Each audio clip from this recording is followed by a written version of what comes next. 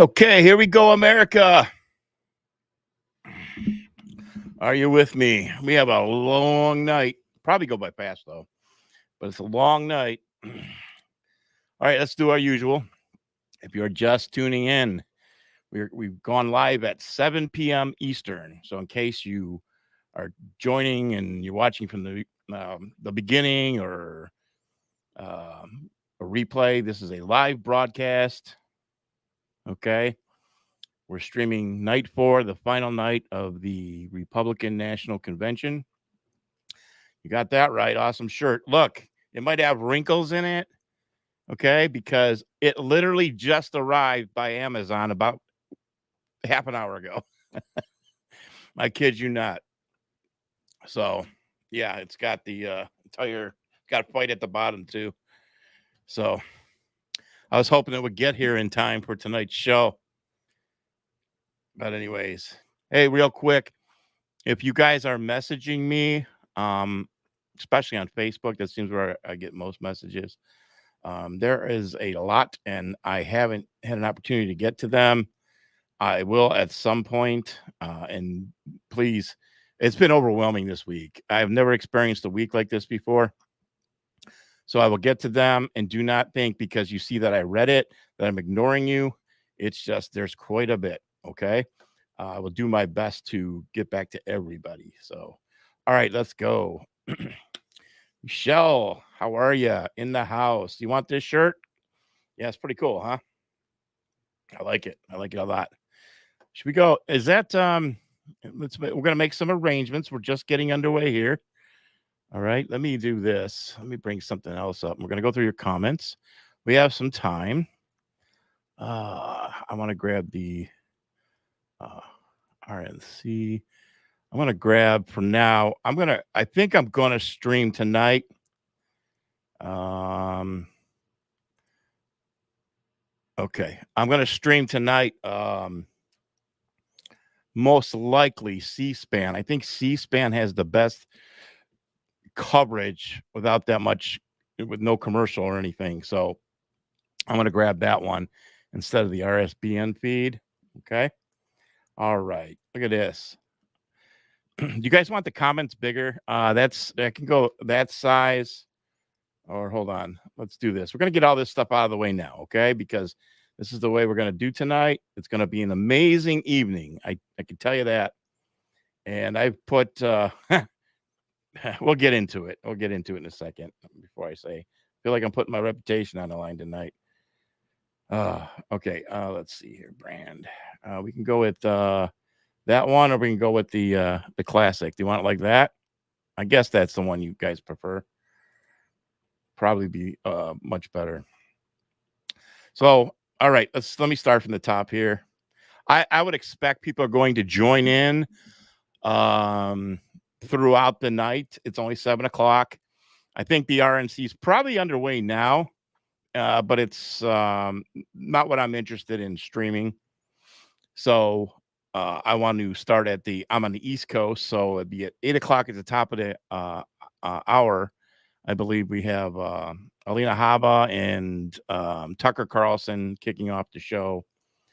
So let me do this. America, joining me now, Vivek Ramaswamy, former 2024 GOP presidential candidate, who was the so I'm going to keep that up there. Candidate. All right, make sure we're going. We're good. We're good. Vivek, tell me if I'm wrong. All right. To endorse. All right. Yeah, I found Trump. you. I am not, folks. I am not hard to find. Foresight to get behind him 100%. I'm as easy as your cable what does TV. This night mean to you? Look, I think this could be all you have to do is every single one of my platforms has a link tree link in my now description, in my bio. Going behind Donald you Trump open that link, it takes you to all my platforms, and especially it takes you to my Rumble, my YouTube. My Rumble is my premier home. On a toxic chapter of American so history. anytime we say we're at, that's exactly how you find me. To hit this out very of the park, simple. And I think he's going to. I know you've been talking with him, and you're so close to J.D. Vance.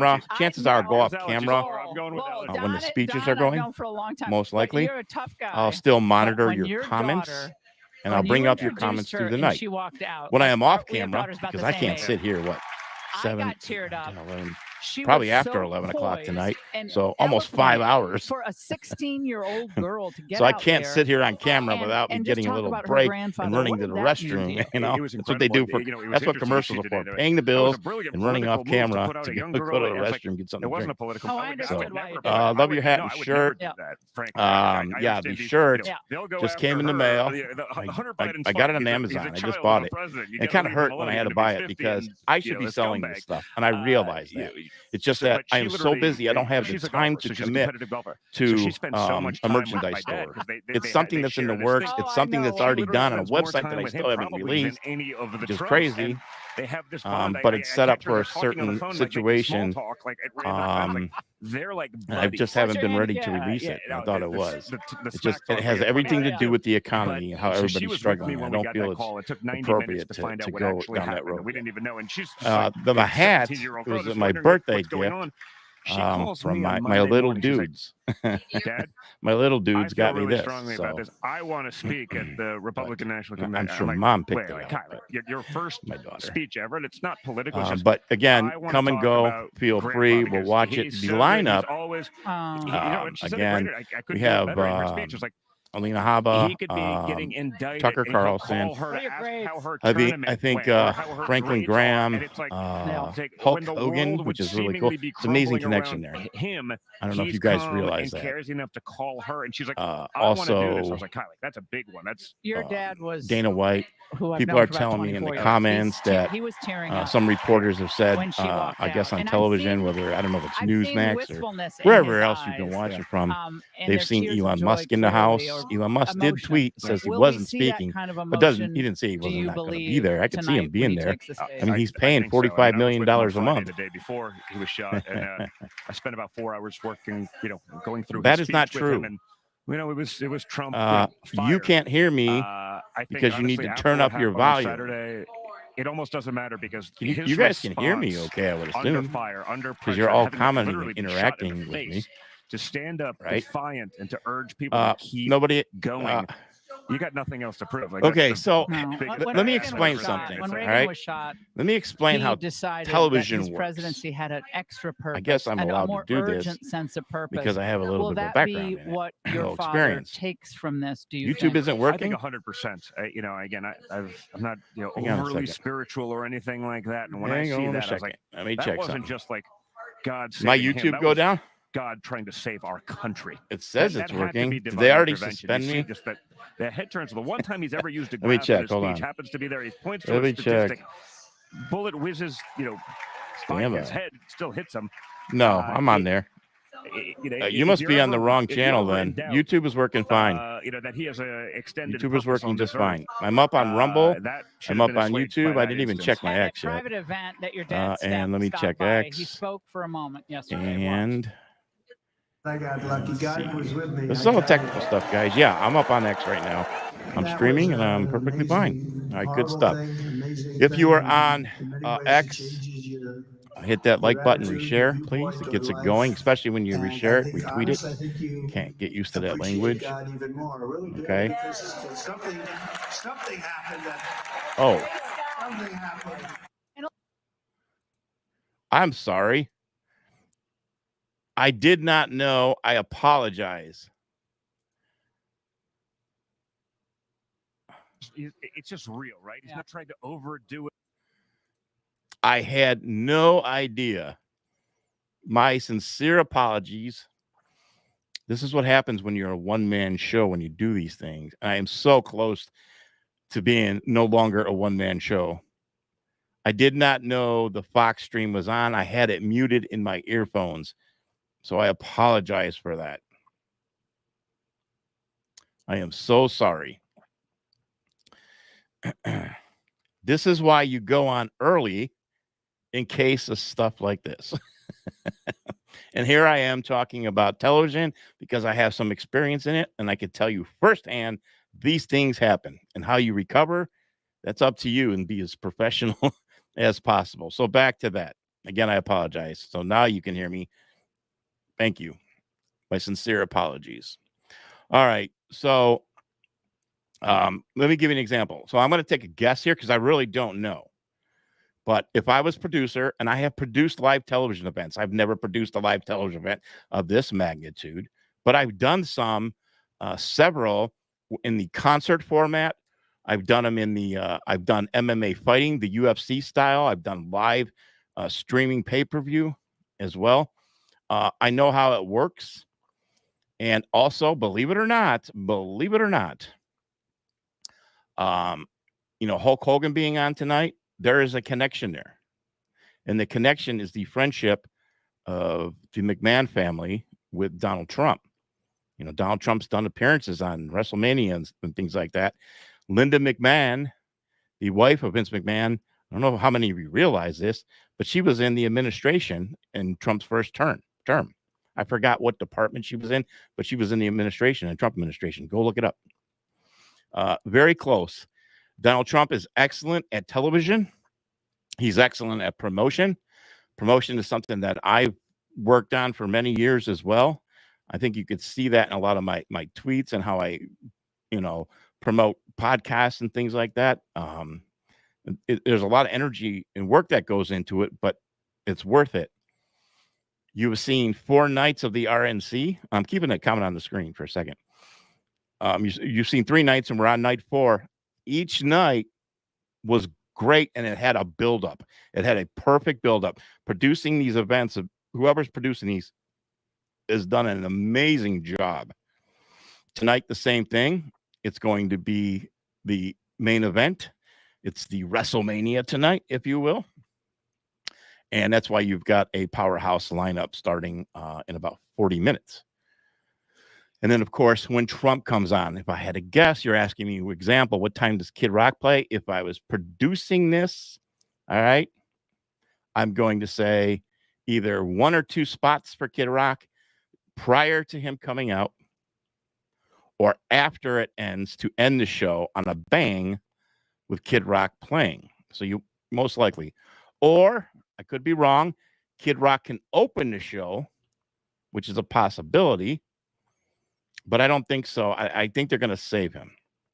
It just depends on what they have planned, because from what I understand with Dana White will be the one to introduce Donald Trump tonight. They are very close friends. So there you go. There's another connection there. You have Dana White, who's also a master at promotion in the sports world with UFC and television. I mentioned, Hogan's going to be on tonight, and his relationship with WWE and the McMahon family, masters at promotion, television, and pay-per-views. So all of that is going into tonight as well. These are the things I pay attention to. So it's quite amazing. And not just that, well, we've also, Melania is there. Melania is already there. Melania will be in the family suite, and her and Ivanka, Jared Kushner, they will join them on stage, I believe, after Trump finishes his speech, where they all gather on stage. So you will see the First Lady tonight, and they'll probably cut to her as well. So, and I would assume Barron must be there too. I don't know, but I do know Melania will be there, and Ivanka and Jared and all of them. So, all right. It is 7:20. So here's what I'd like to do. All right, here's what I'd like to do. So what we're going to do, I would like to give you my take. I would like to explain Nessun Dorma, the sum of all fears. For those, I've posted about it. I think you get it, but hearing it directly from my mouth is probably a good thing. I'll give you as much as possible. I won't tell you what I think is going to happen, because I have to wait for tonight. I have to wait for tonight. So with that said, allow me to go into that. But first and foremost, let's get ready for this show tonight. What do you say? And so, my fellow Americans, ask not what your country can do for you. Ask what you can do for your country.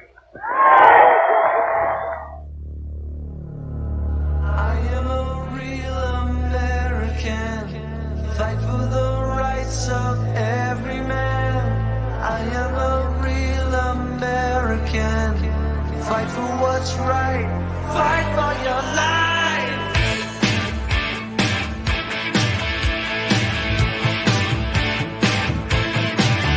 When it comes crashing down and it hurts inside, you gotta take a stand. It don't have to hide.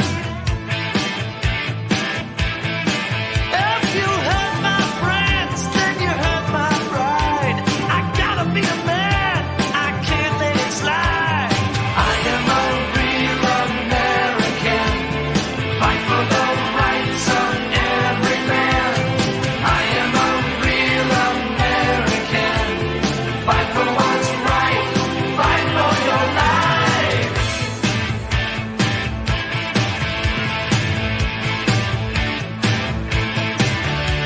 I feel strong about right and wrong, and I don't take trouble for very long.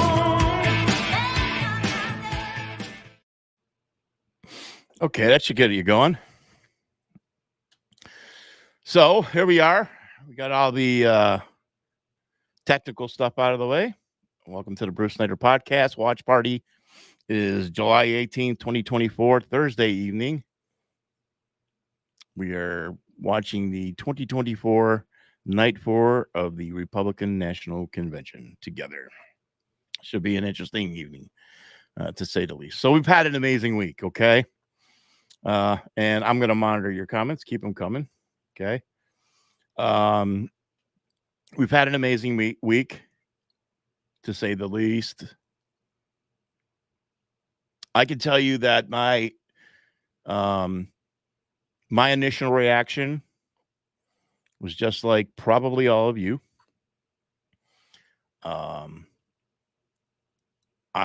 remember it clearly because Josh was texting me, and he was there on the ground. He says, "You want to go live and stream the rally?" I'm like, "Oh, I was just getting settled finally to put my feet up and have a little dinner and relax." I was like, no, let's just send me videos and pics, and I'll put something nice together." And that was the plan. And he's sending me pics already in video. I get settled in. I went into my bedroom, actually, took my dinner plate, put my feet up, and luckily I didn't have my dinner plate in my hand at the time because I was just doing something else and had nothing in my hands or on my lap. And that's when I heard pop, pop, pop, pop, pop, because I had the rally streaming. And I don't watch every rally at all. So my initial first reaction was, what idiot brought fireworks? Because we just had 4th of July, and that's what I was thinking. Probably because I couldn't believe it. And then it took just a little bit for me to realize what was happening. I stood frozen. I was one of those people who stood frozen. And I didn't move a muscle. And all I was doing was watching that podium. I think I stopped breathing. I think I stopped breathing. And all I wanted to see was Donald Trump get up. And then once he got up, especially once he started pumping his fist, I saw the blood. I think I started breathing again. So that's what happened. Here, I'm going to put this up here. All right. So, and then of course I broadcast all night covering that. And we've been over that already. I'm not going to beat that up anymore. Here's what I'll say, though. I'd like to touch on one thing. I've been thinking long and hard about this. Okay. Because I think it comes with a great responsibility how I do this. What I mean by that is I can be very cavalier with what I post if I choose to be. I can get sucked into a certain group, if you will, who believes one thing. All right. The way I'm treating this I can tell you right now. The way I'm treating this is that really happened on Saturday. Okay. We witnessed divine intervention.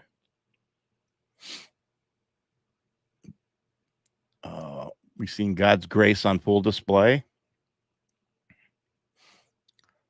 And I think we're all still in somewhat shock of it all. We're still trying to process everything. Like I said, instantaneously, what went through my mind was Ronald Reagan, because that was a big moment in my life as a young kid that made a big impression on me, which is part of a reason that I got into news broadcasting. So that's how I'm treating it. Okay. I understand that there are Q drops and there are really amazing things, especially the shot heard around the world, a week to remember. And it has been a week to remember, and it's only Thursday. And obviously we're probably going to see Biden drop out, if not tonight, during this RNC or this weekend. I said August, so I'll be just a few days off. But he's going to stay in, I believe. That's my opinion. And we can get into all that later. That's irrelevant right now. That is irrelevant right now, at least for me. And this is why I'm telling you this is irrelevant. So let's go back to the Q drops and certain things that we've been taught or told. For those of you who don't understand them, that's perfectly fine. There's come a time, and now is the time. There's come a time where it is we were told that it would be basically our responsibility to help guide you through this time, and we are going through it now, and it started on Saturday, and we would be here to guide you through this time to help decipher the unfolding events and maybe put you at ease as well. Okay. For a long time now, since prior to 2020 in the RNC speech, so 4 years ago, and that particular night with Donald Trump 4 years ago, and tonight is a big event, they closed with the opera singer singing the song from The Sum of All Fears. Now, that it has two references. Yes, the lyrics and the song, Nessun Dorma, is None Shall Sleep. Okay? None Shall Sleep. That is a direct communication, that is a comm to the deep state players. Okay? That is to instill, hopefully, panic in them, if you will. Also, the movie. I suggest if you have not seen it, that is requirement. Okay? Regardless, I know Ben Affleck's a star in it, Morgan Freeman's in it. Doesn't matter. If you like him or not, you have to put that aside. You have to watch the story. The first time I saw that film, here was the good thing. When the drops came out and they started referencing The Sum of All Fears in the movie, I knew right away what they were talking about because I seen the movie a bunch of times because I loved it that much. And I remember my first time seeing it, I thought, oh my goodness gracious, if that ever happened, I would crap myself. And I could see if that happened, how the panic would be across the world, aka scare event. People have been messaging me. Yes, I didn't know. I did not know. Yesterday, I posted on my social media, and I said, if they play that song tomorrow night, I said, I'm probably going to freak out. Okay. The Sum of All Fears with Ben Affleck and Morgan Freeman is the movie. The song is Nessun Dorma. Pavarotti sings it the best. Also, here's the other thing. Dan Scavino would put out videos since that RNC in 2020, the last RNC, and they closed with that song with the opera singer at the White House on the balcony. It was amazing. I posted it today on my social media pages. Dan Scavino has been posting that song in small video clips, okay, since then, spread out. And let's go back and think about it. What has he posted the song to in those? What were those video clips? I know, okay? I'm going to refresh your memory. Let's say he posted it maybe 30 times, 25, 30 times since 2020. They're short clips. They're one or two things all of the time for the majority of the time. There might be a couple others that I don't recall, but the majority of them are either A, the water, usually at Mar-a-Lago, or two, the camera's pointing up to the sky. It would look like a nice shot of palm trees half the time, which gave it a nice, frame. When you shot the video, you had to have something in the video, but it was a sky, a nice blue sky, a beautiful day. So what does Q talk about? Watch the water and sky event. Okay. Somehow, some way. And again, I'm treating Saturday like it should be treated, as a real assassination attempt on Donald Trump. But I need to question the incredible coincidence that it matched perfectly to the shot heard around the world. I knew that the shot heard around the world would have to be something big. Back years ago, people said, oh, it's the jab. And I just didn't buy it that it was the jab, okay, because it just wasn't big enough. I just didn't think it was big enough. So I still think that Watch the Water and Sky Event, okay, are still yet to be had. I think we just witnessed the shot heard around the world. And the reason they have to be big, the shot heard around the world impacted everybody. Didn't matter what side of the aisle you were on. It didn't matter if you were in politics and paid attention to no news or politics. It affected you. Okay. That particular event on Saturday brought people together. Again, when you have an event like that, things change. Okay. Again, it's 7:34. If you're just tuning in, I'm not going to be going back. I'm not going to be going. We're going to keep that on your screen. I'm not going to go there until 8 o'clock when they kick it off with the main speakers. We'll just keep that on your screen. Okay. So, all right. So we go back to the Dan Scavino videos showing those things, Sky Event still, and Watch the Water. People have haphazardly just posted Watch the Water every single time there was something to do with water in the news, and it was getting pretty repetitious and wearing it out. Now I'm convinced. I am convinced that these events have to take place. What had happened is people are waking up. I have seen something amazing, especially on TikTok. Young people now, I've seen a trend in videos where young people are saying, I wasn't even going to vote, but now I'm going to go vote for Donald Trump. We know we're going to win. I'm not going to. Actually, you know what? Stand by. Let me cut to this. Hold on. We destroyed ISIS and its caliphate. This is Mike Pompeo.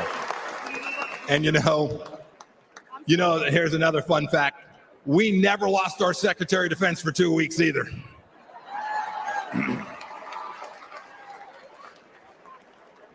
You'll remember, for those 4 years, the evil of Vladimir Putin was held at bay.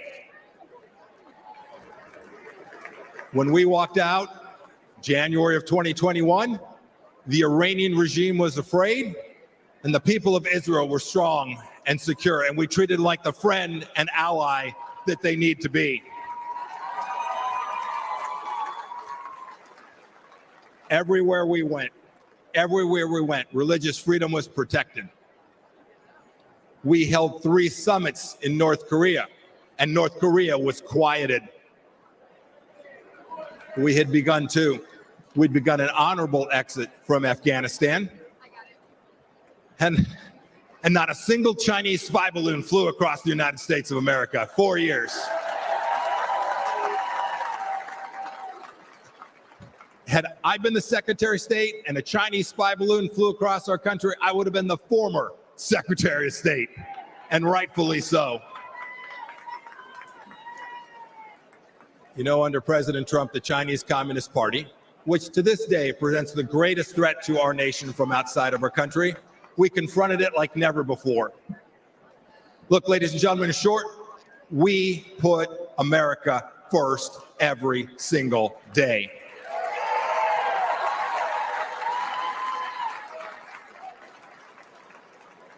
"42 months on, what has Joe Biden and Kamala Harris done?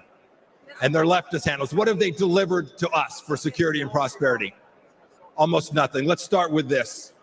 You saw some of them last night. 13 new Gold Star families from Afghanistan. As an Army veteran, I want to speak to everybody who served in Afghanistan. I'm disgusted by the Biden administration's incompetent pullout from that country.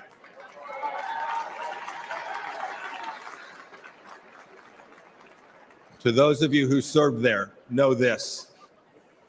Know that your service was honorable, that you saved American lives, and that the Pompeos love and admire you for what you did for America. Thank you, and God bless each and every one of you.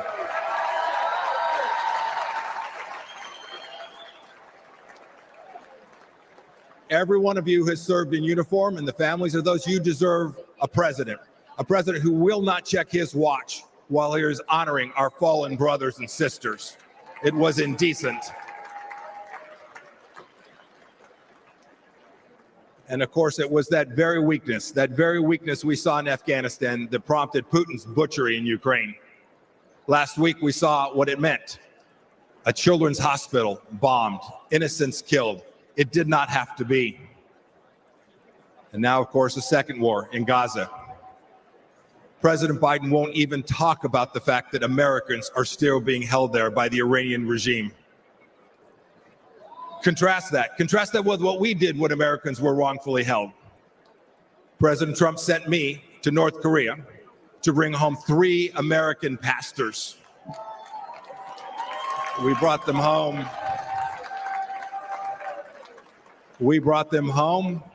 Along with dozens of other hostages, and we did so without paying 1 single penny to the terrorists.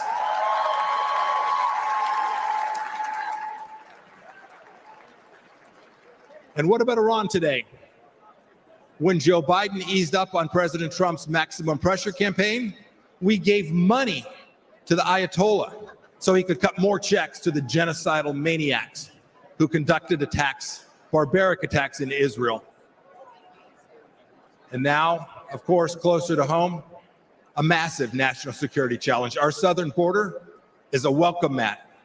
It's a welcome mat for Islamist terrorists, drug dealers, Chinese spies, and violent criminals. Ladies and gentlemen, President Biden sold out our citizens and our security and our sovereignty, and we need to get it back, and I am confident that we will get it back.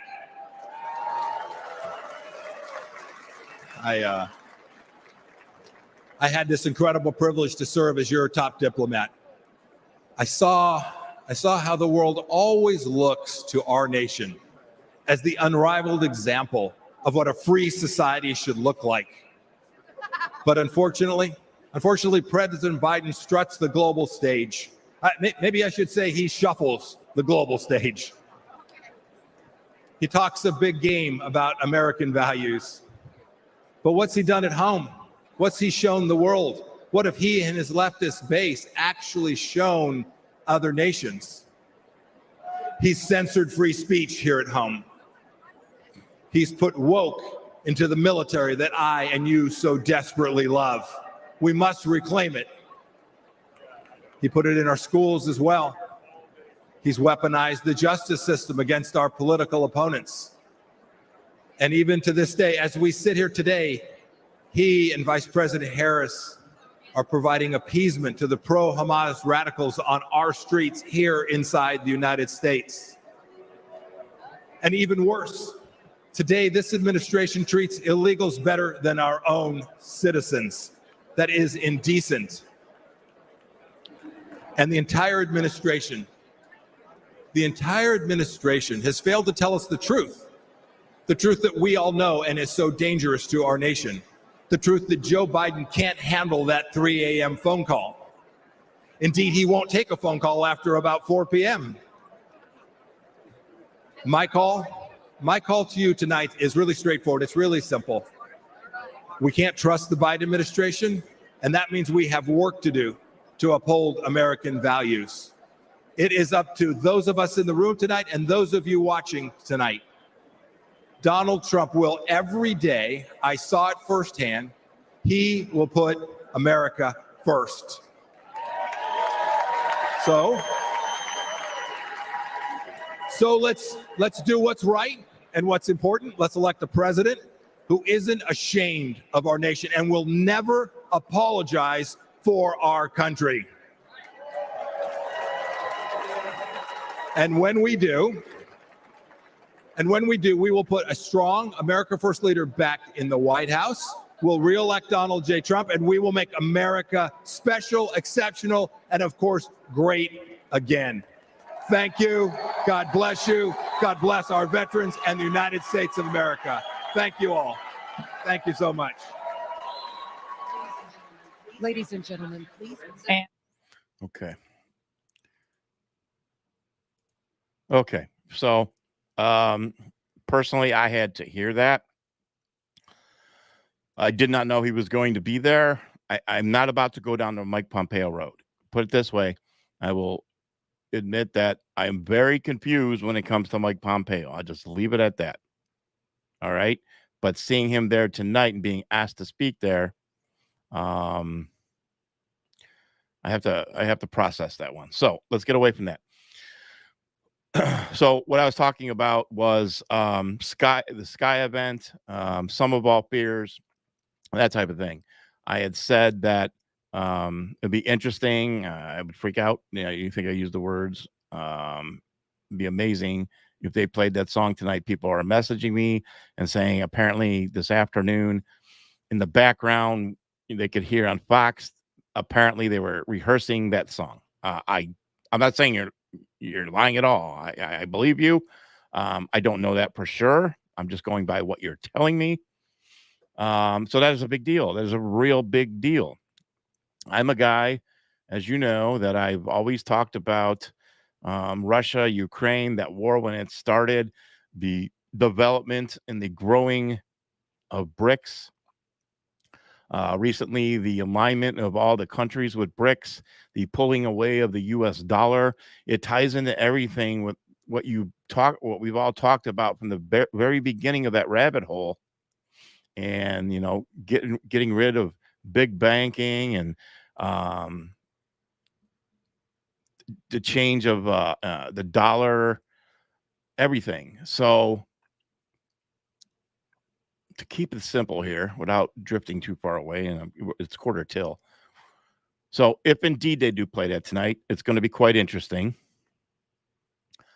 I'm going to watch anytime the camera goes on Donald Trump during that song. I'm going to watch his body language. I think that Saturday was a big moment to probably seal the presidency for Donald Trump. Now, here's the other hurdle, getting to the election, getting to November 5th. If these people took a shot at him and missed, do you think they're going to stop? No. They're going to go to plan B. And they got C, D, and E. So, again, I have come on here for years now, especially when Biden took office and then when the movement of Russian troops in the form of military exercise on the border of Ukraine started, I knew then that this was the beginning of it all. I knew then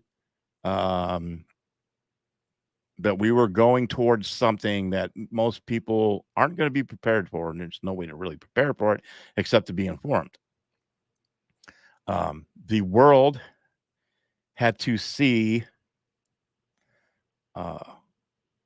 everything firsthand happen. 2020 on the RNC night when they played that song and sang it from the Sum of All Fears, that was probably the beginning, because we didn't know they were going to steal the election. And just after that, of course, we know they stole the election and what happened. And there was the beginning of the Sum of All Fears.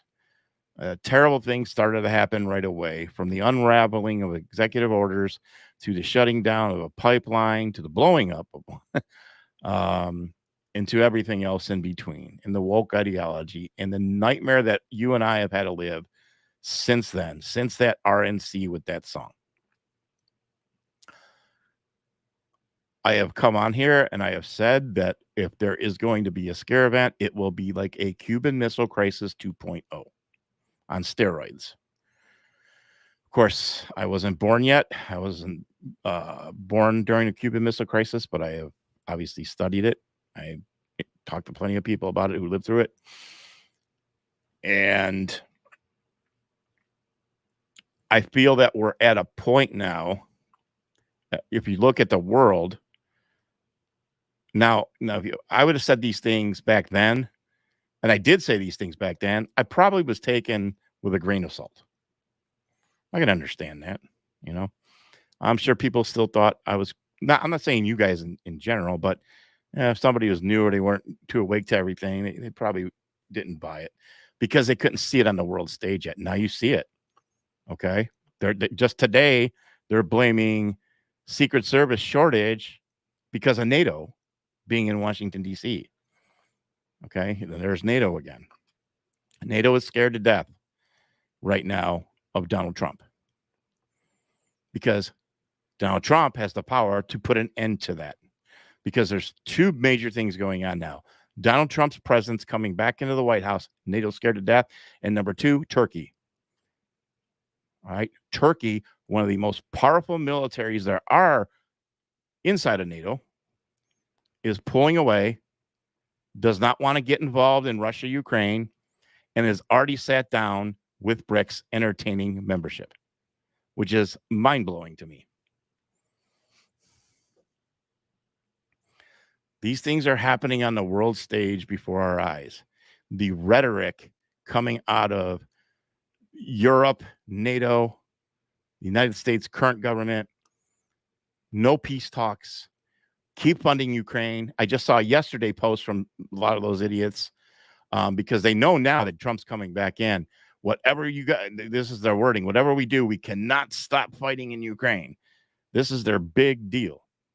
Today, I reported, it looks like U.S. missiles were moved into Germany, and now Russia, in retaliation, says they are now going to move nuclear missiles themselves. They didn't say where. Okay? They didn't say where. And if you're going to make a chess move on the chessboard, my opinion only, there's only one place you move nuclear weapons, and that is into Cuba. That news happened today. We are just a couple hours away from President Trump and the possibility of this song playing, which is a huge calm. After that song's over tonight, if indeed it does play, I'll give you my deeper take. I want to wait on that and what I believe we're about to experience, because I've been saying these things over and over and over again. Here's the good news. The good news is, I'll give you the bad news first. The bad news is this experience, if it goes down this road, of a scare event where it's going to come down to a nuclear showdown, Cuban Missile Crisis 2.0 situation. How we get there, I don't know. I have thoughts on this. If you know the sum of all fears, what happened? A small nuclear bomb went off in a major U.S. city. I'm not saying that's going to happen, but I can say that an event can happen to where they blame Russia, or they could even blame, they could blame Iran. Okay, let's say they blame Iran, like they tried to do this week, saying they're behind the assassination attempt of Trump. So if they blame Iran, it's all the same, really, because Russia's going to have Iran's back. So you just gotta just look at the big picture. It's all the same. I'll say that without getting into all those details or semantics. So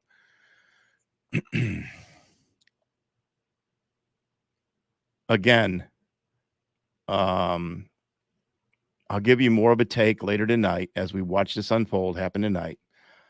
I will put a disclaimer on this and say that whatever is in the works, and something's coming still, perfectly well, it is way bigger than switching out a candidate, which they will do probably this weekend, and put somebody else in, and it'll be it'll run the news cycle, and we'll be talking about Harris and whoever, okay? Or they're going to wait. They're going to wait for the DNC and do it all there or whatever. So, and then you're going to keep it in a news cycle and talk about it. Meanwhile, I'm watching the news coming out of Europe, Ukraine, and Russia. My eyes are glued there. Okay? Because that is the story. We witnessed inside of America an event on Saturday, and we're about 7 minutes away. An event on Saturday that was a big unifier, okay, for America. For America. You're going to need a world event standby.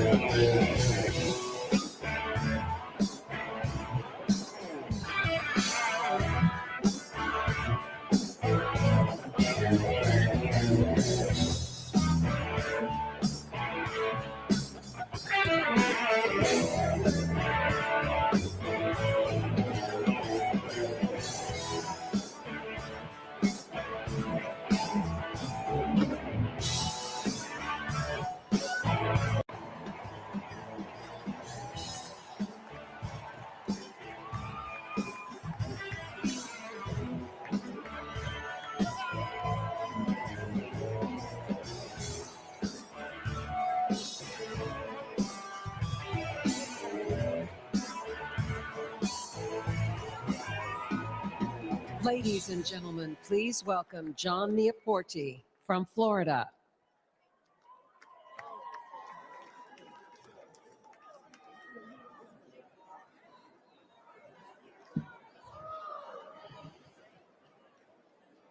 It's an honor to be here this evening. I'm the PGA head golf professional at Trump International Golf Club in Palm Beach, Florida.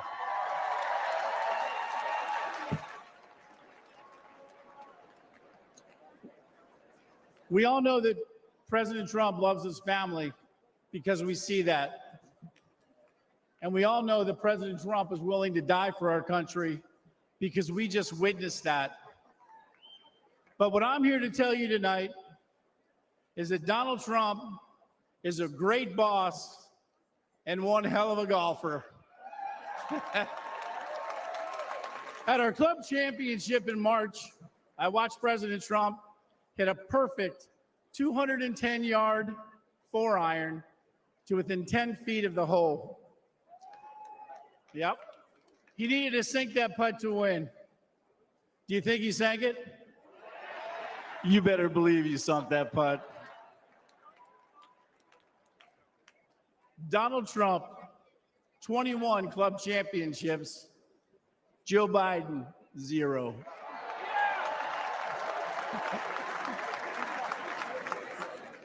For non-golfers out there, that's a pretty good record. That's real good. That's not good, that's great.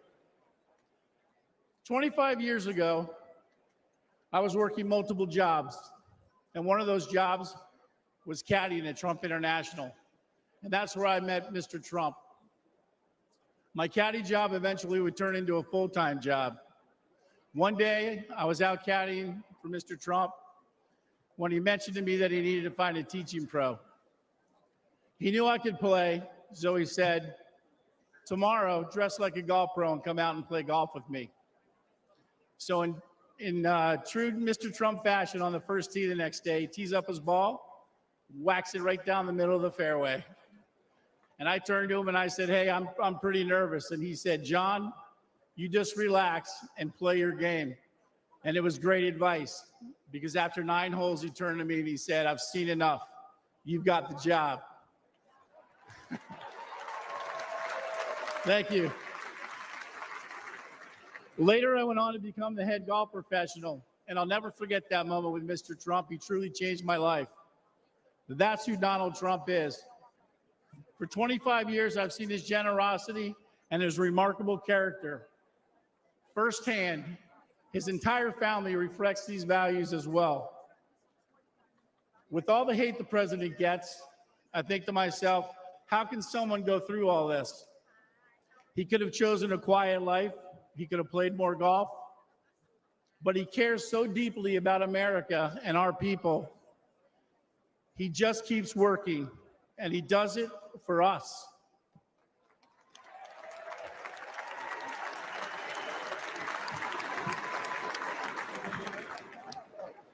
Now it's our turn to support him. So let's help him. Let's hear it. Make America great.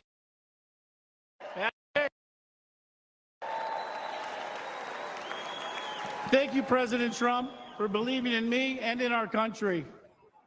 As much as I'll miss him in the White House or in the clubhouse, we need to vote him back in the White House. Thank you very much.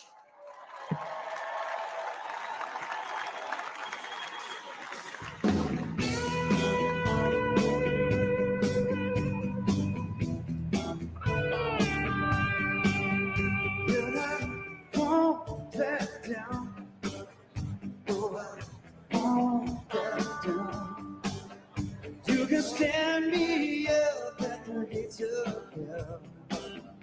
Won't back down. Gonna stand my ground. Okay.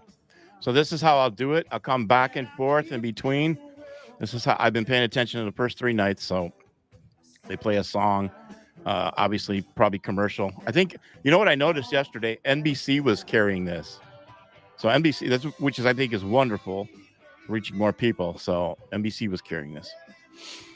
All right. Again, I'm just going to, I know what I was talking about, and I know there's not enough time for me to get into all that again, but I'll expand on it more tonight, towards the end of the show, obviously, if in fact they do play that song. So I'll be able to say a lot more. It's not like it's some big secret. It's because I really want to know if they play that song tonight. That song is a calm 100%.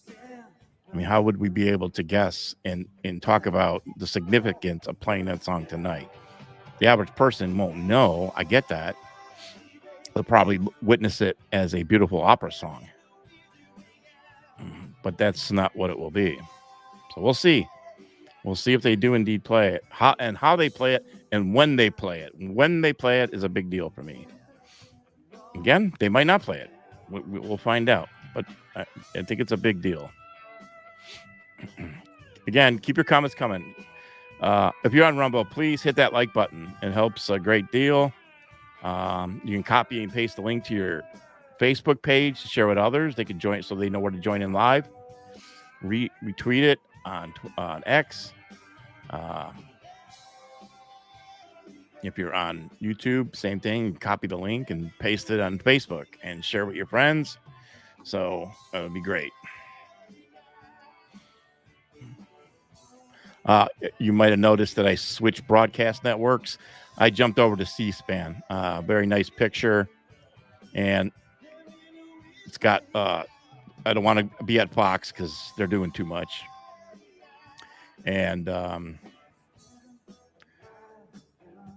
I just like C-SPAN's. Less noise with the graphics.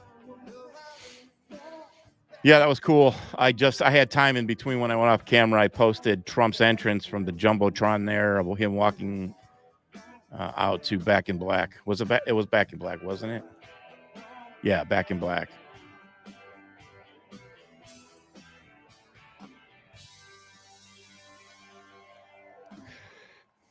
Ladies and gentlemen, please welcome Zach Witkoff from New York.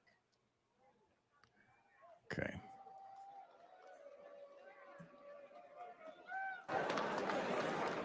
Good evening, Milwaukee. I'm Zach Witkoff. I am deeply honored to stand before you tonight and introduce my father. This moment holds special significance as I'm about to become a father myself. Thank you. The nation my son is born into in December will be shaped by the choice we make this November. I saw my father's remarkable journey from relying on a small loan to becoming one of the country's most successful developers. He showed me that success comes from hard work, not handouts. When I joined his business, I started at the bottom, literally, handling plumbing jobs and repairing sewage lines late at night in New York City. That's how he started too. I vividly recall him spending New Year's Eve fixing a broken sewage tank with a bear of a man named Shecky. You see, they couldn't afford to call in a crew. They were the crew. Years later, Shecky was still by my dad's side, and he became my first boss. He once told me he would run through a wall for my dad because my dad never asked him to do anything that he wouldn't do himself. And that's exactly how my family feels about our dear friend, President Donald J. Trump. We have seen him stand shoulder to shoulder with the American people, time and again, even when it wasn't easy, even when he could be doing something else. Even after getting hit by live sniper fire, he stood with us, my fellow Americans, and that is why we stand with him. And you know what? He makes it fun, too. President Trump and the First Lady were the guest of honor at my wedding at the beautiful Mar-a-Lago Club. The president tore up the dance floor until 3 in the morning with his signature moves. You guys know those moves.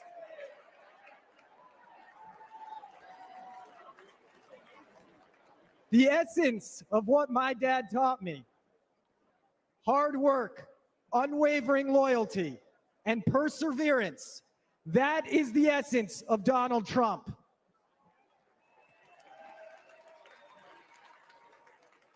As long as we stand united with President Trump, it will remain the essence of the nation that my son and all of our children grow up in. God bless America. God bless Donald Trump, and God bless the greatest nation on earth, the United States of America. Ladies and gentlemen, I am proud to present my father, Stephen Witkoff.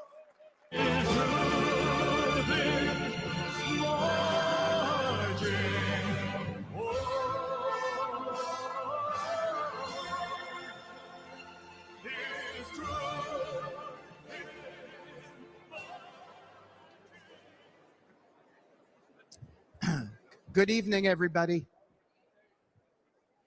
That song that you just heard was American Trilogy by Elvis. It was playing for a reason. A lot of people don't know this about my dear friend, President Trump, but he's a big music guy. And he's got a playlist, and he's the DJ wherever he goes. See, I stand before you tonight, not just as a speaker, not just as someone who came up as a builder with the president in the world of real estate, but as someone who has had the profound privilege of calling President Donald J. Trump a true and dear friend for many, many years in good times and bad times. And of all the songs he has shared with me over the years, that is the song that best captures him, especially those words, "His truth is marching on."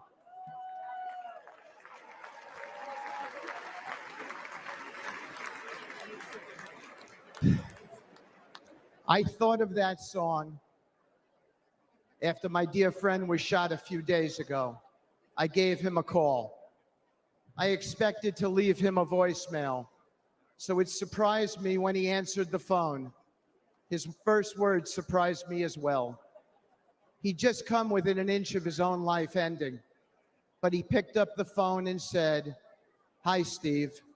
I'm really glad you called. How are you? How are your kids?" It surprised me, but it shouldn't have. I know this man very well. President Trump is as kind and compassionate a man as I've ever met in my lifetime.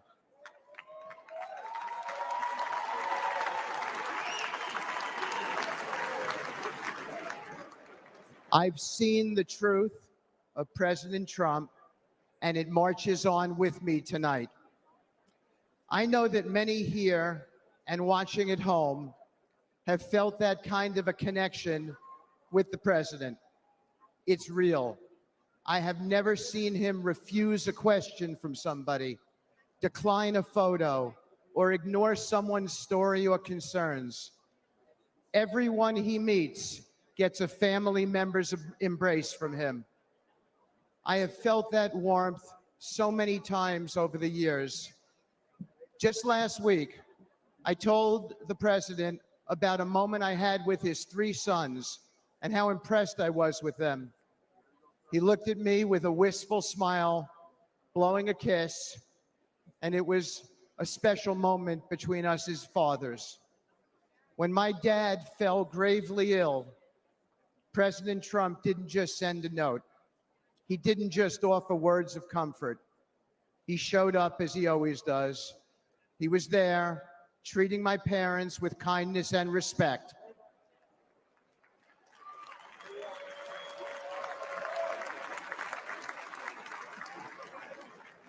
Including my mom, who's 91 and here tonight dressed in red and is going to be voting for the president.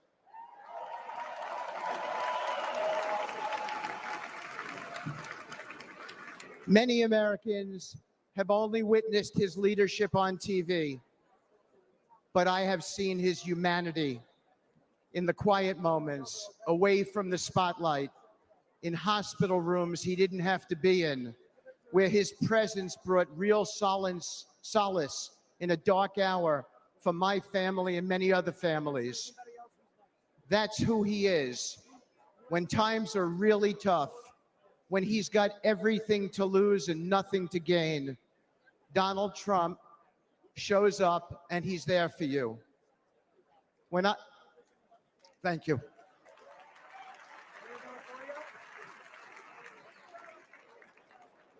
When I lost my boy Andrew to an opioid overdose, the pain was unbearable.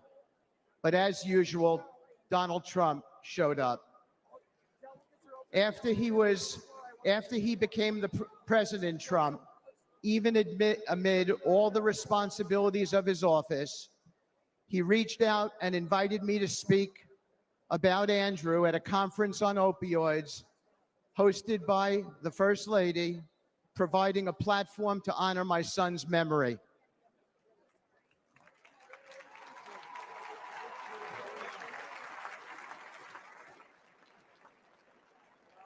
And when the day of the conference came, he went out of his way that day to come and put his hand on my shoulder and say, Steve, as he led me up to the lectern, tell the world about your boy. My boy was the best of us. Where we lived in New York City, a Trump building, 502 Park Avenue, there were 12 homeless people who stayed outside by the church next to the property. My son got to know them all. He fed them every evening. He became their friend. When he passed away, all 12 came to his funeral. He and President Trump shared something in common. My boy stood up for people, no matter which side of the train tracks they came from, exactly as the president does for everybody.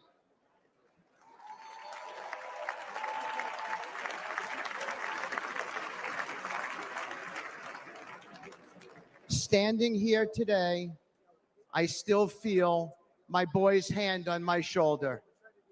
After Andrew passed away, I found myself clinging to my son's memory, even his things. His college ID is in my pocket right now.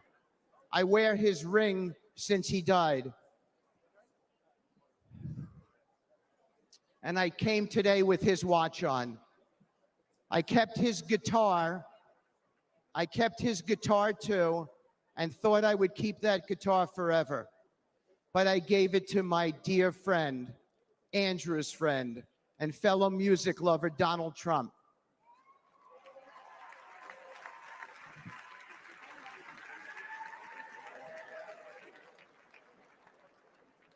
I wanted President Trump to have something with which to remember my son. President Trump didn't say something nice to me and put it in a closet somewhere. He put it right out front at his Trump International West Palm Beach property, where he and I both see it whenever we walk in and play, and where everyone who walks into that beautiful building sees it as well, as an acknowledgement to my boy, a sacred tribute to a true friend who's gone, and a cause that remains opioid abuse.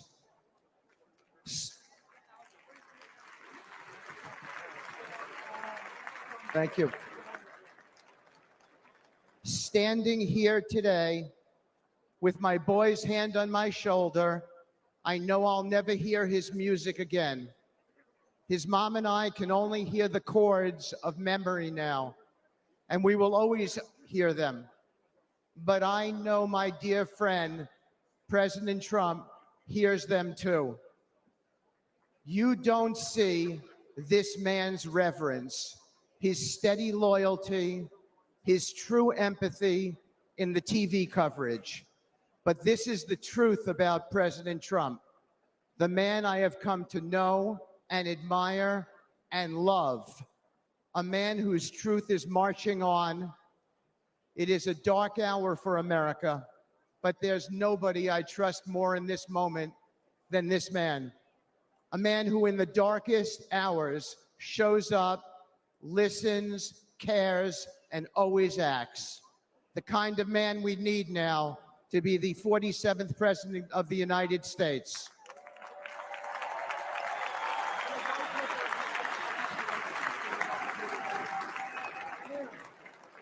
Thank you. May God bless you all. May God bless President Trump and his extraordinary wife and his wonderful family. And may God bless America. Thank you so much. From the very first day that we take back the White House from crooked Joe Biden, the worst president in the history of our country, I believe that we're going to have 4 of the greatest years in the history of our country. I will once and for all secure our elections. We're going to go to paper ballots. We're going to have same-day voting, voter ID. We're going to do it properly. We're going to have good, secure, beautiful elections. We never want what happened in 2020 to happen again. But until then, Republicans must win. And we must use every appropriate tool available to beat the Democrats. They are destroying our country. Whether you vote early, absentee, by mail, or in person, we are going to protect the vote. That's the most important thing we have to do, is protect the vote. Keep your eyes open because these people want to cheat, and they do cheat. And frankly, it's the only thing they do well. We will make sure your ballot is secure and your voice is heard. Many Republicans like to vote on Election Day, and we must swamp the radical Democrats with massive turnout on Tuesday, November 5th. The way you win is to swamp them. If we swamp them, they can't cheat. It just doesn't work out. But if you can't make it, you need to make a plan, register, and vote any way possible. We got to get your vote. So with your vote, we will win a victory the likes of which no one has ever seen before. We will evict crooked Joe Biden from the White House, and we will take back our country on November 5th, 2024, the most important day in the history of our country. That's what it's going to go down as. Thank you. Ladies and gentlemen, please welcome attorney and senior advisor for President Donald J. Trump, Alina Habba.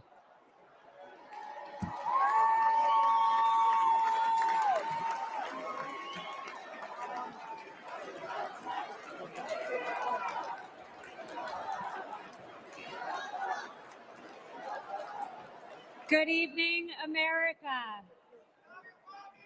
My name is Alina Habba, and I have had the great privilege of representing President Donald J.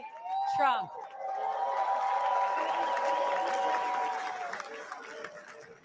Now, I know you're all used to hearing me shouting outside a courthouse, but tonight, I want to take you behind the law and behind the headlines and share with you a side of President Trump that reveals his character, his kindness, and his commitment to saving this great country.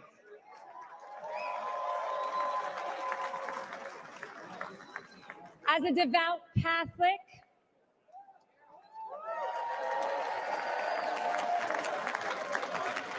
a proud first-generation Arab American woman,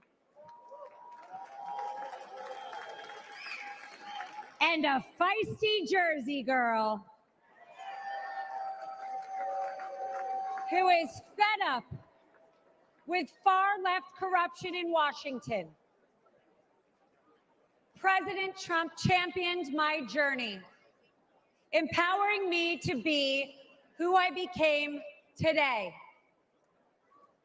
His unwavering support not only shaped my career, but has inspired other young women with big dreams. President Trump loves this country. He does. And he lifts up those around him. To my children, Luke, Chloe, and Parker, he's the man with one heck of a golf swing that lets them ride in a golf cart with some of the world's most famous golfers so they feel included in mom's job. And by the way, he can kick some of those guys' butts. Ken. To my husband, whose family members have survived the Holocaust, he is a champion of the Jewish faith. To my Iraqi parents, he is a mentor to their daughter. But to me, he is my friend.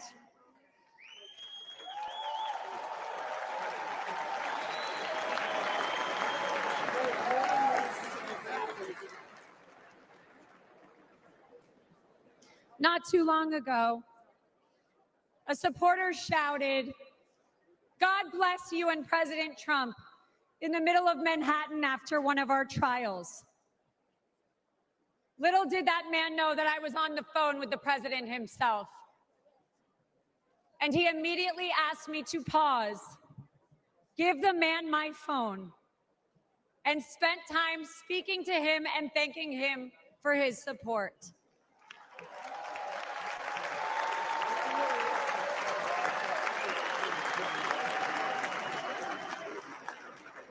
Despite the lawfare and the politics, President Trump loves the American people, and he loves this country.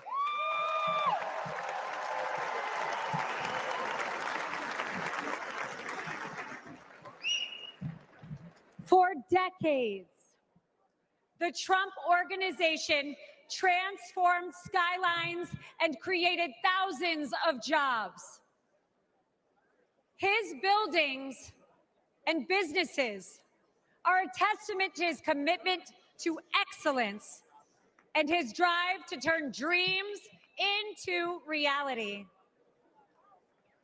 But his greatest construction project was yet to come. The left has tried to demolish President Trump, but there is no bulldozer big enough or strong enough to remove the legacy that he has built or the future he is creating.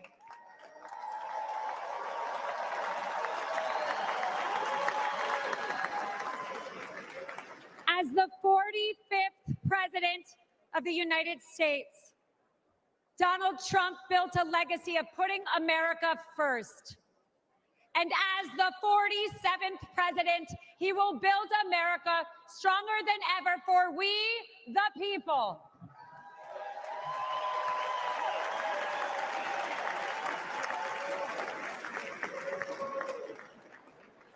As we stand on the brink of a new chapter in America's story, I am reminded of the country my family fled 4 decades ago. A place marked by religious persecution, oppression, and a lack of freedom. They came here because America is a beacon of liberty and opportunity.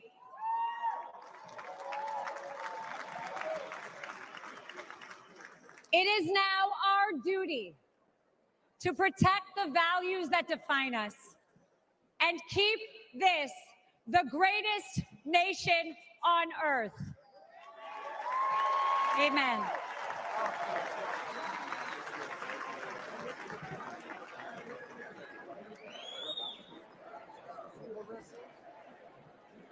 That's right.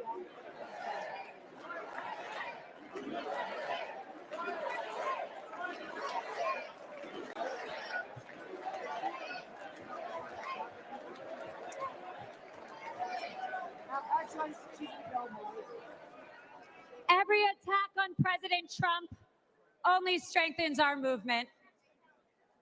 The left's madness is only a sign of desperation. Sham indictments and baseless allegations will not deter us, because the only crime President Trump has committed is loving America.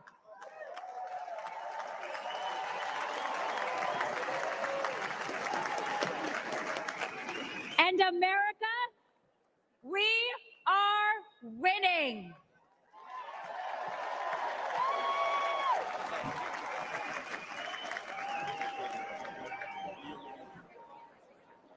Outside of his family and our country, President Trump also has another love: music.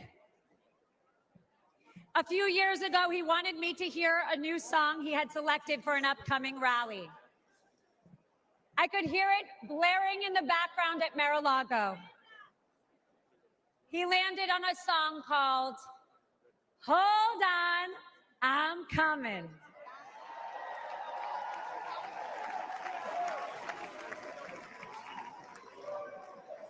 America, we no longer have to hold on. We just have to show up.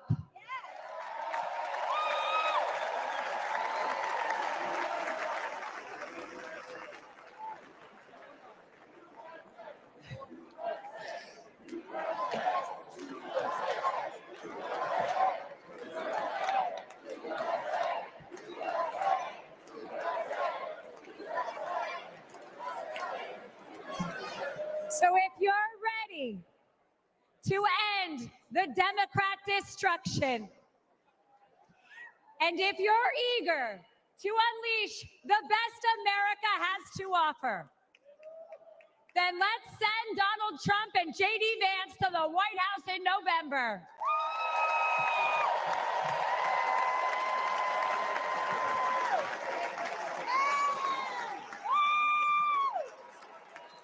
The future of America and the world is bright, and it begins with the unwavering spirit of each and every one of us. Because of the resilience and the leadership of my friend, President Donald J. Trump.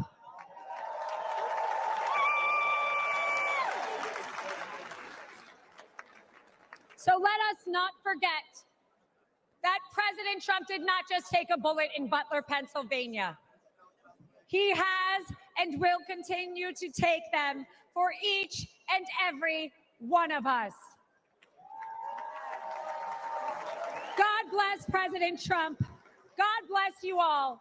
And God bless the United States of America.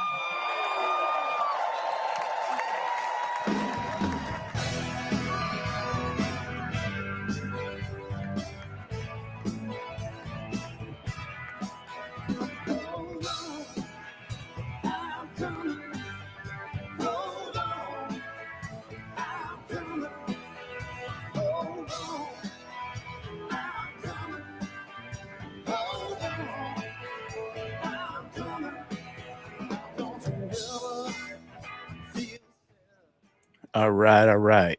Thank you for that. 2 devices, that's cool. You know what happened? President Trump, when he walked out, first thing I thought of is that he has to go take a pee. Guess what happened to me? It made me want to go to the bathroom too. True story. Anyways, just having a little fun. Yeah, I saw him walk out. It's a long night there. I did post. I'm curious. I have another device here on my phone. I'm looking at a Fox feed, and I kind of want to see. I kind of want Jesse Waters on now. I want to see. I think Tucker's next, according to the schedule, unless there's somebody in between Tucker. But Tucker's coming up.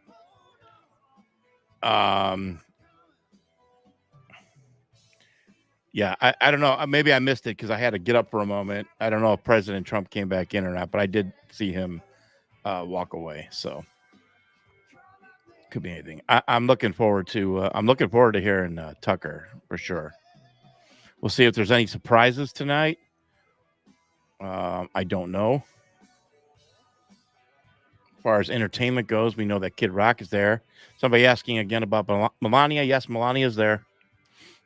She is in the suite for the family. She will be. You'll see her at the end of the night. Join President Trump on stage after his speech. That's what they said. Some people said maybe he was going to get ready for a speech. Nah, he ain't going to get ready. He's ready for a speech. Trump don't come on till last. He won't be on till almost 10 o'clock. I'm looking forward to the introduction from Dana White from the UFC. I'm sure it's going to be pretty dramatic. I have no idea what they're going to do.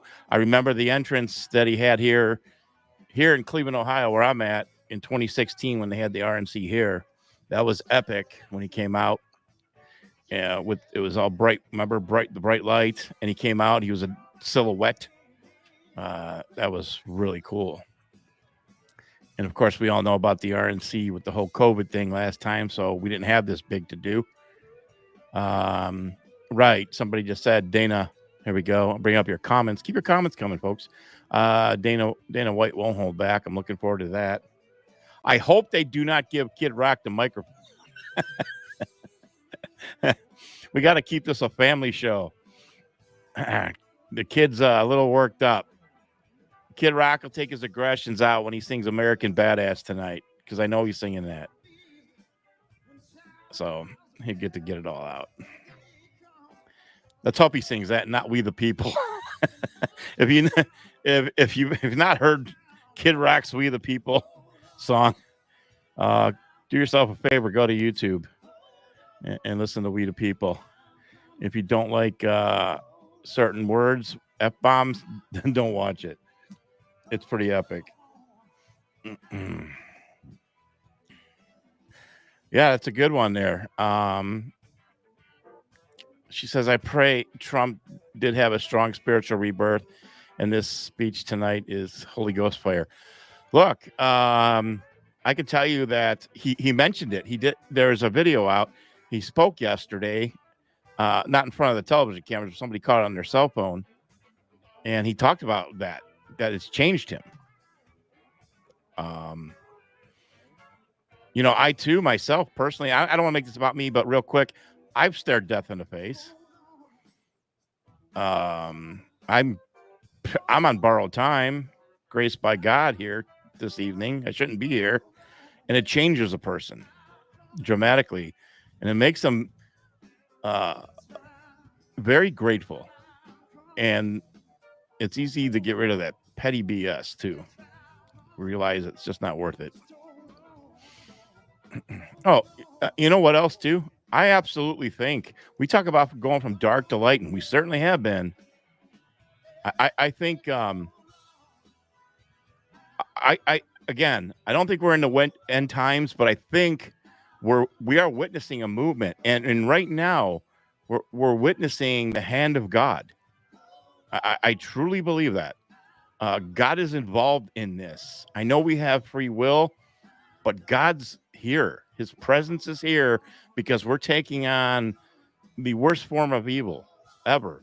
And I think as a collective, where people are turning to God and praying as a collective, the more we pray, the more we draw near to him, and he draws near to us, if you will.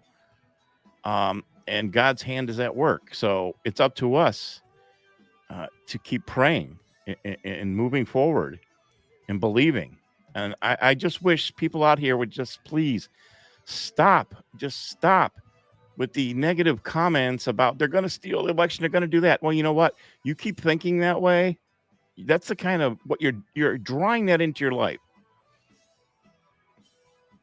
You gotta stand you gotta move mountains. You gotta stand on top of a hill. You gotta proclaim your faith. You gotta just shake down those strongholds and believe that we're going to get through this. Who has a few questions for you. All of you will go to the polls, who stand there in the polling place and make a decision. I think when you make that decision, it might be well if you would ask yourself, are you better off than you were 4 years ago? Is it easier for you to go and buy things in the stores than it was 4 years ago? Is there more or less unemployment in the country than there was 4 years ago? Is America as respected throughout the world as it was? Do you feel that our security is as safe, that we're as strong as we were 4 years ago? If you don't think that this course that we've been on for the last 4 years is what you would like to see us follow for the next 4, then I could suggest another choice that you have. President Trump. He'll make America great again.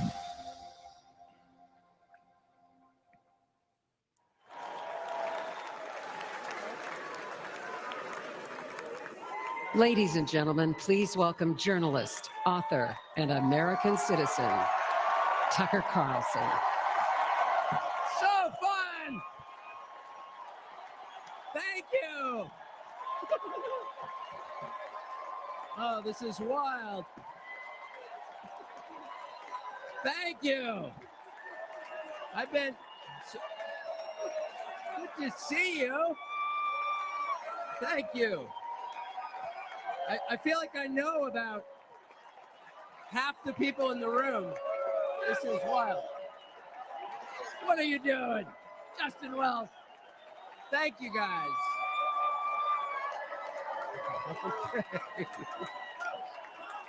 Can I just say, Peter Navarro is back. Welcome to Peter Navarro. Suffering the fate that has happened to so many who are friends with Donald Trump. Thank you for having me. I have been to many conventions. I have never been to a more fun convention or a convention with better vibes. They literally let Navarro out of prison. First of all, thank you. This feels a lot different from what I thought it was going to feel like. I can't hear you, but I know it's something good. So I watched the video of what happened in Butler, Pennsylvania about 50 times. I think I was one of about 8 billion people around the world who watched it. And the more I watched it, the more it struck me that everything was different after that moment. Everything. And this convention is different. The nation is different. The world is different. Donald Trump is different. When he stood up after being shot in the face, bloodied, and put his hand up, I thought at that moment, that was a transformation. This was no longer a man. Well, I think it was divine intervention. But the effect that it had on Donald Trump, he was no longer just a political party's nominee or a former president or a future president. This was the leader of a nation. And I think there's a difference. I've spent most of my life in Washington where the president is at the top of the pyramid, everyone wants to be the president. But if you think about it, the presidency comes with great power, obviously. But if you think about it, that is a title that is bestowed by a process of some sort that can be subverted. And in the end, it does not confer by itself, as no title does, legitimacy. Just because you call yourself the president doesn't mean that much inherently. I can call my dog the CEO of Hewlett Packard. It doesn't mean she is. No, it's true. And you hate to say it, but it is also true, is a fact, that you could take, I don't know, a mannequin, a dead person, and make him president. No, you could. I'm just saying theoretically possible. With enough cheating, that could happen. But being a leader is very different. It's not a title. It's organic. You can't name someone a leader. A leader is the bravest man. That's who the leader is. That is true in all human organizations. This is a law of nature. And in that moment, Donald Trump, months before the presidential election, became the leader of this nation. That was the most obvious to me. And I have to say, I think it changed him. I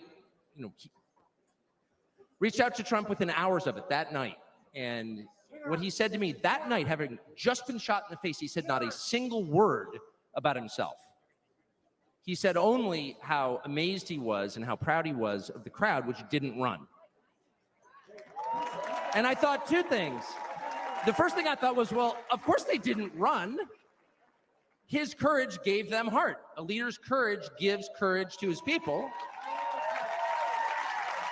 And the second thing I thought was, this is the selfish guy I've been hearing about for 9 years? Really? Not a word about himself? About his people, period. And the second thing I noticed, which I don't think anyone has remarked upon in public, but I'm just going to since I don't have a script, like why not, is that he turned down the most obvious opportunity in politics to inflame the nation after being shot. To inflame the nation, which is an opportunity that almost every other politician I've ever met, and certainly his opponents, would have taken instantly. And they would have said, well, what is this? How did he get shot? Like, how did this happen? And those are real questions that we have to get to the bottom of. But in the moments, the days, the week after the shooting, he did not say that. He did his best to bring the country together. And I thought, this is the divisive figure? This is the irresponsible person? No. This is the most responsible, unifying behavior of a leader I think I've ever seen. So the question is, where is he leading us? And I could go on for hours, but let me just sum it up. I do think the entire point from the famous escalator ride 9 years ago until today of Donald Trump's public life has been to remind us of one fact, which is a leader's duty is to his people, to his country, and to no other. That's the point. That's the only point. And another word for this is democracy. democracy, in case you're a little sick of being beaten in the face with democracy on television, actual democracy is the proposition that the citizens of a country own that country. They're not renters, they're not serfs, they're not slaves, they are the owners of the country.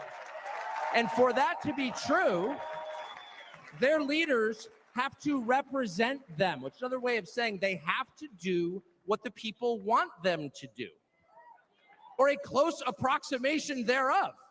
But if they completely ignore what people want, not just 1 year, but generationally, say for 50 years, then it may be, I don't know what, it's not a democracy.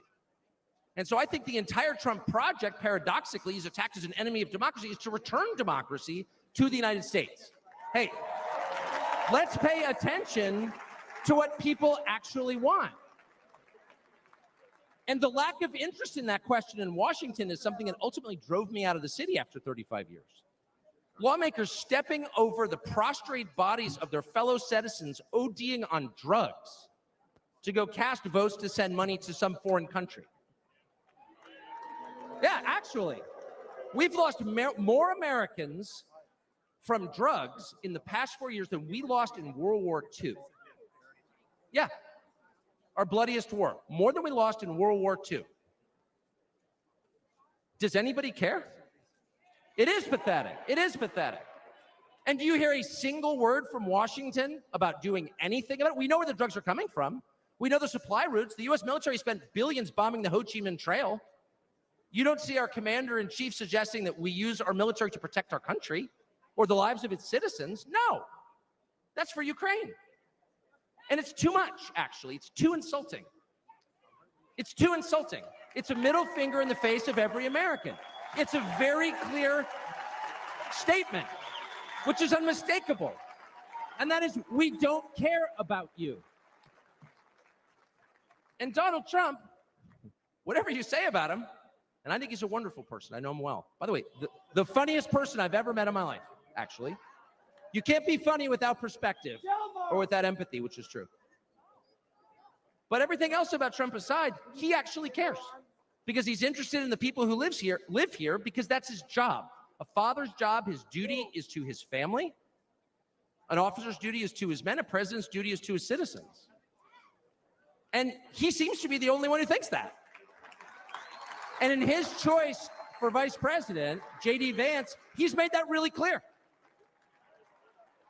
J.D. Vance, I'll say this about him, is a thoroughly decent man, and I'll just admit it, a friend of mine, one of the very few politicians in Washington who actually is very close to his own wife, which is wonderful to see.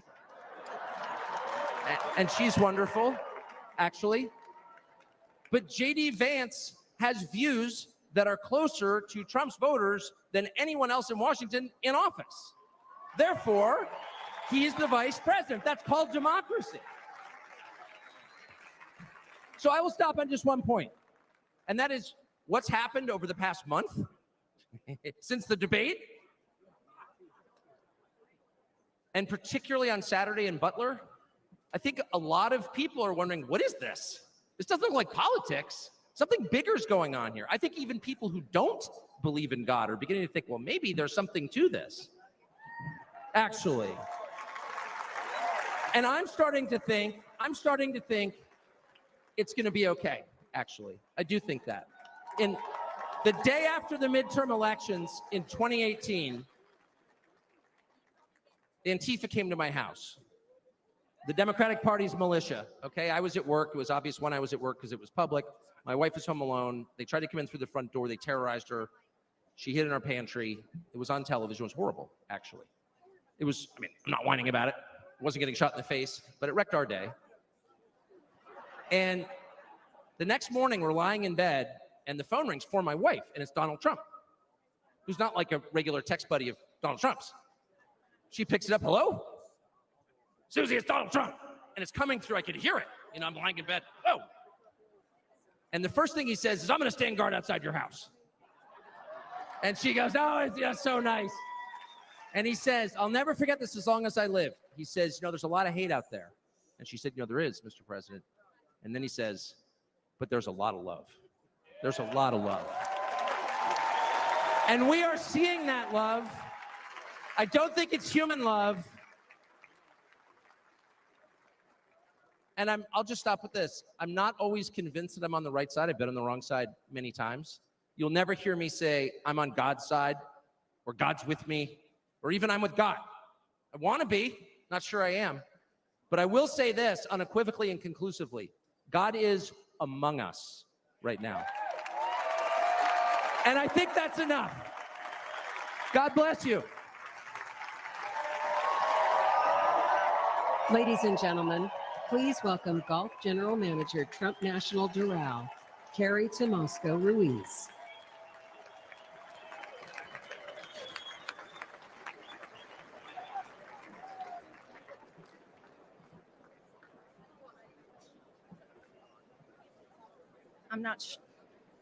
I'm not sure how I follow Tucker, but I'm going to give it a go. Good evening, everyone. My name is Carrie Ruiz, and like some people on this stage this evening, I am not a politician. I am not a public figure. I'm a mom of 3 and a woman of faith who's been fortunate to work side by side with Donald Trump and his amazing family.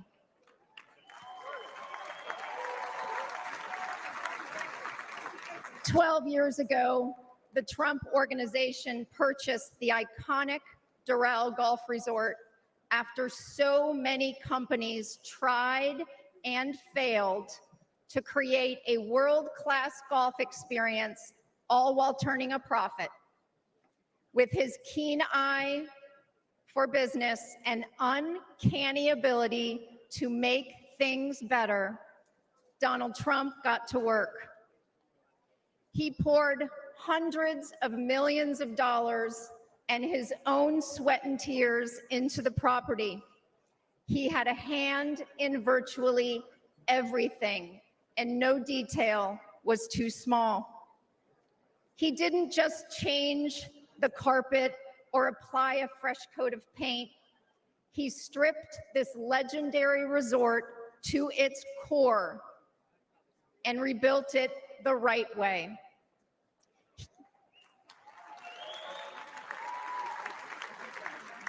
He did the hardest things to make it great again. He also built up the resort's people. Thank you, boss.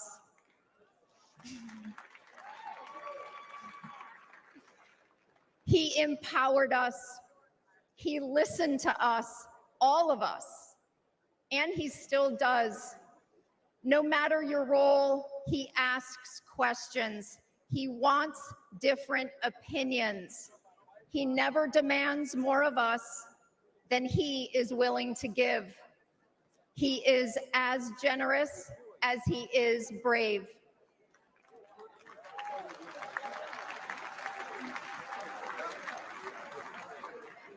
And to those who work for him, he provides unwavering support.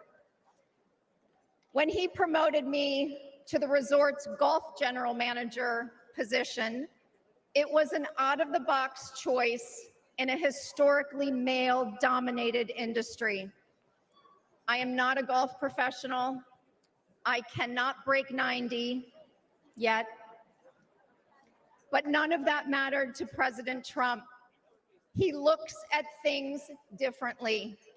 He welcomes the unconventional. And I am proud to be among the countless women he's promoted to leadership positions.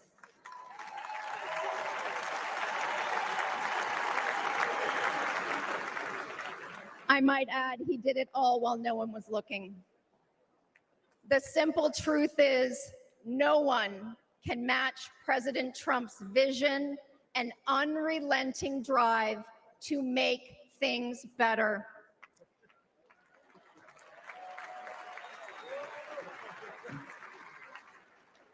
He did it at Doral. He did it as president.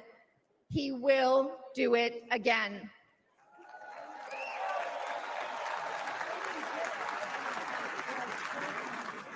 May God continue to bless President Trump, and may God bless the United States of America. Thank you.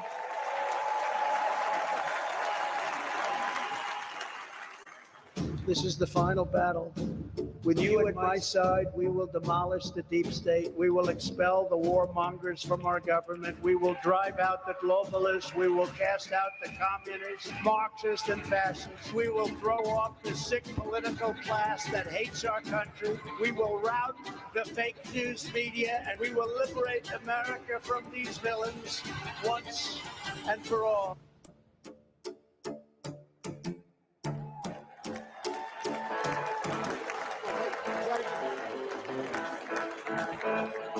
Spring around to this town.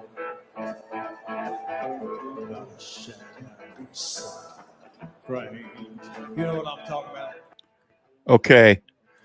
One, I've been informed that indeed Christopher Macchio is closing the show tonight after Trump's speech. Kid Rock will be before President Trump during the Dana White part. Hulk Hogan is next. I know that. So now that I know that Chris Macchio is singing at the end again, is he singing that song? That's what we have to wait and see. And how much they showcase it, because this time it'll be different because we're indoors. Last time it was outdoors, and it was different because of all the COVID stuff. But I've just been informed that he is indeed there, so the rumors were right. We shall see.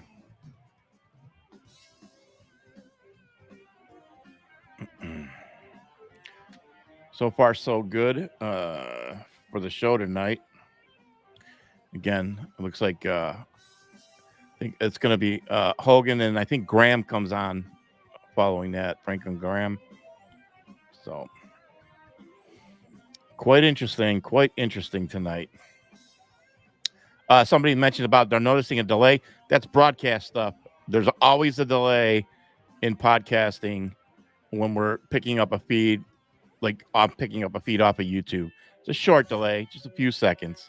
So if you see the difference of your home TV in real time, there's a delay on that too, usually 7 seconds. And there's going to be another probably 5 seconds. So no big deal. Okay. Yeah, wouldn't that be something right there? No, you did not miss Franklin Graham. He's coming up 1 or 2 speakers after Hulk Hogan. Hulk Hogan's next.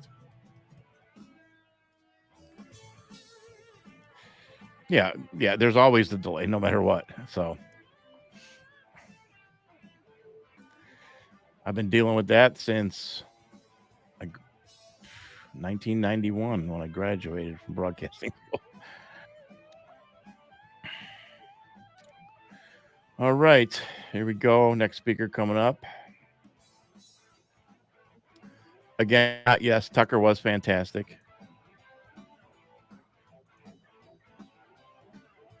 There we go. And Tucker was talking like I was talking just before I got cut off about God is moving. You should be able to feel it. Here we go. Ladies and gentlemen, please welcome Advocate for Safe Schools, Oh. Annette Albright from North Carolina. Oh, she's first. My apologies.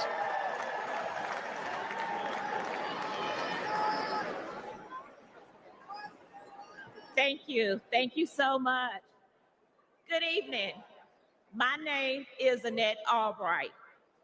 I grew up in the small town of Mount Airy, North Carolina. North Carolina.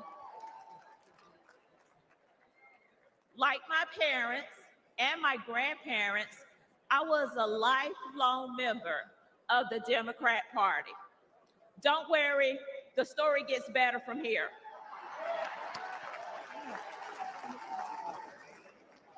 After completing a degree in criminal justice, I started a career working with the North Carolina Department of Corrections. I left my job in the criminal justice system to work for Charlotte-Mecklenburg School District to engage our youth before they got stuck in the system. It didn't take long for me to realize that public schools are a part of the problem.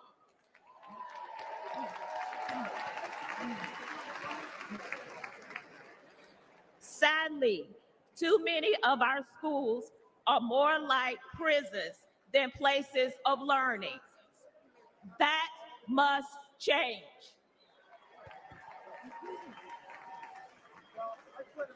In one public high school, I witnessed a full-blown riot. I saw many violent altercations between students and physical attacks on staff. During my 14 years working with the Department of Public Safety, offenders never laid a hand on me. Yet, I was violently assaulted by a group of students in a public high school.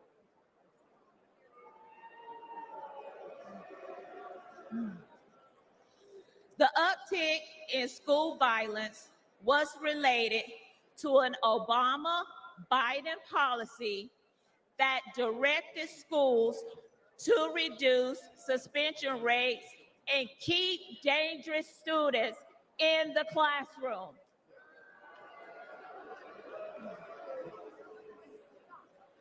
President Trump reversed the Obama policy and put the safety of our kids first.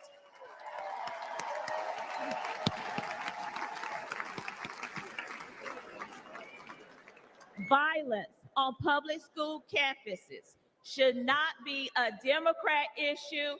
It should not be a Republican issue. It is an American people issue.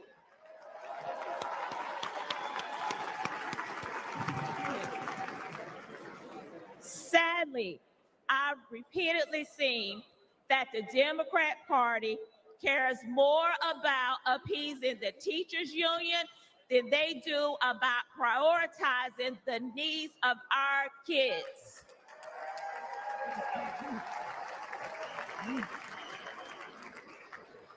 They champion safe spaces instead of safe schools.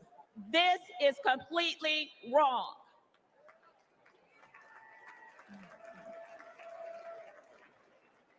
Little by little, I began to see the truth. While Democrats spend more money on a broken system, Republicans are empowering parents and fighting for school choice.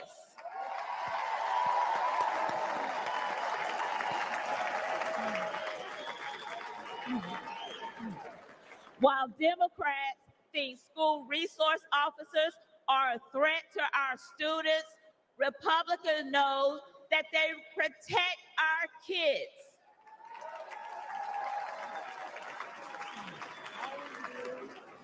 While Democrats won't admit that our schools are failing, Republicans will fix the system and make our schools safe.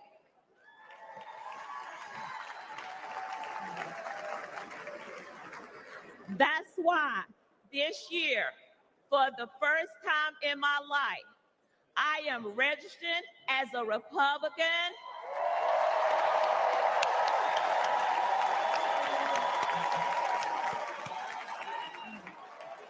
Thank you.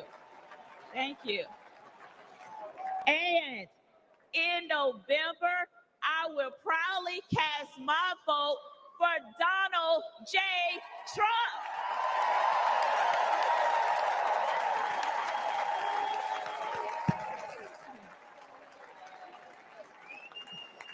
Only together we can make America's schools great again.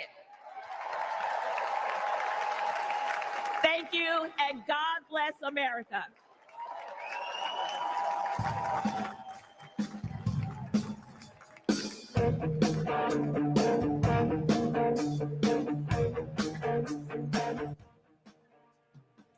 Okay.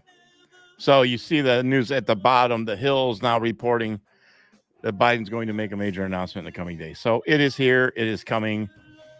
So it's really no longer news. We seen it. I said that July would be like a slow Band-Aid pull. On the time we get to August, looks like it's going to be a few days earlier. Time we get to August, he'd be gone. So here we are. Not surprising whatsoever. What's surprising to me is that they got this deep into presidential election campaign to pull him. But neither here nor there. All right.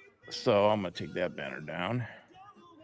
And I would think Hulk Hogan's next because he was supposed to be before that lady. I have the schedule now in front of me, so they may have switched it up. Okay.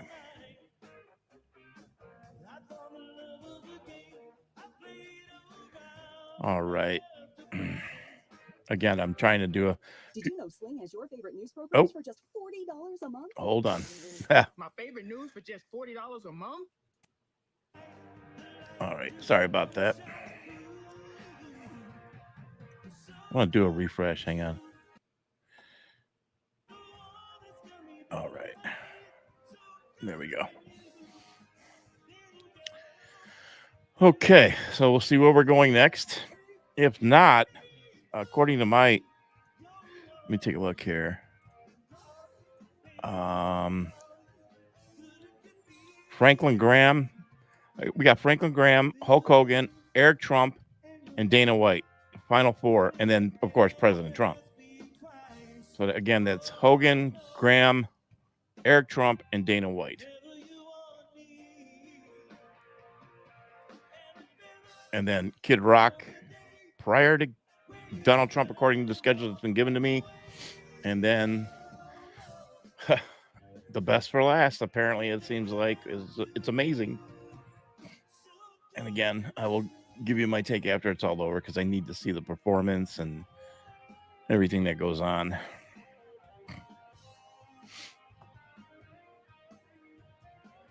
All right. Guys hanging in there okay?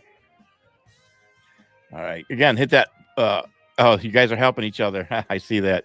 Thanks, guys. I see it. Yeah. Help each other in the comments. Some people said they couldn't find the thumbs up. They might be new to the Rumble. I'll let them know where it's at. Just click that thumbs up. It goes a long way. Appreciate it. If you guys appreciate my work, I don't get paid to do this, but I do appreciate donations. You could do that. There's links on all my platforms. If you don't see that, you can reach out to somebody or you can message me. Appreciate that very much. It really helps to maintain this because everything you see in front of you costs money, equipment, I pay for the Rumble site. Believe it or not, it's not free to get a good broadcast quality. You got to step up your game. And there's quite a bit that goes on. You notice all my professional artwork and my thumbnails are all professional. So I tried to bring you the best possible. All right. Thanks, man. Oh, wait. Once Trump is back in office, we all need to send Bruce on a vacation. Yeah. Yeah, if I told you what my bucket list was, you'd all probably be mad at me. But maybe it'll be a good bucket list after we get through this darkness, put it that way. I've always wanted to go to Rome and go especially to the Vatican. I have. I adore Christian history and art. I love it. Matter of fact, I'm getting ready to swap out my Jaws poster back there with something else. Maybe a Da Vinci painting, huh? I don't know. Yep. Our Patriot Party. Yep. Watching all the happy people dancing. I do. Thanks. Yeah, you know what? I do. I really do.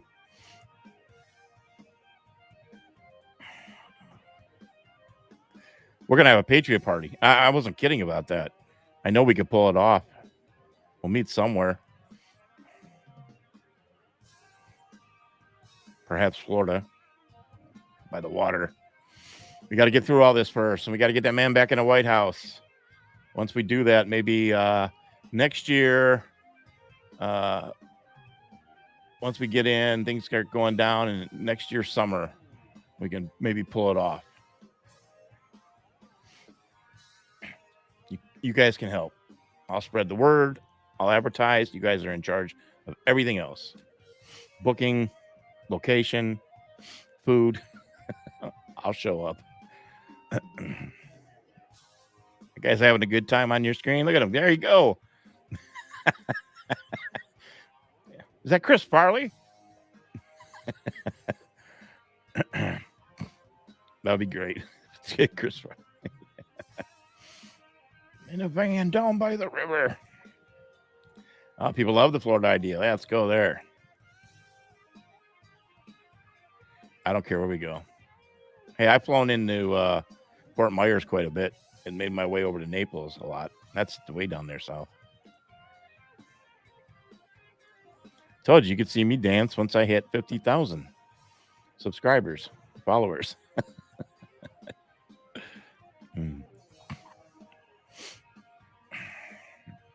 All right. That's a long delay here. What's going on? Quite interesting. I don't recall it being this long. All right, here we go. Stand by. Let's see what we got.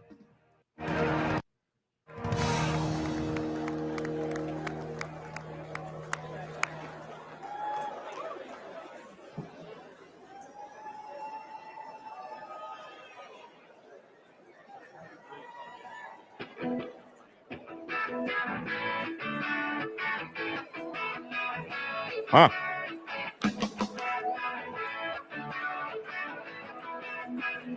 Well,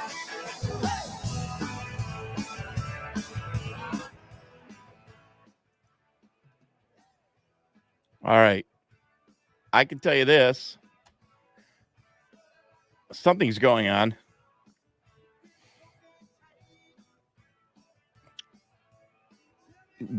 From my own experience, this is a long delay, and there is a schedule to keep.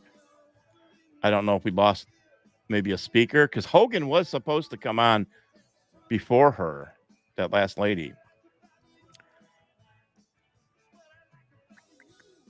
So they're entertaining the crowd, but I know producing things like this before, there's some reason there's a delay. I don't know what it is, obviously. Has Trump come back yet? They're asking in the comments. I don't know. I didn't see him come back.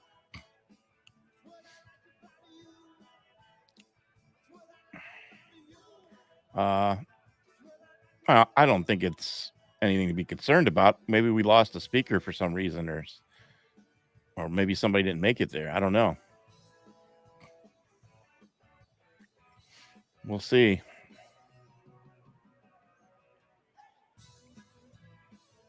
And especially, I think they're on NBC. They've been on NBC. So this is a long gap. So they would have to be talking in between, and they realize that. So they, with these type of things, hold on. Let me check some here. I'm listening to the music. My eyes are off the screen though.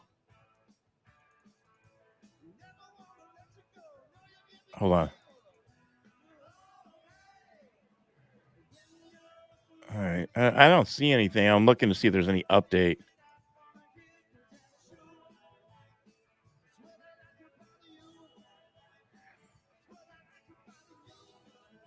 Now I just see Charlie Kirk.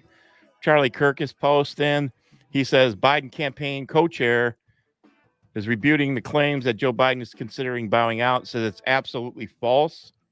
So we got a lot of teeter-tottering going back and forth. Well, put it this way. The Biden campaign is holding on for dear life.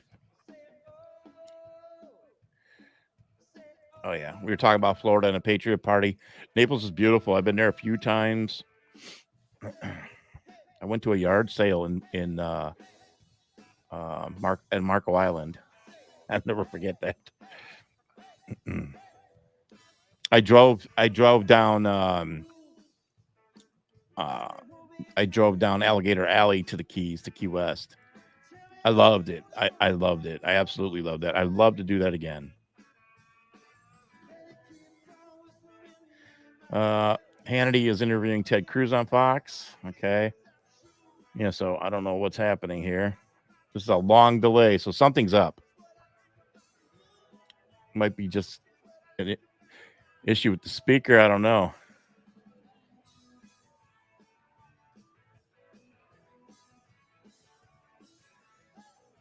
These guys playing are obviously stretching it out.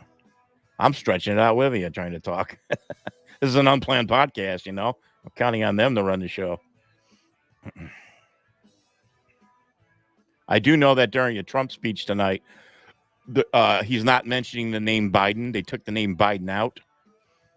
They're saying something in like the other side or the other opponent or something because they already know that Biden's not going to run. So Trump tonight will not say the name Biden.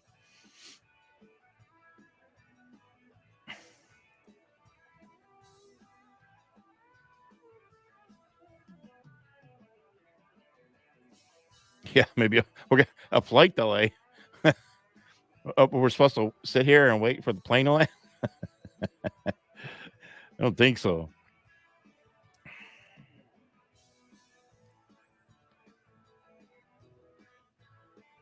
Yeah, these guys on stage are dragging it out.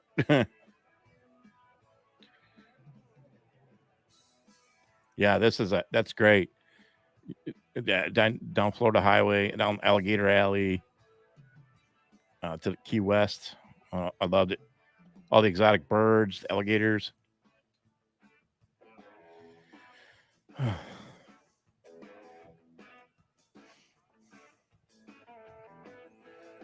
Do we drink? He does. You guys playing a drinking game?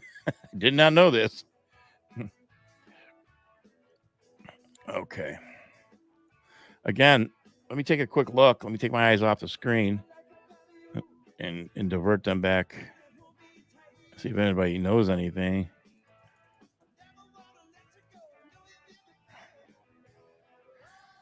So there's a video out now. It looks like MSNBC just moments ago had the Cedric Richmond on, and he's the co-chair for the Biden campaign, and he's on TV now saying that Biden is, they're absolutely false that Biden is considering exiting. So they're holding on. So this changes minute by minute, folks. Regardless of them holding on, I believe it's over for Biden. Regardless of what they're saying on television right now, or his campaign chairman saying, it's over. They're just holding on for dear life. You know who's probably holding on for dear life? Honestly, Jill and Hunter. Daddy's going to pardon Hunter if he is not going to run. I guarantee it. Let's see what we got here.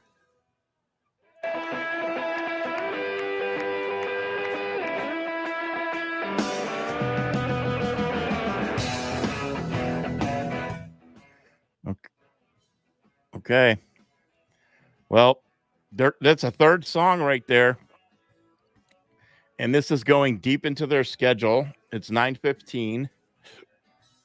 And I can imagine whatever's going on backstage.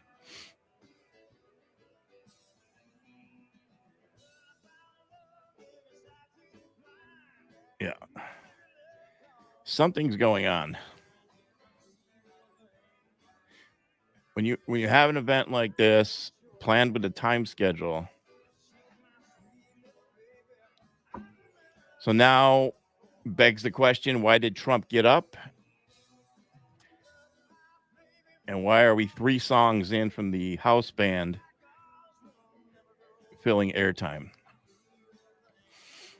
So now I'm taking an interest. Again, it could be just nothing. It could be somebody is late. So here we are. So we're going to stick with it. Obviously, I ain't going nowhere. I'm in the company and the grace of you beautiful people who I appreciate so much. And I'm not blowing smoke. You give me purpose on a daily basis. And I appreciate you very much. From the bottom of my heart, I do. Hulk Hogan got caught in traffic. Nah, he was already there. I know that because he was on Fox. I don't know. Maybe him and Ric Flair got in a fight backstage. maybe Ric Flair's in the house. I don't know. You guys help me in the comments. Help me in the comments. Hulk Hogan got caught in traffic. Ah.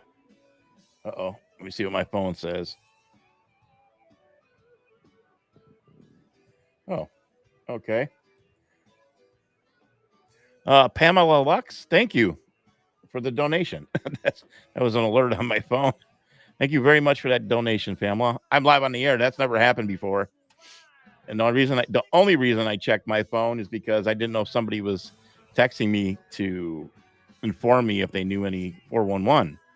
But thank you for that. That's very kind of you, Pamela. Appreciate that. Again, donations go a long, long way and help me pay these overhead bills.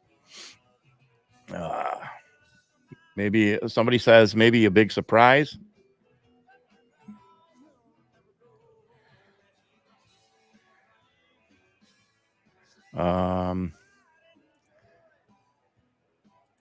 We love you, Bruce. You give us peace and hope. Look, I don't blow smoke at all. I mean, when I post my news, I've been accurate. I don't even want to say predictions. My guidance has been accurate. And when I speak about God and telling you folks that everything is going to be fine at the end of the day, that is not me blowing smoke either. I mean that.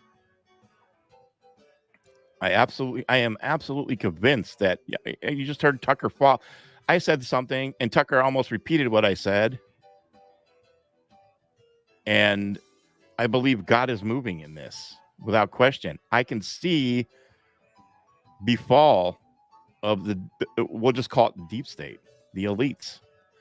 I see it coming apart at the seams, but yet it's not over. And I think we're going through the worst part coming up. And we will get through it. Okay. Do I think somebody asked me, do I think the polls are accurate? I haven't thought the polls were accurate for decades. Decades. Man, I'm getting a lot of love. Okay, everybody settle down. I appreciate it. I really do. Thank you. Oh, yes. Okay. I'll bring this up on your screen. I did load this up. Watch, as soon as I bring it up, they're going to... Hold on. All right, I'll bring this up. So it's being reported that the Trump shooter, Crooks, had 3 encrypted overseas accounts. Michael Waltz, according to him. All right, first of all, if that's the case, all right, it's hard for me. Now, I would never post that.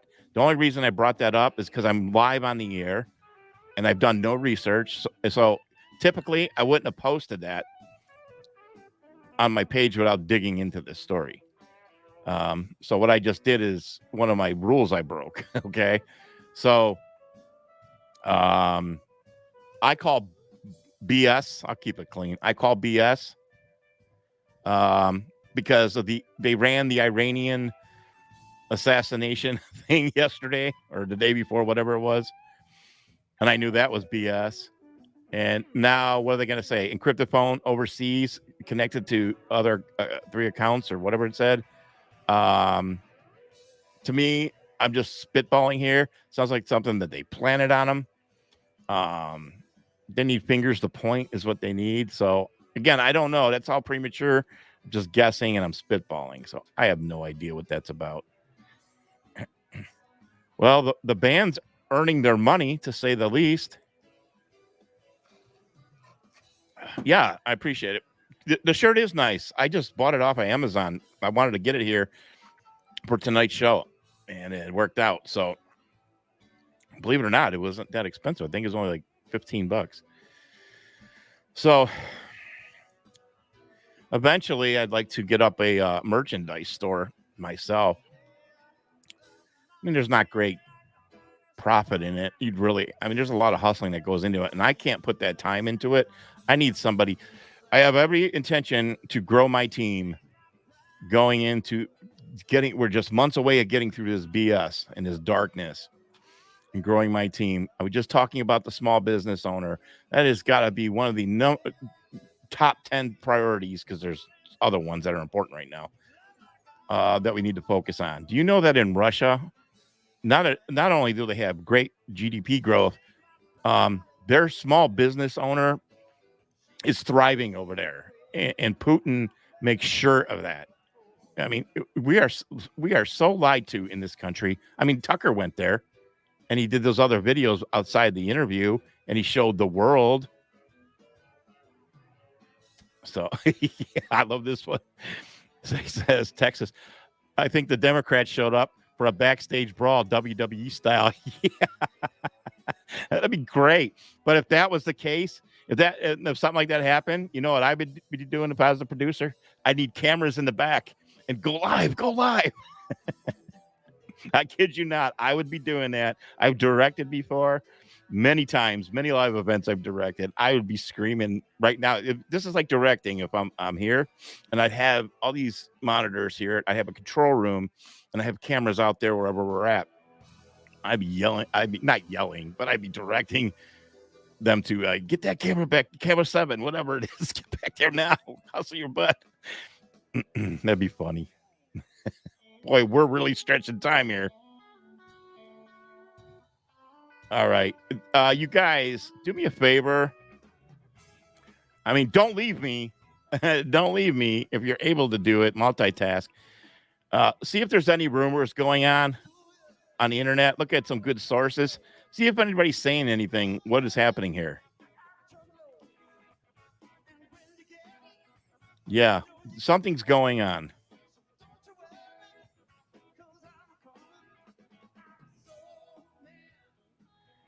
Yeah, something. This is way too long.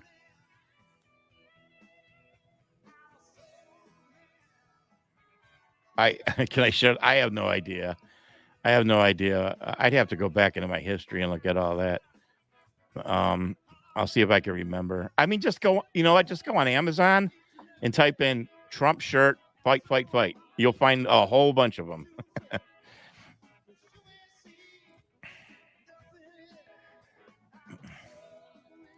Intermission for the real party. Maybe there was. I mean, I don't understand why there'd be an intermission. They had a set schedule. And matter of fact, here, let me grab it. I have the schedule. Let me upload it.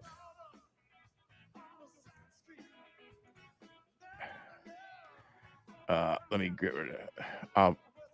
I have a schedule. Here it is. Oh, wait. There we go. Stand by.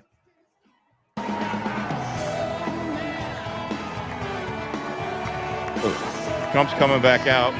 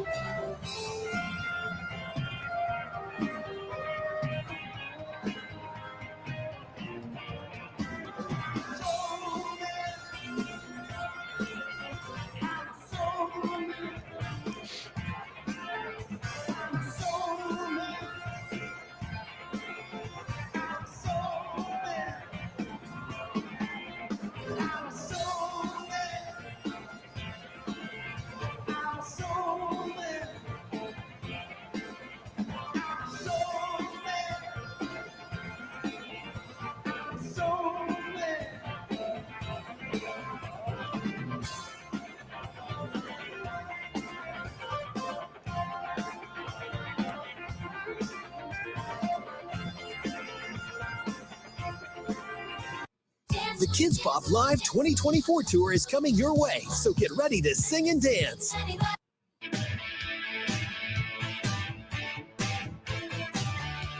it comes crashing down and it hurts inside,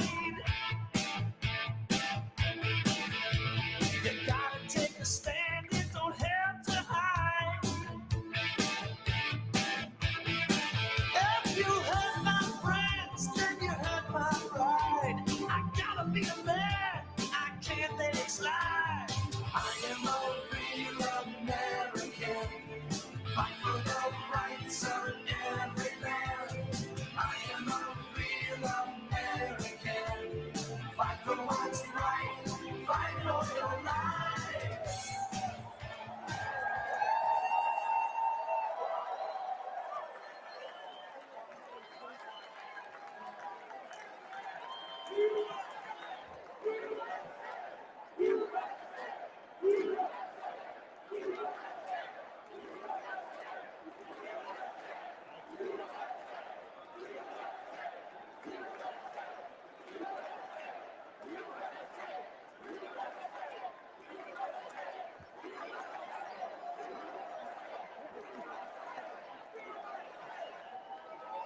Well, let me tell you something, brother.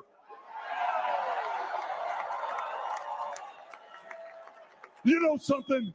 When I came here tonight, there was so much energy in this room. I felt maybe I was in Madison Square Garden getting ready to win another world title. Or maybe I thought the vibe was so intense, the energy was so crazy, it felt like maybe I was going to press that no good stinky giant over my head and slam him through the mat, brother. But what I found out was I was in a room full of real Americans, brother. And at the end of the day, with our leader up there, my hero, that gladiator, we're gonna bring America back together. One real American at a time, brother.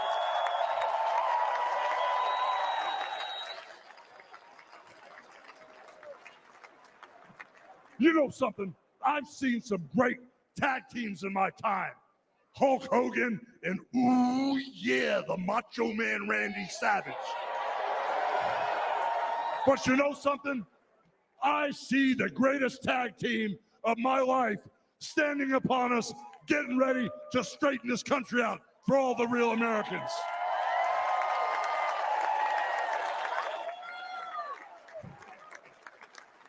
You know, even though you guys are real Americans, you better get ready.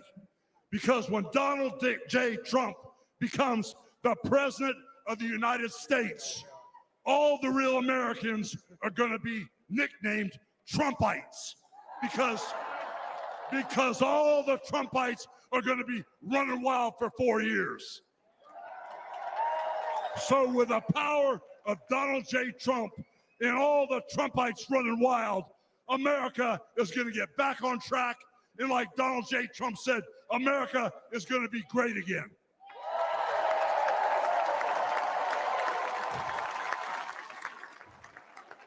You know, when I look out and I see all the real Americans, I think about how Donald Trump, his family was compromised.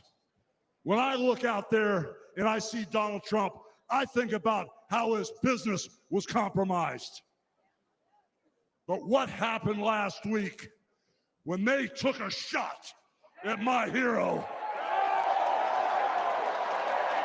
and they tried to kill the next president of the United States?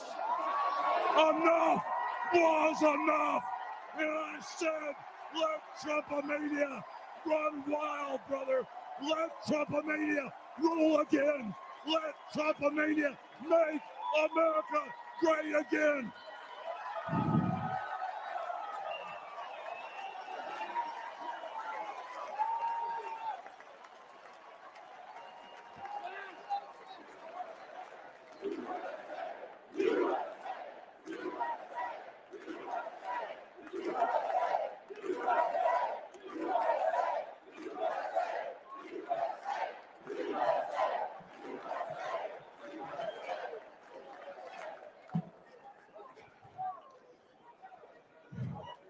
You know something, Trumpites? I didn't come here as Hulk Hogan, but I just had to give you a little taste. You know, my name is Terry Bollea. And as an entertainer, I love you too.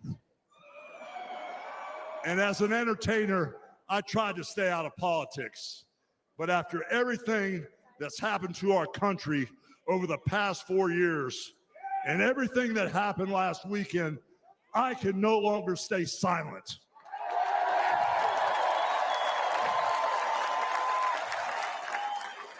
I'm here tonight because I want the world to know that Donald Trump is a real American hero. And I'm proud to support my hero as the next president of this United States.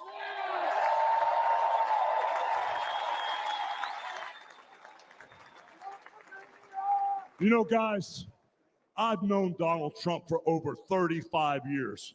You know, hold on a second, hold on. I just had a flashback. Man. This is really tripping. You know, the last time I was up on stage, Donald Trump was sitting at ringside at the Trump Plaza. I was bleeding like a pig, and I won the world title right in front of Donald J. Trump. And you know something? He's going to win in November, and we're all going to be champions again when he wins.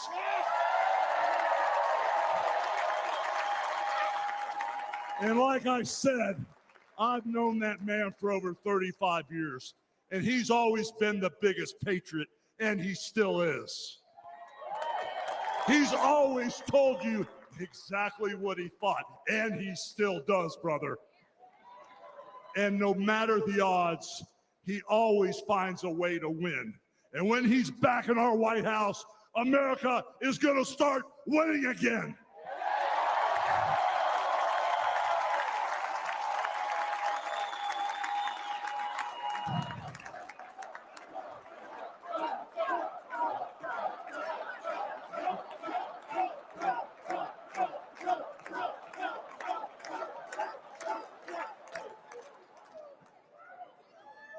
You know, guys, over my career, I've been in the ring with some of the biggest, some of the baddest dudes on the planet.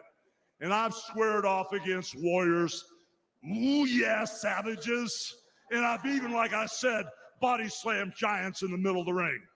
And I know tough guys. But let me tell you something, brother. Donald Trump is the toughest of them all.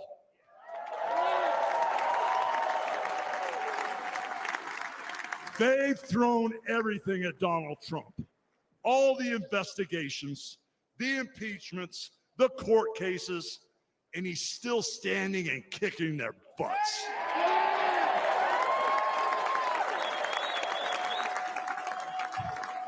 You know, we never had it better than the Trump years. Back then, we had a thriving economy. We had strong borders. We had safe streets. We had peace and respect around the world. But then we lost it all in a blink of an eye. Crime is out of control. The border is out of control. The price of food and gas and housing is out of control. And the only person who can clean this up is Donald Trump.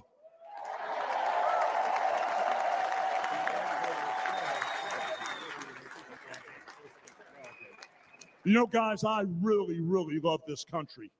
And I've lived the American dream. And I want my kids, your kids, and all those little teeny Hulkamaniacs out there to live the American dream too.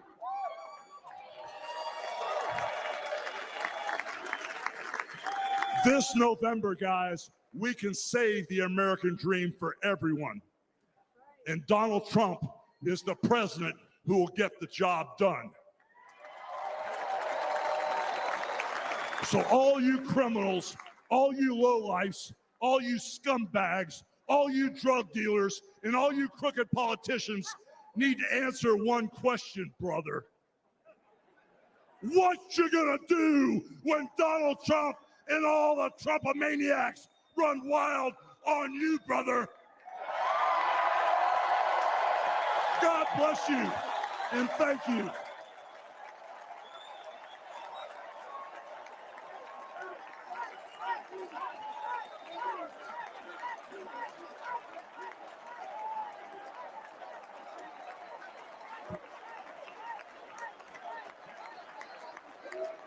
Ladies and gentlemen, please welcome the President and CEO of the Billy Graham Evangelistic Association and President of Samaritan's Purse, the Reverend Franklin Graham.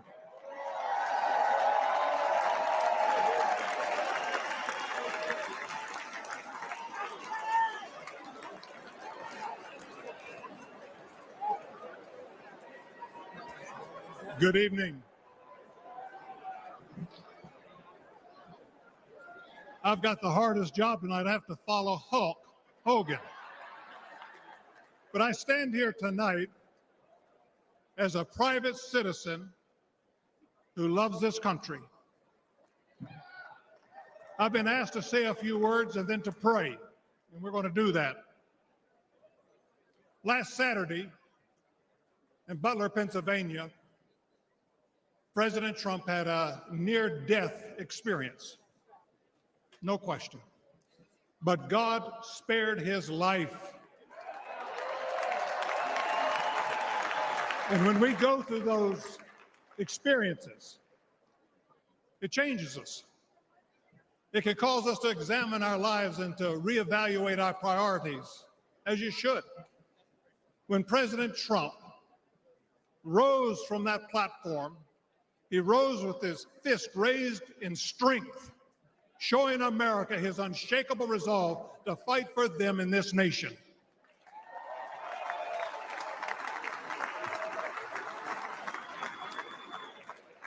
I cannot explain why God would save one life and allow another one to be taken. I don't have the answer for that. But one thing I do know is that God loves us, and he wants us to be with him in heaven one day. And that's through faith in his son, Jesus Christ. You see, the Bible says that God so loved the world that he gave his only begotten son, that whosoever believeth in him shouldn't perish, but should have everlasting life. For as long as I've known the President Trump, I've found him to be a man of his word. Things that he said he'll do, he did.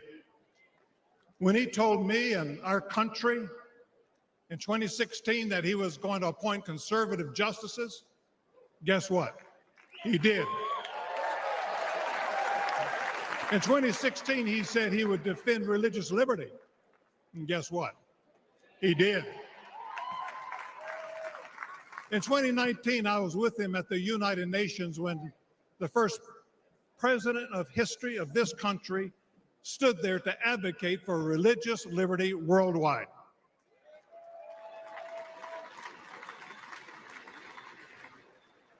When American citizen and Pastor Andrew Brunson was being held in a Turkish jail on false accusations, President Trump demanded that he be released. And he applied economic pressure and sanctions until they did that. I'm grateful and thankful for what he did as a 45th president of the United States. And I know that as the 47th president, he will keep his word to the American people to make America great once again.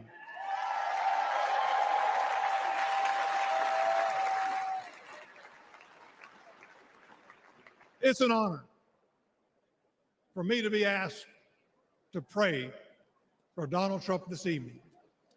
And so what I'd like to do, I'd like us to pray, but I'd like us all to stand as we call upon the name of the God of heaven.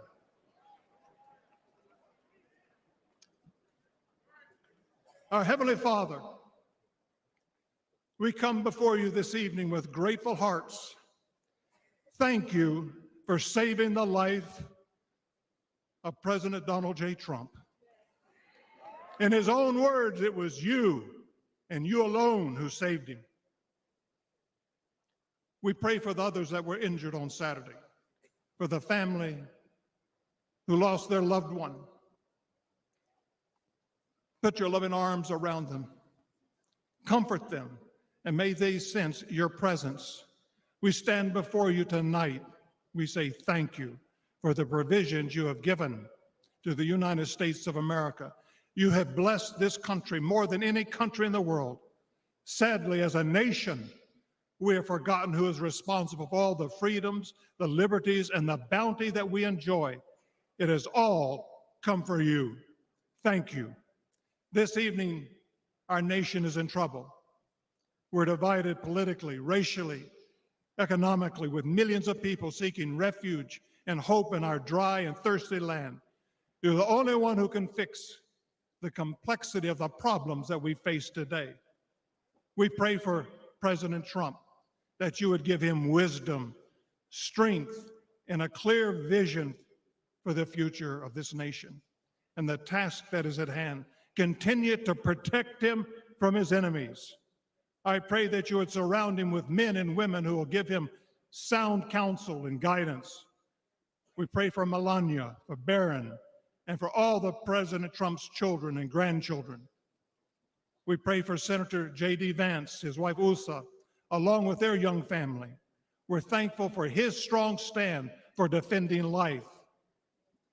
As your word instructs, we also pray for the leaders of our nation, whether they're Republican, Democrat, or Independent. We know that all authority comes from you. You are a great God, and we ask that if it be thy will that you will make America great once again. And we ask that you'll unite our hearts, bring us together, one nation under God, indivisible, with liberty and justice for all. And we pray this in the mighty name of my Lord and Savior, Jesus Christ, the King of Kings and the Lord of Lords. Amen.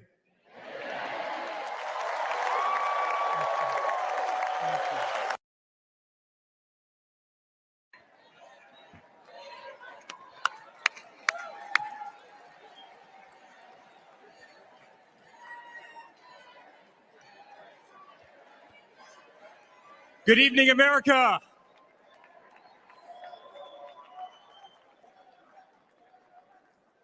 Eight years ago, my father sat our family down.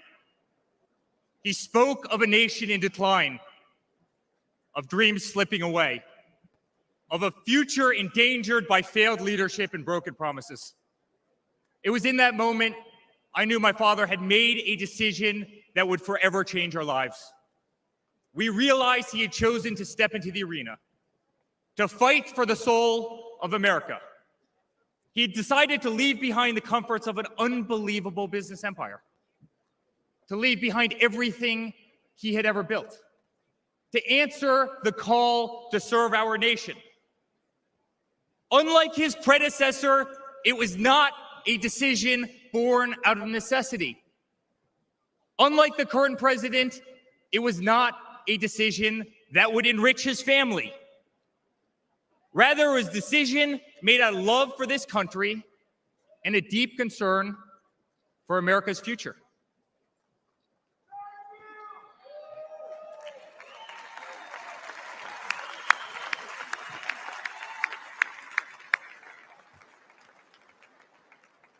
My father was clear it would not be easy, that there would be a huge price to pay, and that the attacks would be vicious. Looking back, that was an understatement. The made-up Russia hoax, the sham impeachments, the efforts to destroy an unbelievable company, a company that I run today, the efforts to cancel us, to silence him, to gag his free speech, and to drag him through every radical left courthouse in America, to take his life. Yet through it all, he's shown unwavering courage and determination, not just in public, but in every private conversation with me and our family.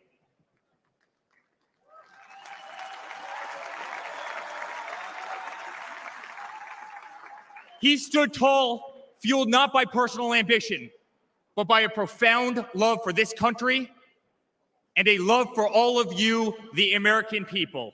That man is my father. That man is the 45th president and soon to be 47th president of the United States That man is Donald J. Trump.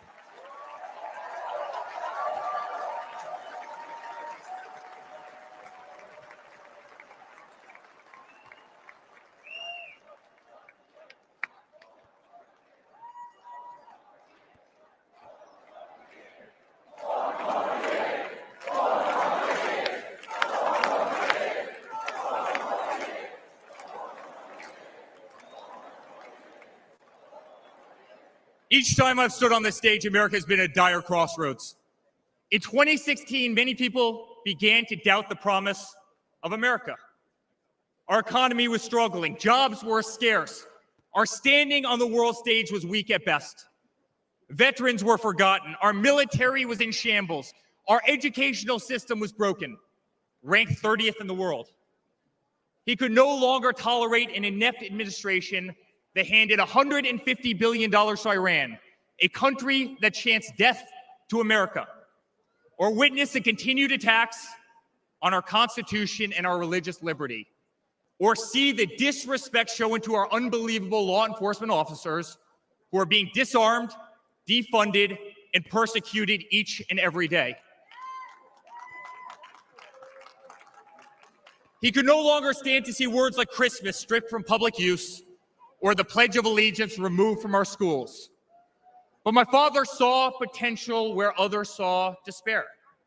Donald Trump built the New York City skyline. He did so during a time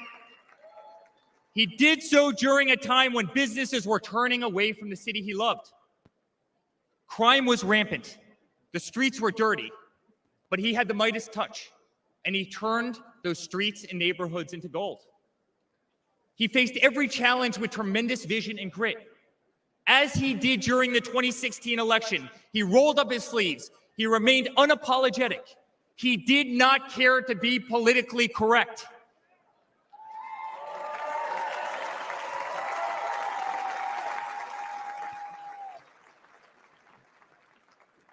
He restored hope. He restored a voice to millions of Americans who had been ignored. He restored the American dream. Under my father's leadership, the economy climbed to record heights. Jobs were created at an unthinkable pace. Unemployment reached historic lows across all demographics. Wage growth soared. He cut taxes for hardworking families and businesses. He slashed regulations. We saw the greatest 401k increase in American history.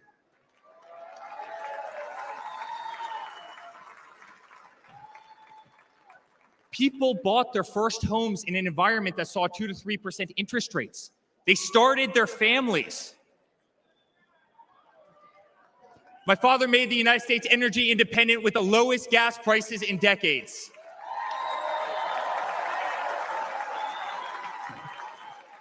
My father made the United States safe. Our borders were closed. There was peace in the Middle East. Soleimani, al-Baghdadi, the terrorists were dead.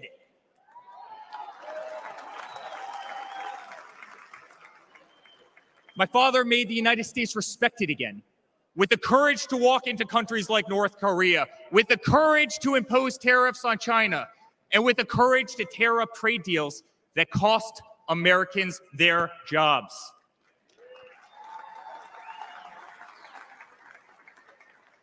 He brought manufacturing back to America. Small businesses flourished. He did what he promised. He put America first. We were winning. Donald Trump made America great again.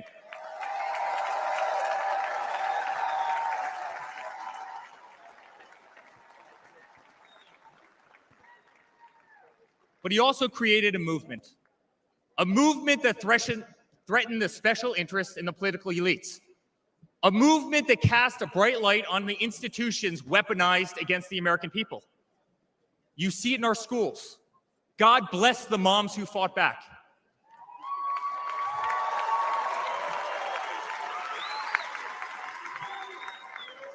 You see it in your workplace. You see it on every news station, in every newspaper. You see it in the military. The most iconic military installations on planet Earth are stripped of their identity and renamed. Fort Bragg, Benning, Fort Hood. You see it in Hollywood. You see it in our two-tier judicial system. They don't even hide it anymore. My father has been censored. The former president ripped off Twitter, Instagram, and Facebook while terrorist organizations remain intact. My father has been persecuted, targeted by far-left Democrats, funded by special interest groups, and hand-picked judges. My father has been pulled off the ballots of states, radical justices attempting to defy the will of millions of Americans who adore who he is and what he stands for. My father even became the target of an assassin who almost killed America's single greatest hope for our future. The swamp is terrified of this incredible movement. They're terrified of it. They're terrified of you and the tens of millions of people watching us on TV right now. They've tried everything to keep him from you, everything, to destroy his legacy, to destroy his family. They have failed, and they will not win.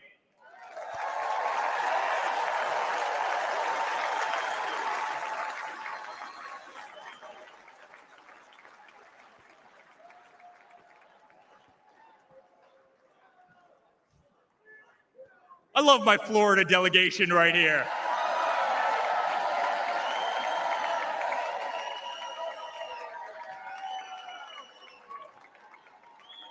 Thank you. My father stands before you with the most votes of any Republican candidate in the history of our nation. He has defied the predictions of every political pundit. He fills stadiums across our country. He energizes Americans to the issues facing this nation and does so with unvarnished honesty. He is not a threat to democracy. He is a threat to those who despise our republic, many of whom are bought and sold, bribed and coerced, people who have never signed the front of a check and who have been dependent on the government their entire adult lives.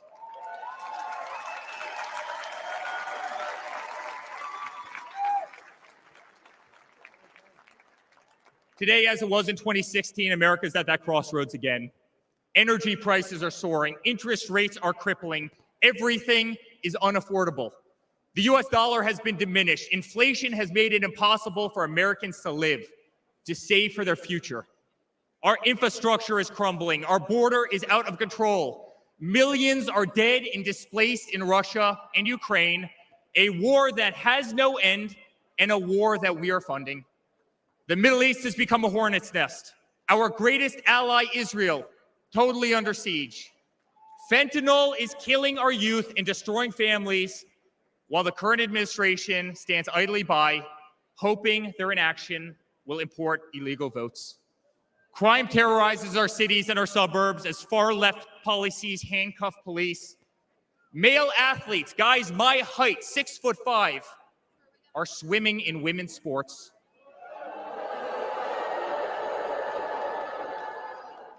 Destroying the dreams of young girls who have trained every minute of their lives. We no longer trust our elections. We no longer trust our judicial system, and we no longer believe that our government is working in our best interest.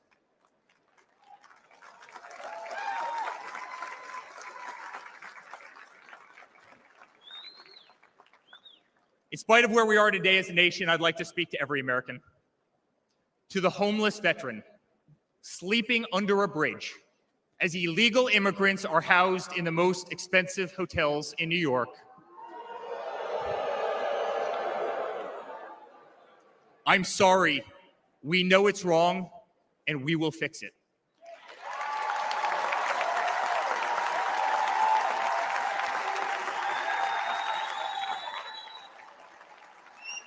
To the single mother who can no longer afford her rent, afford groceries, and has been forced to work 3 jobs, I'm sorry. It does not have to be this way. To the parents who lost a son or daughter to fentanyl, including the incredible woman that spoke the other night, while an administration does absolutely nothing, I'm sorry. Your government can do so much better, and it will.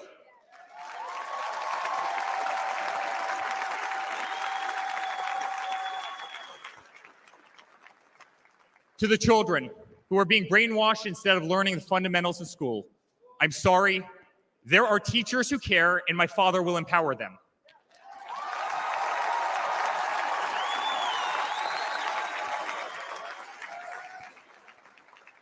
To the law enforcement officers, our brave Border Patrol, Secret Service agents who work every single day to protect our communities, knowing damn well that the system will throw you under the bus, I'm sorry. We will stand behind you.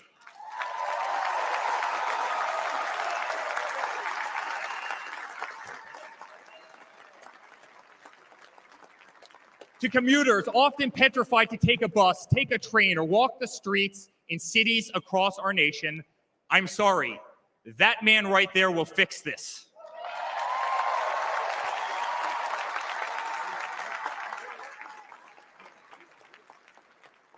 To the construction workers, to the middle-class families, to the families with children with disabilities, families who can no longer afford medical benefits or to take a vacation, I'm sorry. We will make America great again.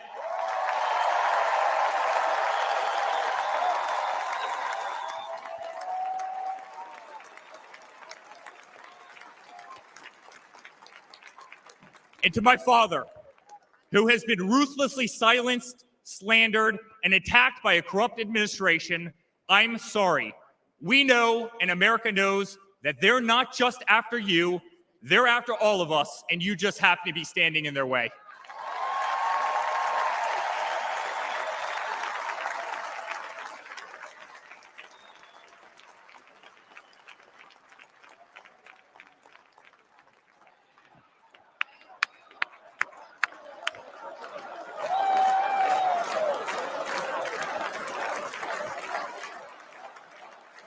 To all Americans watching tonight, the greatest retribution will be our success. Success not just for ourselves, but for our grandchildren and our children. Under President Donald J. Trump, the swamp will be drained. America will be respected. Our cities will be safe. Our streets will be clean. And our border will once again be secure.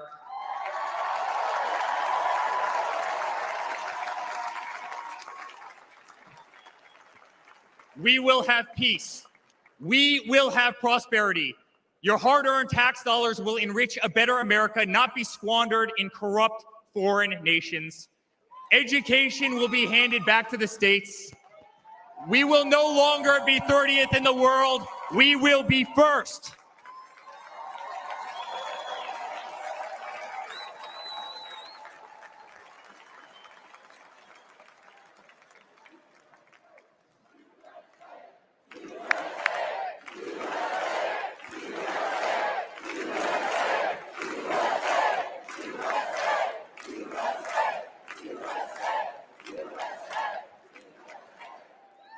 Our children will understand family, our children will have values, and our children will love God.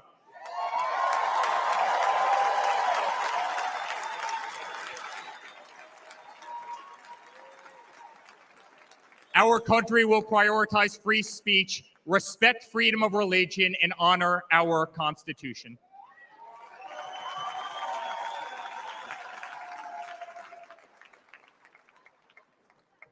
As his son, I've never been more proud of a person in my life. A man who has defied all odds more than once. A man who believed in the promise of America when others turned away. A man who saw a nation in need of a champion and answered that call with unwavering determination and courage. A man who survived a bullet that was intended to eliminate him permanently from our future and from our family. Never have I been more proud to be a Trump.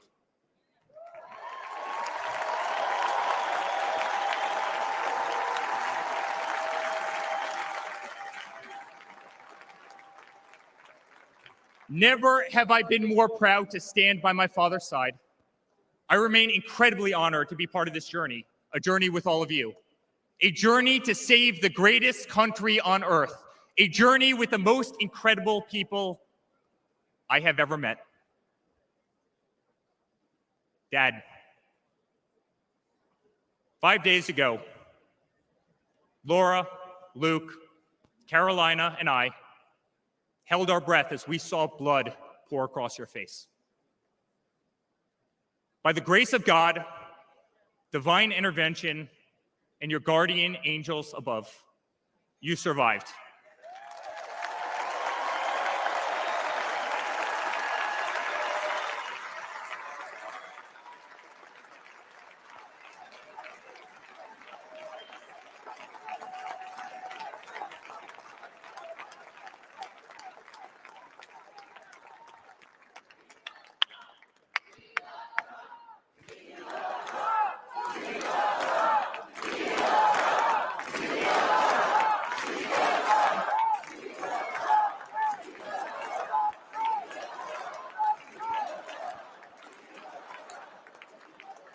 You are the greatest fighter I have ever seen. You are strong, you are full of life, and you are unapologetic. Your optimism is contagious. Your backbone is unbreakable. Your conviction to fight for what is right and against all that is wrong is truly next level.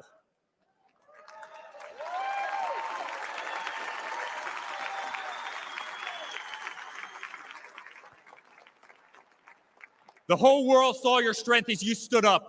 You wiped the blood off your face, and you put your fist in the air in a moment that will be remembered as one of the most courageous acts in the history of American politics.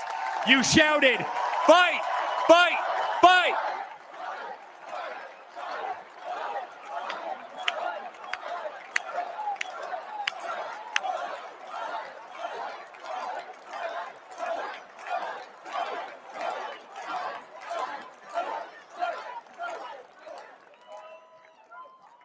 I'm honored to be your son.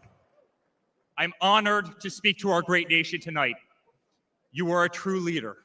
You epitomize strength. Our country loves you. Our country appreciates you. Our country misses you. And on November 5th, our country will re-elect you as the 47th President of the United States of America. Good night, Milwaukee. God bless you all.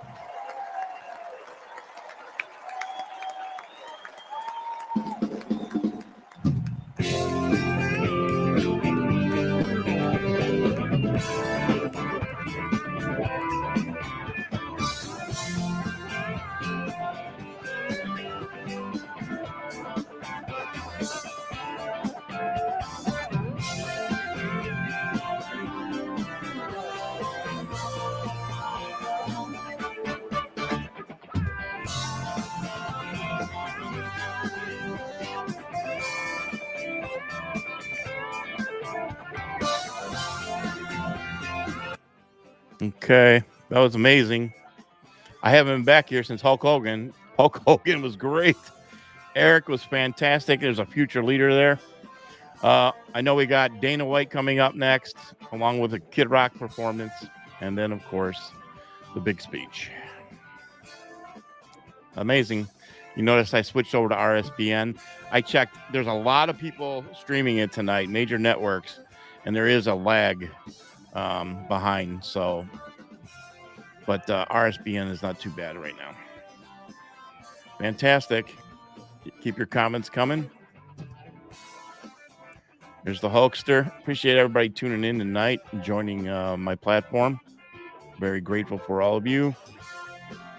You can follow me on Twitter and Telegram and at Real Bruce Snyder. X, I keep saying Twitter. It should be pretty epic with Dana White and Trump's entrance. So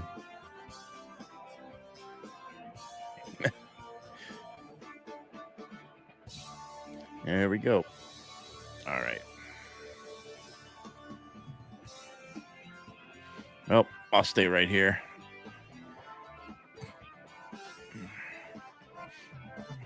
And this is the point when I thought there would be a little extra music, because if Dana White's next, Trump's getting ready to speak.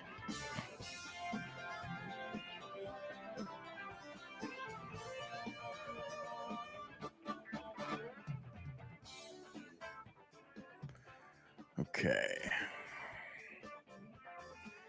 Yes, Eric was an amazing speaker. You're welcome. You're welcome. You can follow me on Rumble if you're watching me elsewhere right now, because there's hundreds of you for sure on X right now watching me. You can follow me on Rumble and all my podcasts at Bruce Snyder on Rumble. Bruce Snyder Mind Picks TV. Appreciate it. Be having more people coming on. I'm going to be having Josh on here real soon again to talk more about this past Saturday. We put together a lot more.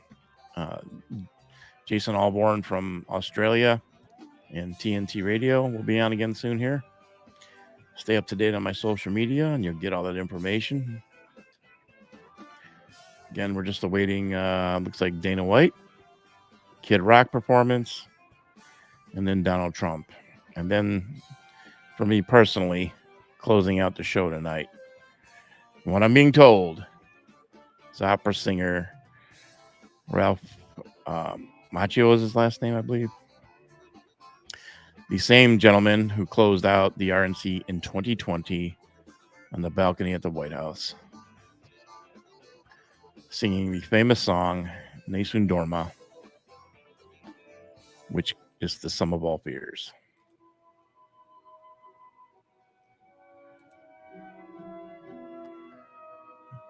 Okay, are we going back?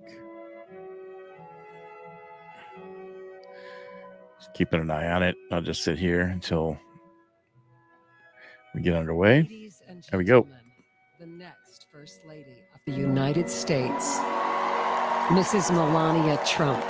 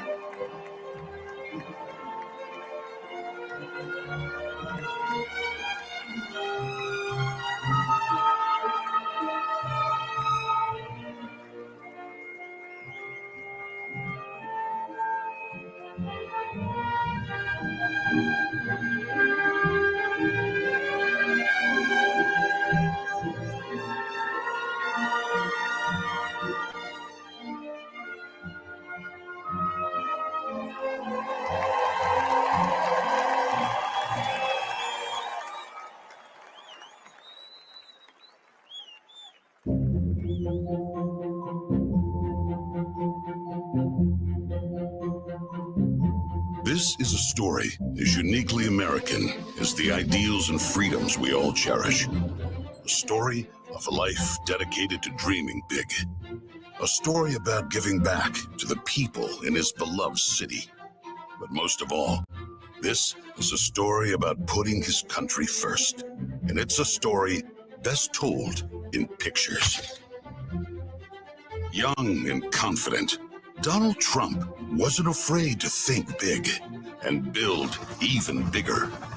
And he left his mark on the New York skyline that greeted visitors from around the world.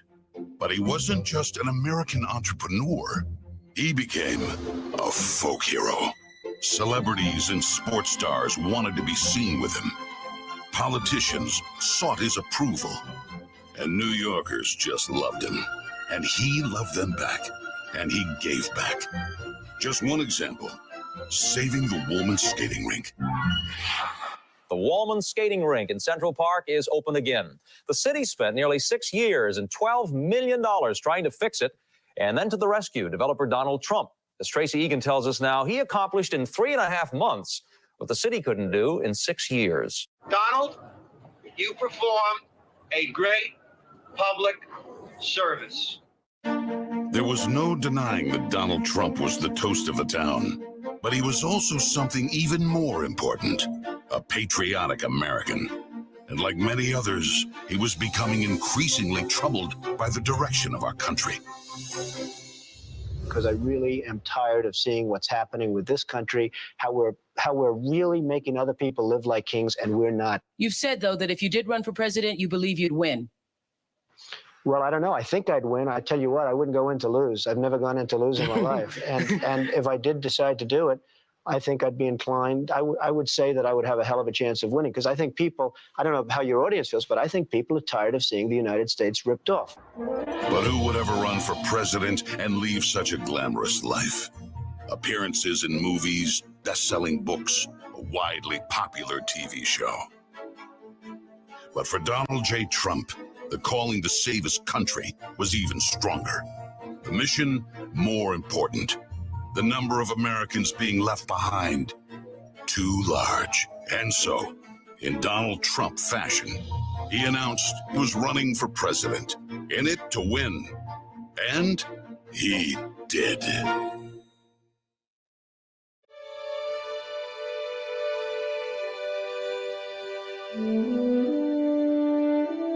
From his first day in office, the Washington politicians learned something about President Trump. He's not afraid to fight for what he believes in. They call that having the courage of your convictions. First up, the Trump tax cuts, largest in America's history, and it led to higher take-home pay for working families. Unfortunately, today, taxes are up and incomes down. The politicians just never learn. Next for President Trump, secure our border. Check. Miles and miles of wall built. ISIS and other terrorists deterred. But now, we have the Barney Fife of border security, leading to 250,000 Americans dead from fentanyl coming in. Brutal migrant crime spreading across America. And ISIS now here. President Trump promised he'd keep America out of endless wars. Welcome words to the families of our young men and women who serve. And another promise kept. He started by strengthening our military, then traveled the world, meeting with our allies, and even with our main adversaries, just so they understood that America's strength and resolve was back. Because that's what a strong commander-in-chief does. And it led to a stable world at peace, and our troops safe. Today, a different story. Our enemies smelled weakness, then set the world on fire. Putin saw it, then invaded Ukraine. Hamas saw it, then started a war in the Middle East.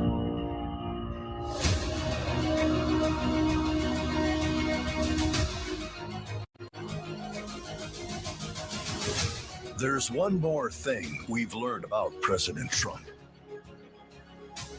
He believes so strongly in America, so optimistic for our possibilities, and so committed to fighting to once again make our country great, that there is nothing that is going to stop him.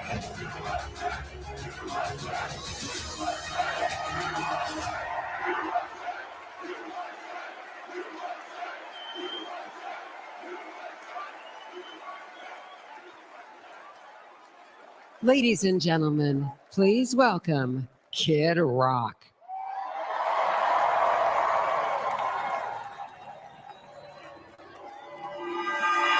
What up, America? If you're ready for President Trump to take the stage, I need everybody to stand up. I need everybody to put a fist up in the air. Everybody, get a fist up in the air. Now follow me. Say fight, fight.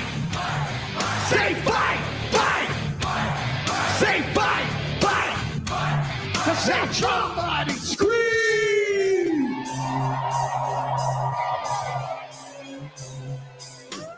The devil without a cause. I'm back with the beaver hats and Ben Davis slacks. 30-pack of stroll, straight rock and roll. No roll game in the propane flow. The chosen one, I'm the living proof. With the gift of gab from the city of truth. You know I jab, stab, and knock critics back. And I did not start when I said that. I'm going platinum, selling rhymes. I went platinum 7 times. Still they ill and want to see us fry.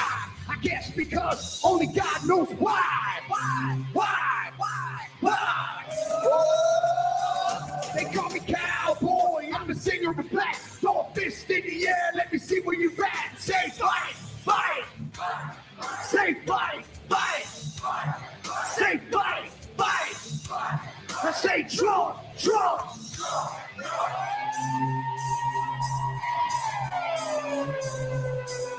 I like ACDC and ZZ Top. We'll see this beasties and the kings of rock. Skinner, Seeger, Lip, Corn, Stones. The David Allen Coe and the No-Show Jones. Yeah, pass that bottle around. Got the rock from Detroit, the soul from Motown. The underground, straight Detroit pimp. With tracks to Mac and slap back to back. Never gave away, I don't play with ass. Well, watch me rock with Liberace Flash. Punk rock the Clash, boy bands are trash. I like Johnny Cash and Grandmaster Flash. Flash, flash, flash, flash. Oh, they call me cowboy, I'm a singer of the black. Throw a fist in the air, let me see where you're at. Say fight, fight. Say fight, fight. Say fight, fight. I say Trump, Trump.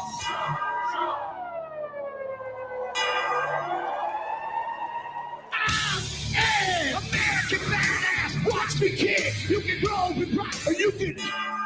I'm the ultimate. I'm like amazing grace. I'm on rock and roll. Never rock this place. All super fly. Living double wide. Psychon fly. The big dog can ride. Bill sack to share. Bringing flash to flare. Like a long hair swinging middle finger in the air. Snakeskin boots, 65 Chevelle. See me riding sin and hit a rebel yell. I won't live to tell. So if you do, rock for freedom and rock for truth. Who knew I'd blow like Oklahoma? Florida, Georgia, Arizona, smell the aroma and check my hits. I know it stinks in here, cause Trump's the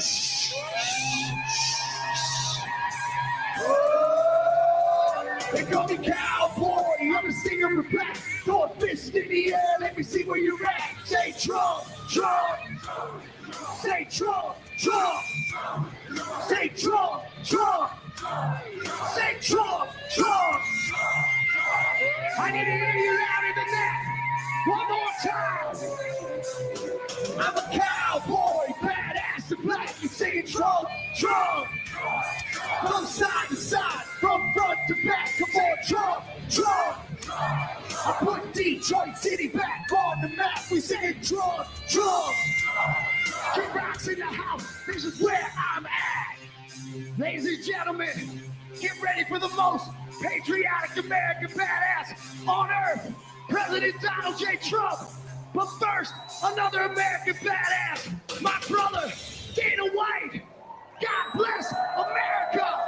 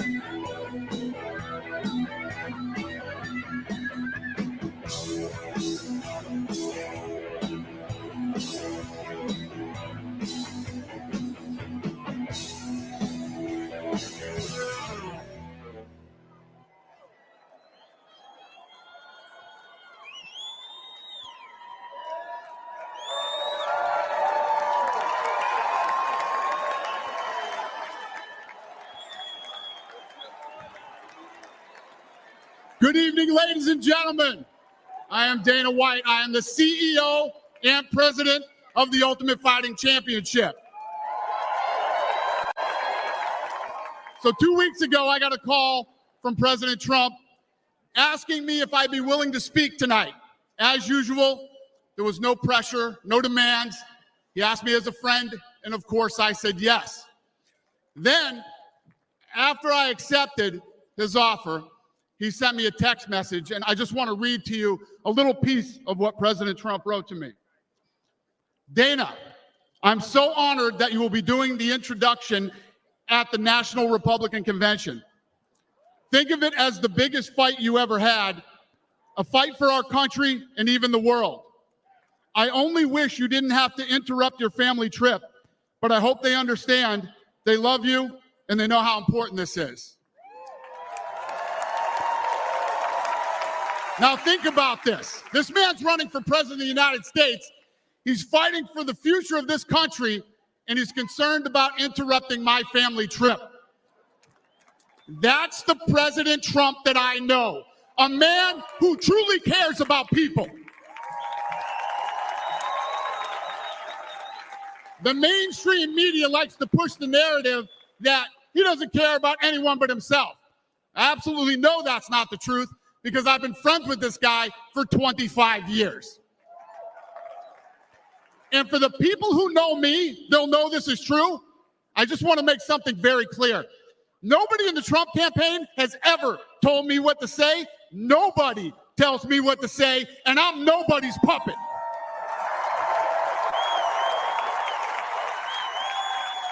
And I'm not telling you what to think. I'm telling you what I know. And I know President Trump. I know President Trump is a fighter. I've been saying this since 2015. Now look at what's happened over the last 10 years. We have all seen it with our own eyes.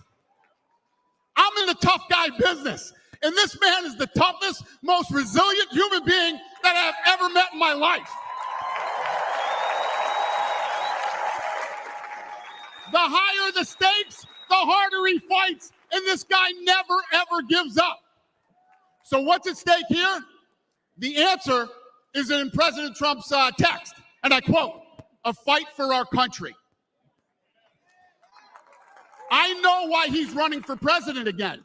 Why else would he put himself through everything he's dealt with just to get back here? We all know he doesn't need this. This guy's got a great life. He has a beautiful family, and he has achieved everything that you could possibly achieve in life. I know President Trump is literally putting his life on the line for something bigger than himself, and he's willing to risk it all because he loves this country.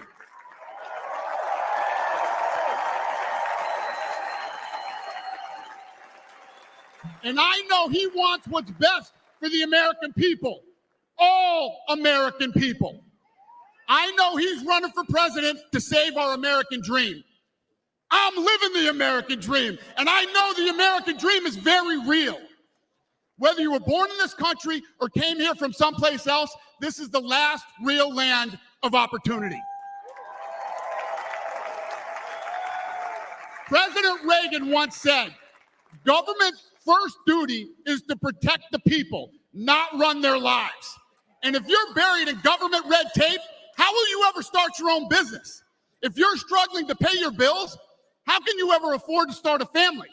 And if you don't feel safe in your own town, why would you ever buy a house? I know that President Trump is fighting to save the American dream, and that's what's at stake in this election. We are choosing who we want to lead us in this fight. I know President Trump is a proven leader, a fearless leader, and this country was in a much better place when he was in the Oval Office. In my mind, the choice is clear. But this election, we all get to choose.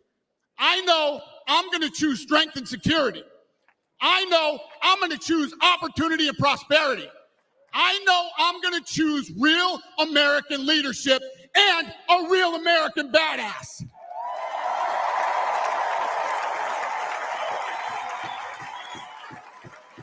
And I'm not telling you what choice to make, and I'm not telling you what to think. I'm telling you what I know. I know America needs a strong leader, and the world needs a strong America. I know Donald J. Trump is the best choice for President of the United States. My fellow Americans, it is my honor to introduce the 45th and soon-to-be 47th President of the United States, Donald J. Trump.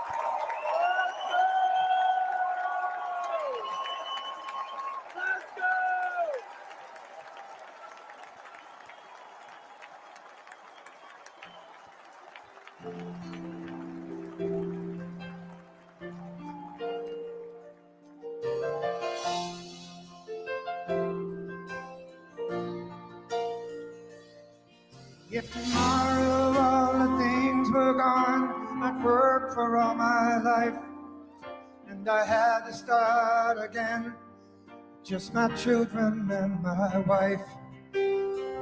Thank my lucky stars to be living here today, 'cause our flag still stands for freedom, and they can't take that away. And I'm proud to be an American, where at least I know I'm free. And I won't forget the men who died, who gave that right to me. And I gladly stand up next to you and defend her still today. 'Cause there ain't no doubt I love this land. Sing it. God bless the USA.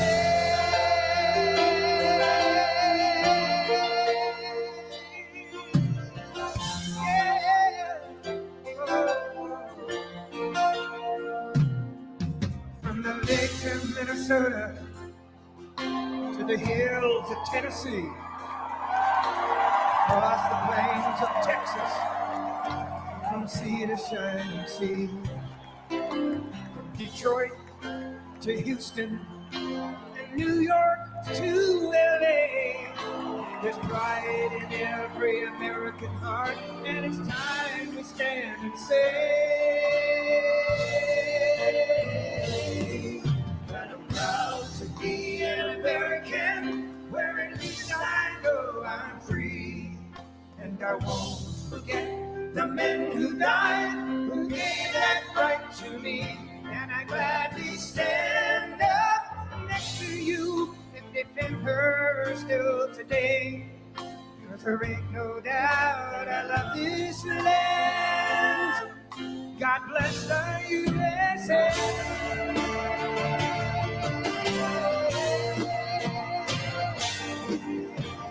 And I'm proud to be an American, where at least I know I'm free. And I won't forget the men who died, who gave that right to me. And I gladly stand up next to you and defend her still today. But there ain't no doubt I love this land. God bless the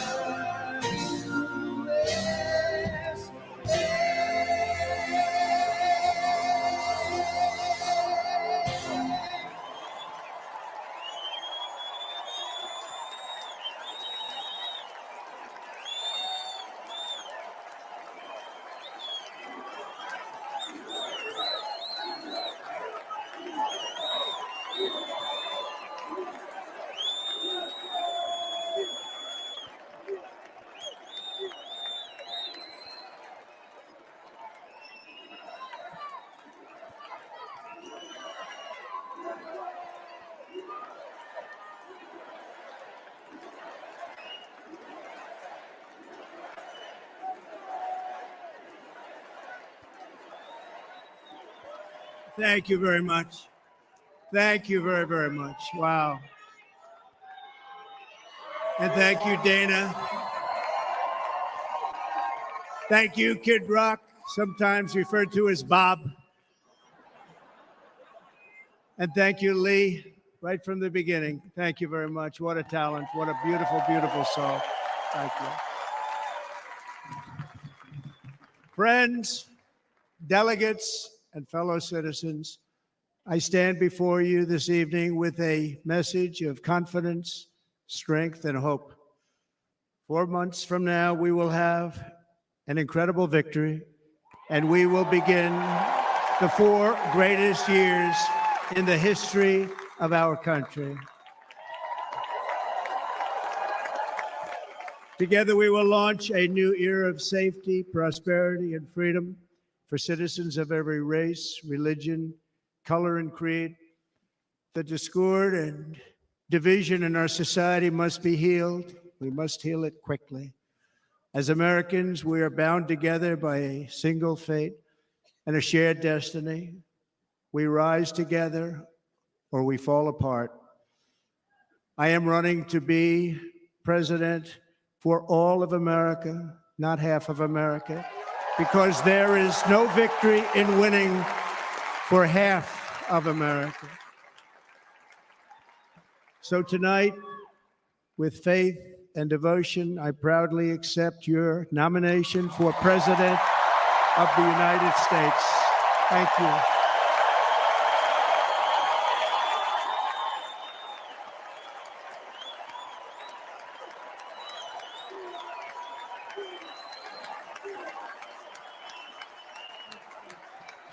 Thank you.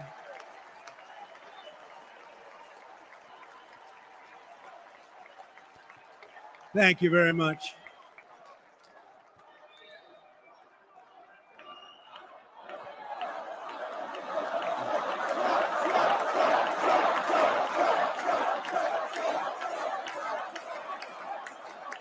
Thank you very much.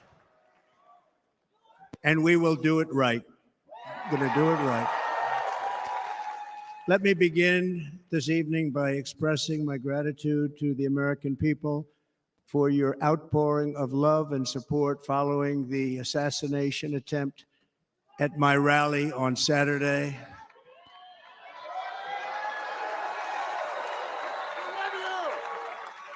As you already know, the assassin's bullet came within a quarter of an inch of taking my life.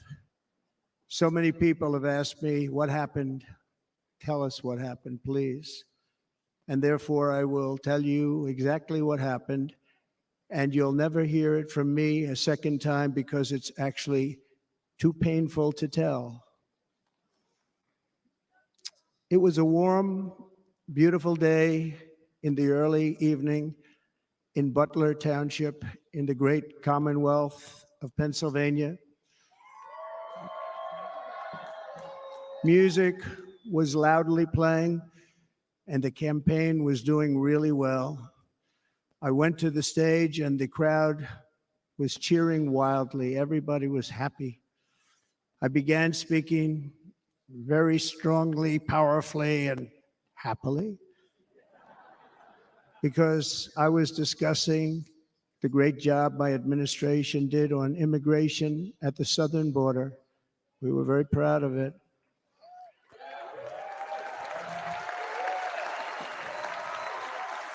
Behind me and to the right was a large screen that was displaying a chart of border crossings under my leadership. The numbers were absolutely amazing. In order to see the chart, I started to, like this, turn to my right and was ready to begin a little bit further turn, which I'm very lucky I didn't do, when I heard a loud whizzing sound and felt something hit me really, really hard on my right ear. I said to myself, wow, what was that? It can only be a bullet. And moved my right hand to my ear, brought it down. My hand was covered with blood, just absolutely blood all over the place. I immediately knew it was very serious, that we were under attack, and in one movement proceeded to drop to the ground. Bullets were continuing to fly. as very brave Secret Service agents rushed to the stage, and they really did. They rushed to the stage.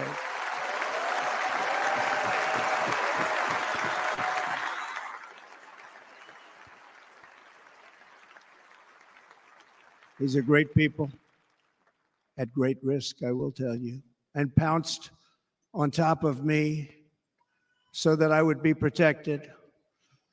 There was blood pouring everywhere, and yet, in a certain way, I felt very safe because I had God on my side. I felt that.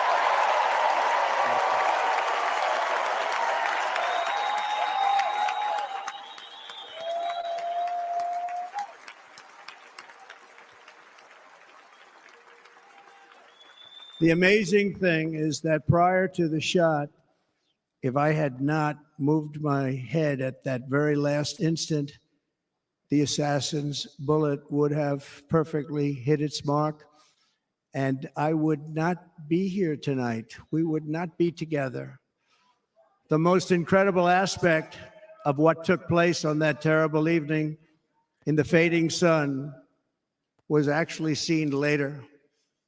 In almost all cases, as you probably know, and when even a single bullet is fired, just a single bullet, and we had many bullets that were being fired, crowds run for the exits or stampede, but not in this case. It's very unusual.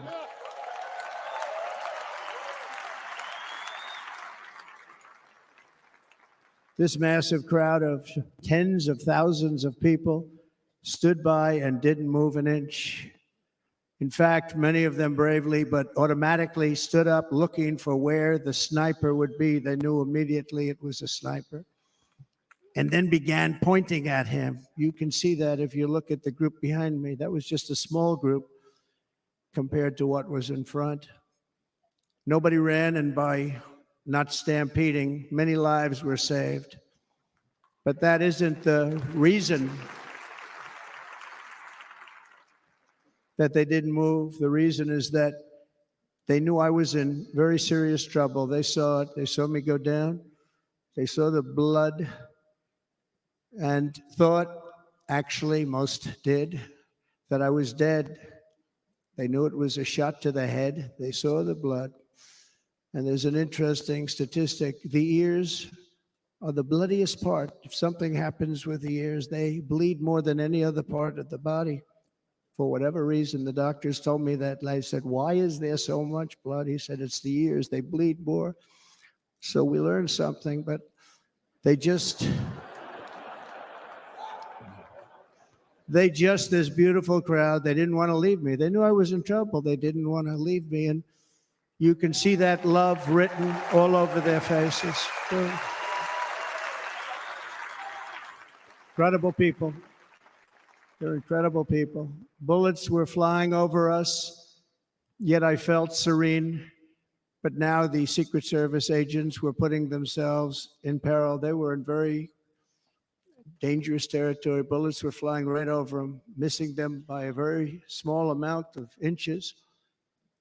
And then it all stopped. Our Secret Service sniper, from a much greater distance and with only one bullet used, took the assassin's life, took him out.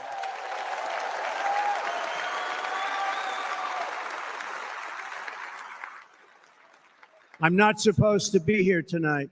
Not supposed to be here. Yeah.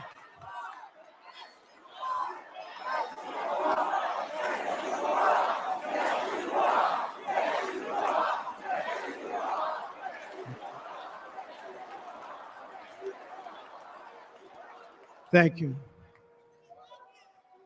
But I'm not. And I'll tell you, I stand before you in this arena only by the grace of Almighty God.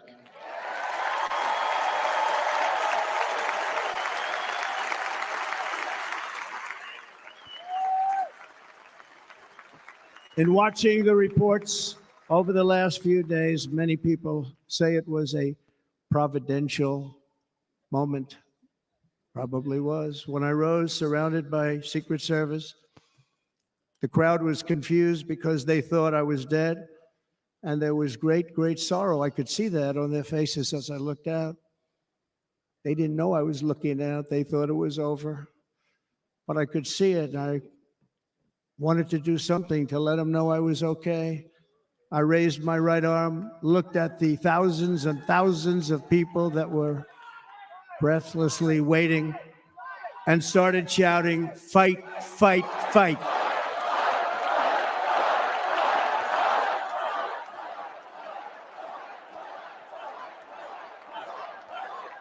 Thank you.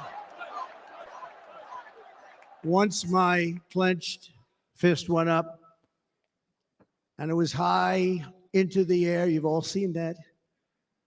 The crowd realized I was okay and roared with pride for our country like no crowd I have ever heard before. Never heard anything like it. For the rest of my life, I will be grateful for the love shown by that giant audience of patriots that stood bravely on that fateful evening in Pennsylvania. Tragically, the shooter claimed the life of one of our fellow Americans, Corey Comparator. Unbelievable person, everybody tells me. Unbelievable. And seriously wounded. Two other great warriors, spoke to them today. David Dutch and James Copenhaver. Two great people. I also spoke to all three families of these tremendous people. Our love and prayers are with them and always will be. We're never going to forget them. They came for a great rally. They were serious Trumpsters, I want to tell you. They were serious Trumpsters and still are. But Corey, unfortunately, we have to use the past tense. He was incredible. He was a highly respected former fire chief, respected by everybody. Was accompanied by his wife, Helen, incredible woman. I spoke to her today, devastated, and two precious daughters.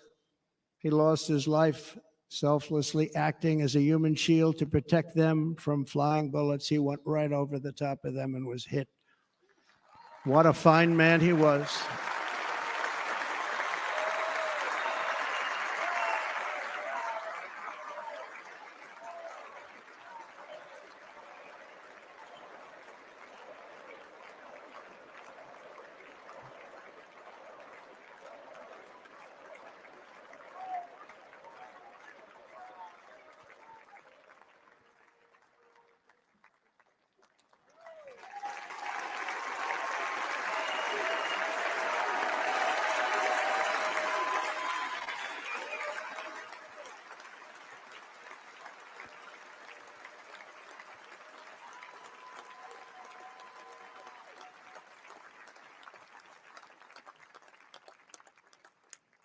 I want to thank the fire department and the family for sending his helmet, his outfit, and it was just something, and they're going to do something very special when they get it. But we did something which cannot match what happened, not even close.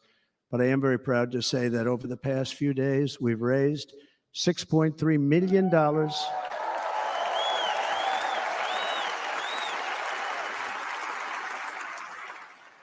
for the families of David, James, and Corey, including from a friend of mine just called up. He sent me a check right here. I just got it. $1 million from Dan Newland. Thank you, Dan. And again, when speaking to the family, I told them, I said, well, I'm going to be sending you a lot of money, but it can't compensate. They all said the same thing. You're right, sir. We appreciate so much what you're doing, but nothing can take the place in the case of Corey. And the other two, by the way, they were very, very seriously injured, but now they're doing very well. They're going to be okay. They're going to be doing very well.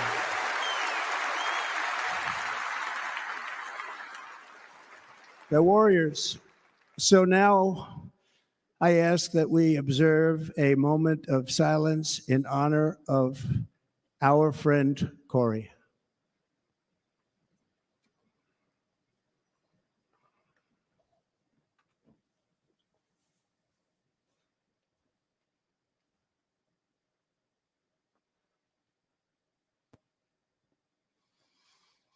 There is no greater love than to lay down one's life for others.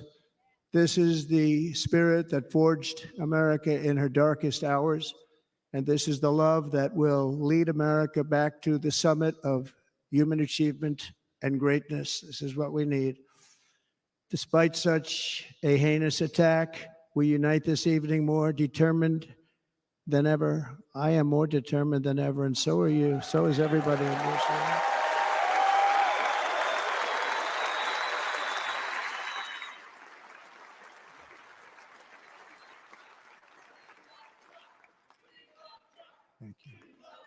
Thank you very much.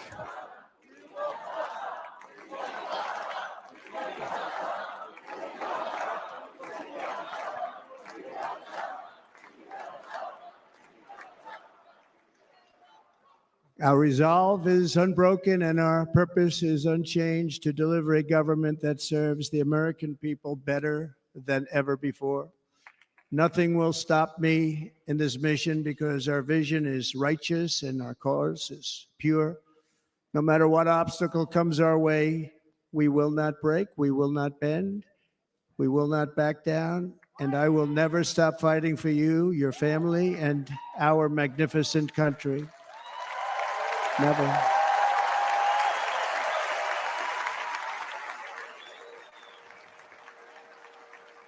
And everything I have to give with all of the energy and fight in my heart and soul, I pledge to our nation tonight. Thank you very much. I pledge that to our nation. We're going to turn our nation around, and we're going to do it very quickly. Thank you.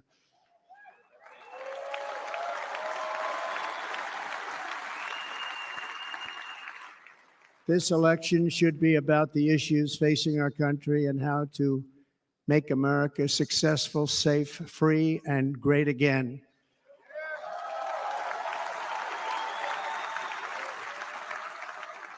In an age when our politics too often divide us, now is the time to remember that we are all fellow citizens. We are one nation under God, indivisible, with liberty and justice for all.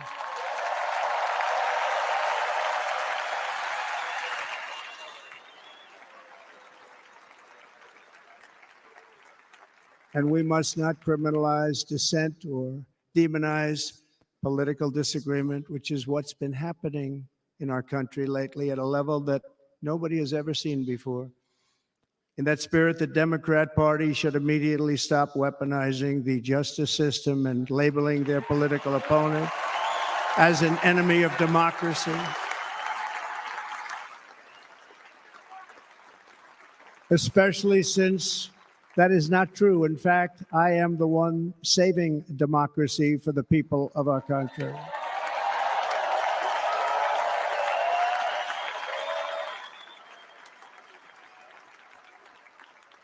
And very big news, as you probably just read, on Monday, a major ruling was handed down from a highly respected federal judge in Florida, Eileen Cannon, finding that the prosecutor and the fake documents case against me were totally unconstitutional, and the entire case was thrown out of court. With all of that publicity, thrown out of court. If Democrats want to unify our country, they should drop these partisan witch hunts, which I have been going through for approximately 8 years. And they should do that without delay and allow an election to proceed that is worthy of our people. We're going to win it anyway, but worthy of our people. On this journey, I am deeply honored to be joined by my amazing wife, Melania.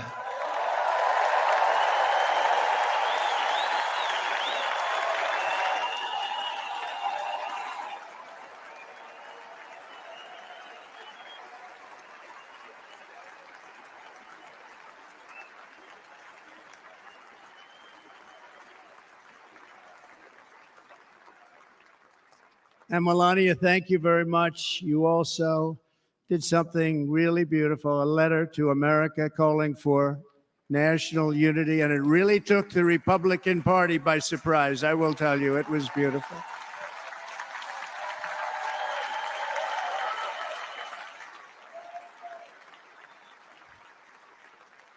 In fact, some very serious people said that we should take that letter and put it as part of the Republican platform. That would be an honor, wouldn't it? Right, Mr. Congressman?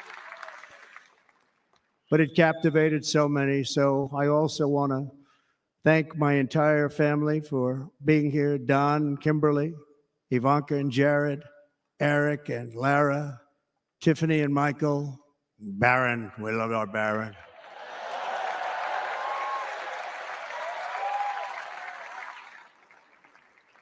And of course, my 10 wonderful grandchildren. You saw a few of them up there on my lap before.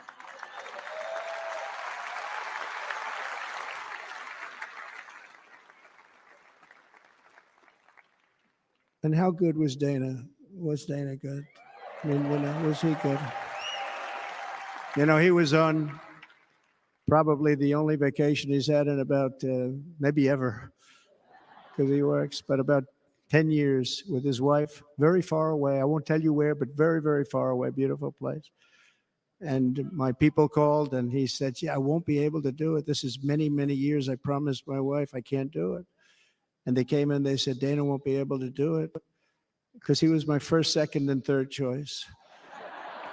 I said, well, that's too bad, but I understand he's away and it's good. It's good for him. And that was it. About 30 minutes later, she came back in, sir, Dana just called. He's going to do it.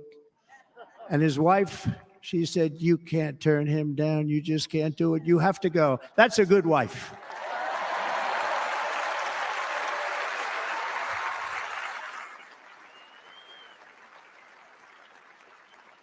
So he got on a plane. He got here a little while ago. Now he's going to get on the plane in a little while and he's going to go back home to his wife. But they're great. And I just want to thank her and him and their whole family because that's not easy. And Kid Rock, same thing. Called, he said, I want to be a part of it. I want to be a part because, Kid does his great song, Big, Big Monster song. I had no idea. He became a friend of mine over the last 10 years.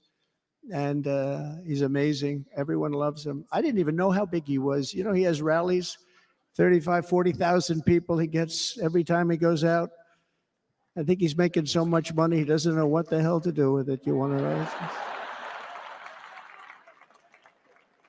And then we have my other friend, and I've known him so long, and we took that song, and it was a big success, but we made that. I saw a chart of great songs to America. That was #1 on the chart recently, #1. So that's Lee Greenwood, a very special, beautiful person. He's a beautiful man. But they all wanted to be here. They called. And how about the Hulkster? How good was he? Is he up? Where is he? Boy, oh boy.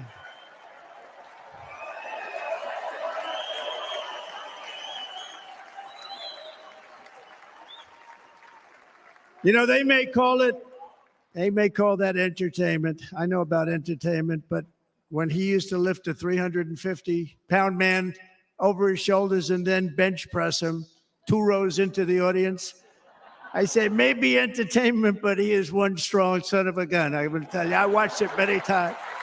There aren't a lot of entertainers that can do that, right? You were fantastic. Thank you very much.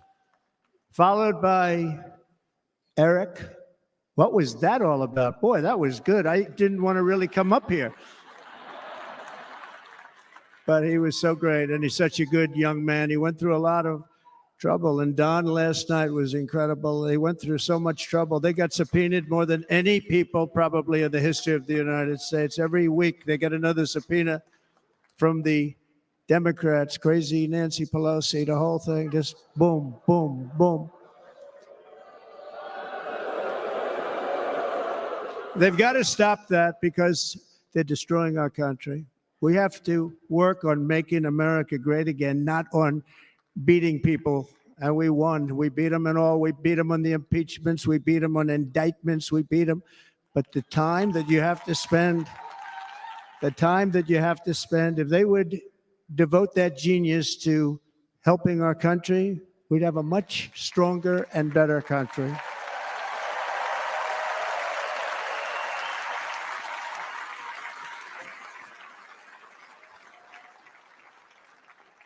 And Jason, the biggest star in country music. Jason, thank you for being here. Jason, thank you very much. Jason Aldean, he's good. I like his wife even better, by the way. She's here. Thank you, Jason. But I'm thrilled to have a new friend and partner fighting by my side. The next Vice President of the United States, the current Senator from Ohio, J.D. Vance, and his incredible wife, Usha.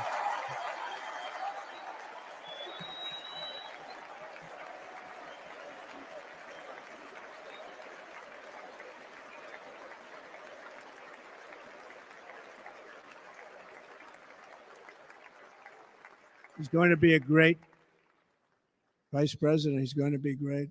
He'll be with this country and with this movement, greatest movement in the history of our country, Make America Great Again.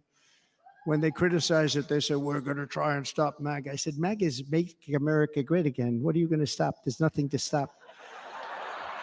Then they say, oh, that's right. It's very tough to fight it. And all of the people that did try and fight it have failed. But he's going to be with us for a long time, and it was an honor to select him. Great, great student at Yale. His wife was a great student at Yale. They met at Yale. These are two smart people. So, J.D., you're going to be doing this for a long time. Enjoy the ride.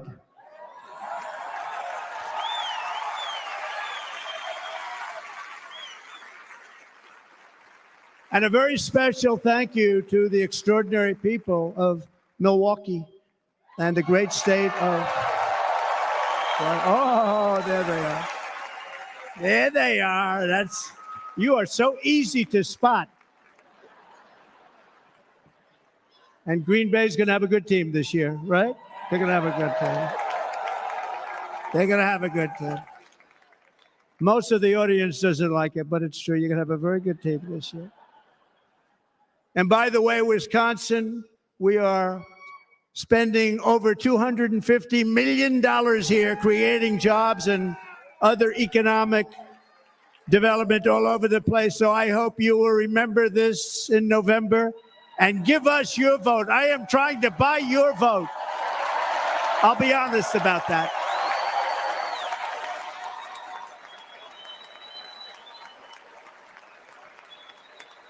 And I promise we will make Wisconsin great again. We're going to make it. Thank you, Mr. Governor. Thank you very much. Thank you. I'm here tonight to lay out a vision for the whole nation. To every citizen, whether you're a young or old man or woman, Democrat, Republican, or independent, black or white, Asian or Hispanic, I extend to you a hand of loyalty and of friendship.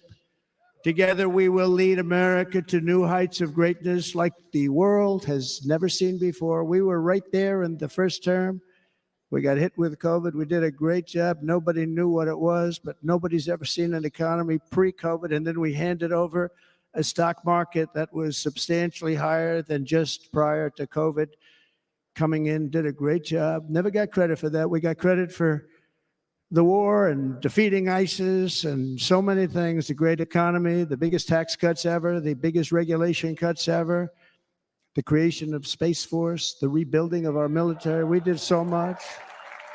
We did so much. Right to try. Right to try is a big deal. We got right to try. They were trying to get that for 52 years. Somebody's terminally ill.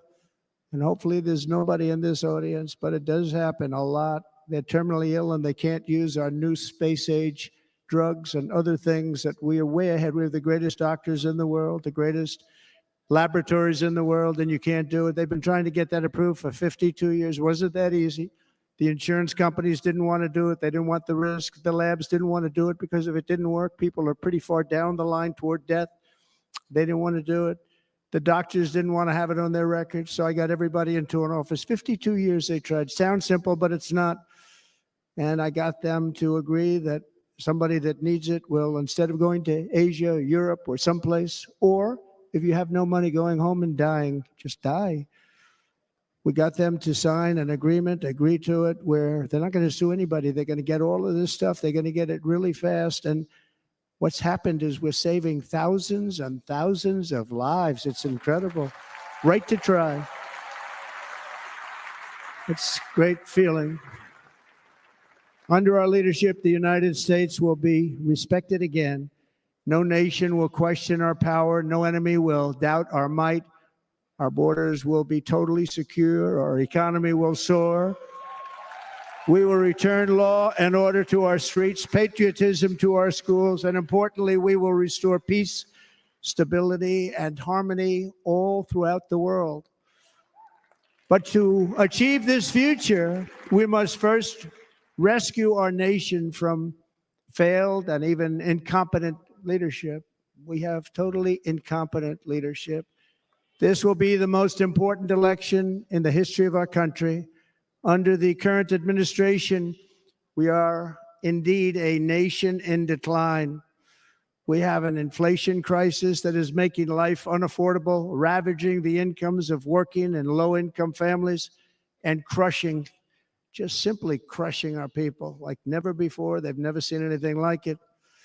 We also have an illegal immigration crisis, and it's taking place right now as we sit here in this beautiful arena. It's a massive invasion at our southern border that has spread misery, crime, poverty, disease, and destruction to communities all across our land. Nobody's ever seen anything like it. Then there's an international crisis, the likes of which the world has seldom been part of. Nobody can believe what's happening. War is now raging in Europe and the Middle East. A growing specter of conflict hangs over Taiwan, Korea, the Philippines, and all of Asia. And our planet is teetering on the edge of World War III. And this will be a war like no other war because of weaponry. The weapons are no longer army tanks going back and forth shooting at each other. These weapons are obliteration. It's time for a change. This administration can't come close to solving the problems. We're dealing with very tough, very fierce people. They're fierce people. And we don't have fierce people. We have people that are a lot less than fierce, except when it comes to cheating on elections and a couple of other things. Then they're fierce. Then they're fierce. So tonight, I make this pledge to the great people of America. I will end the devastating inflation crisis immediately, bring down interest rates, and lower the cost of energy. We will drill, baby, drill.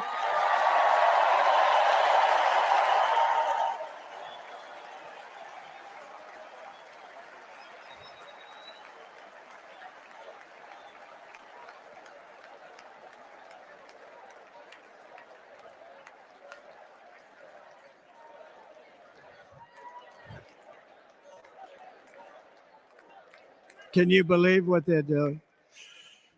But by doing that, we will lead a large-scale decline in prices. Prices will start to come down. Energy raised it. They took our energy policies and destroyed them. Then they immediately went back to them, but by that time, so much was lost.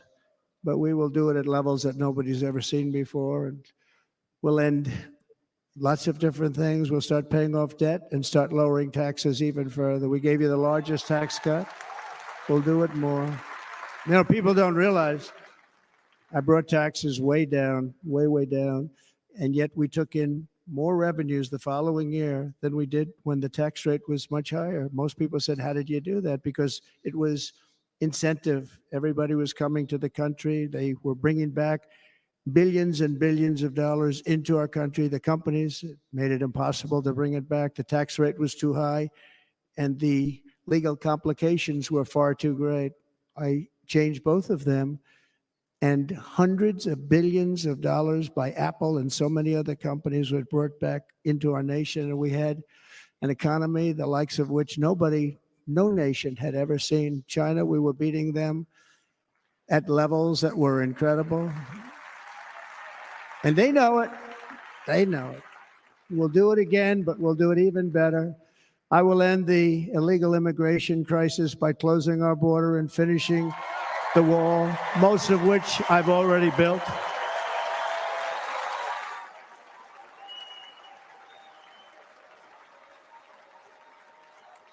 On the wall, we were dealing with a very difficult Congress. And I said, oh, that's okay. We won't go to Congress. I call it an invasion. We gave our military almost $800 billion. I said, I'm going to take a little of that money because this is an invasion. And we built, most of the wall is already built.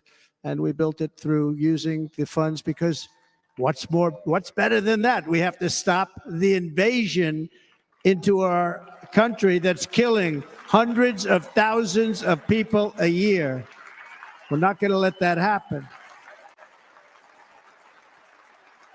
I will end every single international crisis that the current administration has created, including the horrible war with Russia and Ukraine, which would have never happened if I was president, and the war caused by the attack on Israel, which would have never happened if I was president. Iran was broke. Iran had no money. Now Iran has $250 billion.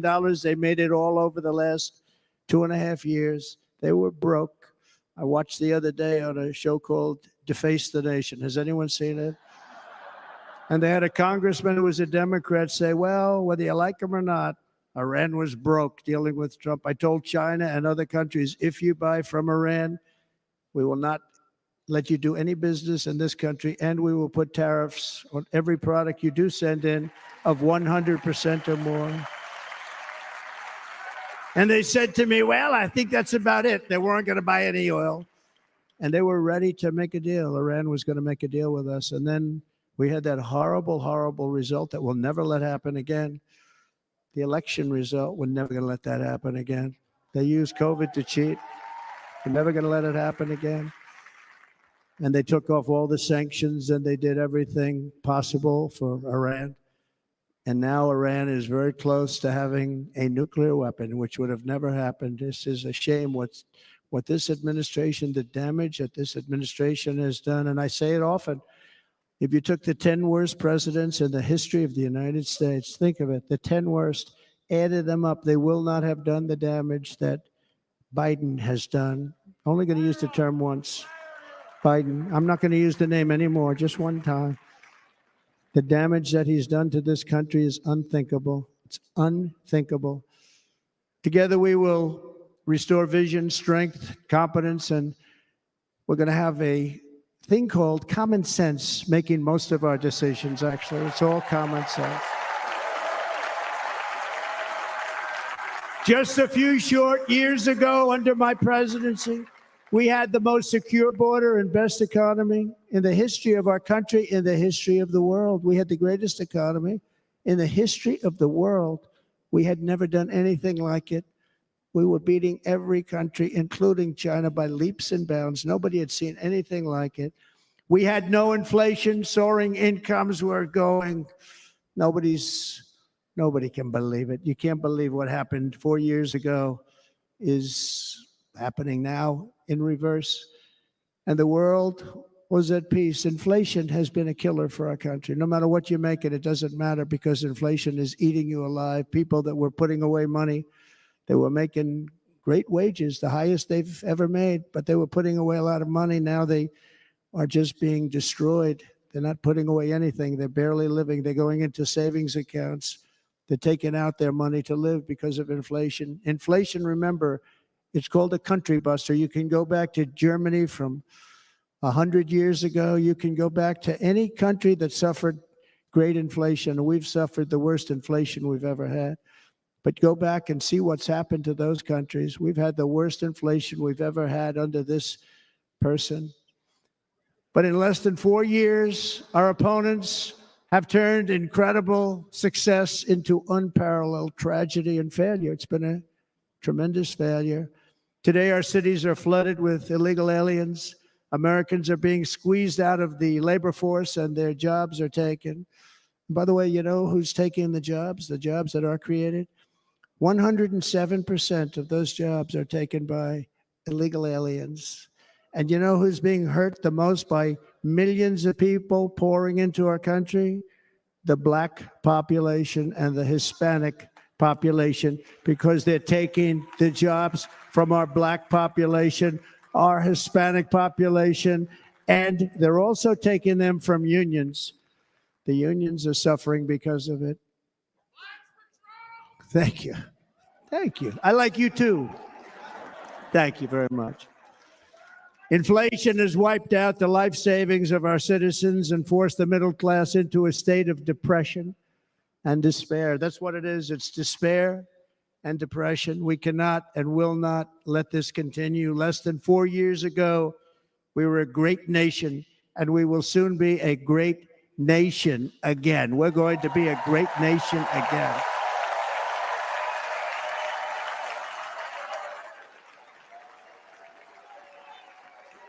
Thank you. With proper leadership, every disaster we are now enduring will be fixed, and it will be fixed very, very quickly. So tonight, whether you've supported me in the past or not, I hope you will support me in the future, because I will bring back the American dream. That's what we're going to do. You don't even hear about the American dream anymore. With great humility, I am asking you to be excited about the future of our country. Be excited. Be excited.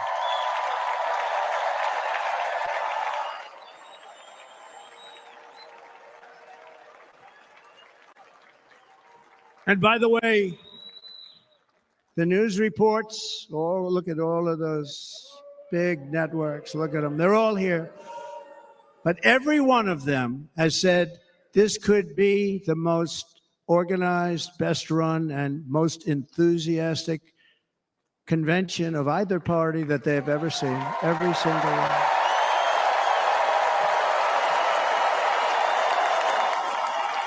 And it's true. It's true. And there's love in the room. There's great love in the room.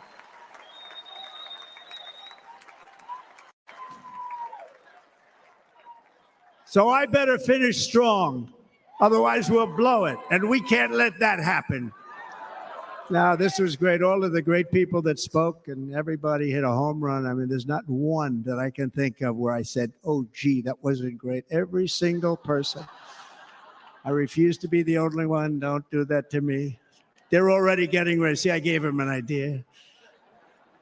Now, this was a great convention. This was, I think we're actually going to go home and miss it. You know, usually with a first of all, look at these crowds. You'd never have this at a convention. Look at these crowds.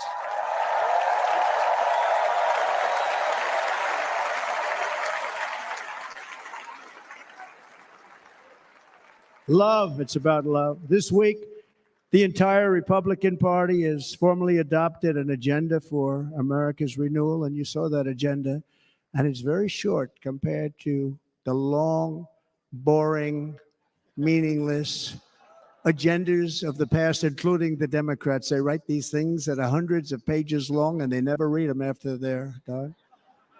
In their case, fortunately, they don't read them because they're pretty bad. It's a series of bold promises that we will swiftly implement when you give us a Republican House. And Mr. Speaker, thank you very much. We have our great Speaker of the House with us tonight. Mr. Speaker, thank you very much. Thank you. A Republican Senate, we have many senators here. And send me back to our beautiful White House just a few short months from now. We're talking about just months. It can't come fast enough. We have to get it done. First, we must get economic relief to our citizens. Starting on day one, we will drive down prices and make America affordable again. We have to make it affordable. It's not affordable. People can't live like this.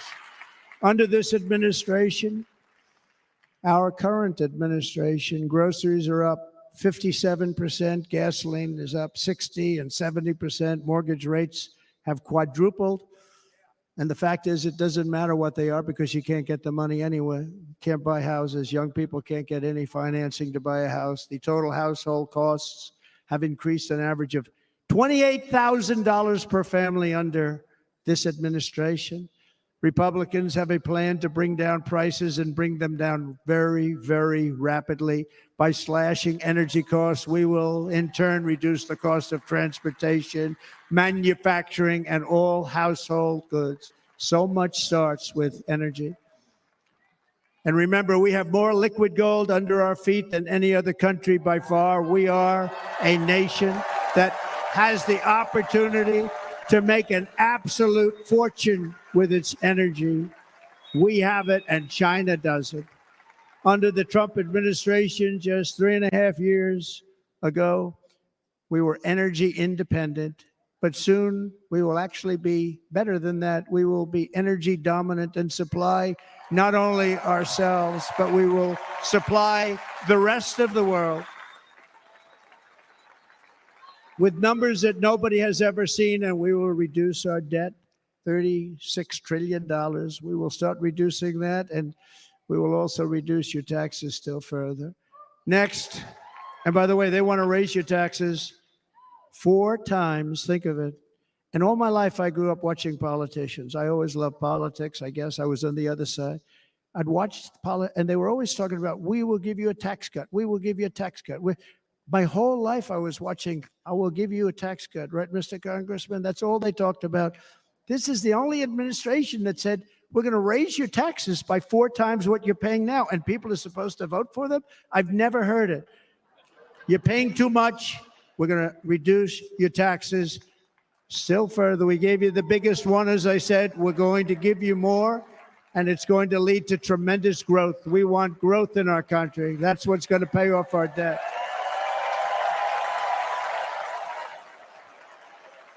And next, we will end the ridiculous and actually incredible waste of taxpayer dollars that is fueling the inflation crisis. They've spent trillions of dollars on things having to do with the Green New Scam. It's a scam. And that's caused tremendous inflationary pressures in addition to the cost of energy. And all of the trillions of dollars that are sitting there not yet spent, we will redirect that money for important projects like roads, bridges, dams, and we will not allow it to be spent on meaningless green new scam ideas.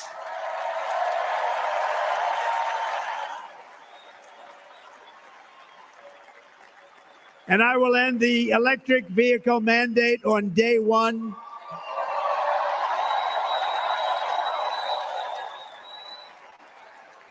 Thereby saving the U.S. auto industry from complete obliteration, which is happening right now, and saving U.S. customers thousands and thousands of dollars per car.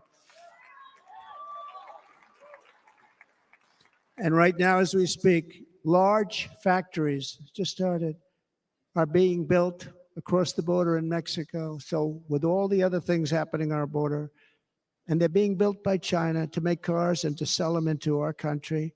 No tax, no anything.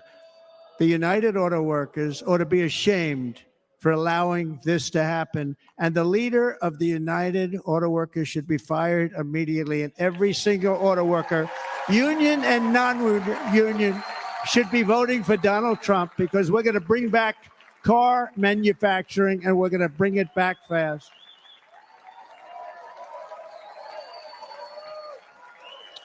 They're building some of the largest auto plants anywhere in the world. Think of it, in the world. We're going to bring it back. We're going to make them. We don't mind that happening, but those plants are going to be built in the United States, and our people are going to man those plants.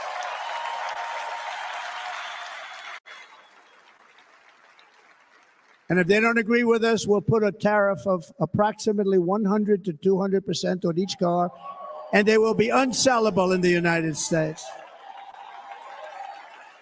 We have long been taken advantage of by other countries. And think of it, oftentimes these other countries are considered so-called allies. They've taken advantage of us for years. We lose jobs, we lose revenue, and they gain everything and wipe out our businesses, wipe out our people. I stopped it for 4 years. I stopped it. And we're really ready to make changes like nobody had seen before. And remember, USMCA, I got rid of NAFTA, the worst trade deal ever made, and replaced it with USMCA, which is, they say, the best trade deal ever made. Actually, probably the best trade deal was the deal I made with China, where they buy $50 billion worth of our product. They were buying nothing. They buy $50 billion worth. They had to. But I don't even talk about it because of COVID. I don't even mention it, frankly, because of what happened with the China virus.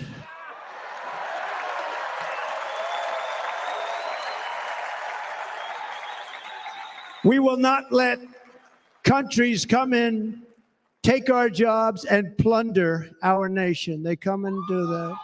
They plunder our nation. The way they will sell their product in America is to build it in America. Very simple. Build it in America and only in America.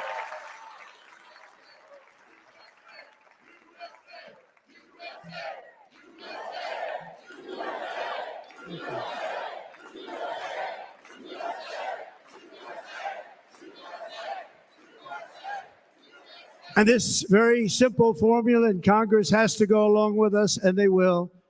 This very simple formula will create massive numbers of jobs. We will take over the auto industry again, and many, many hundreds of thousands of jobs. We lost so many jobs over the years.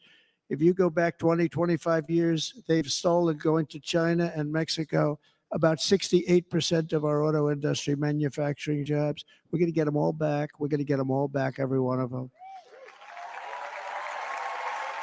At the center of our plan for economic relief are massive tax cuts for workers that include something else that's turned out to be very popular, actually.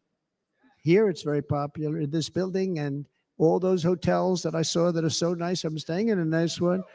It's called no tax on tips. No tax on tips. No tax on tips.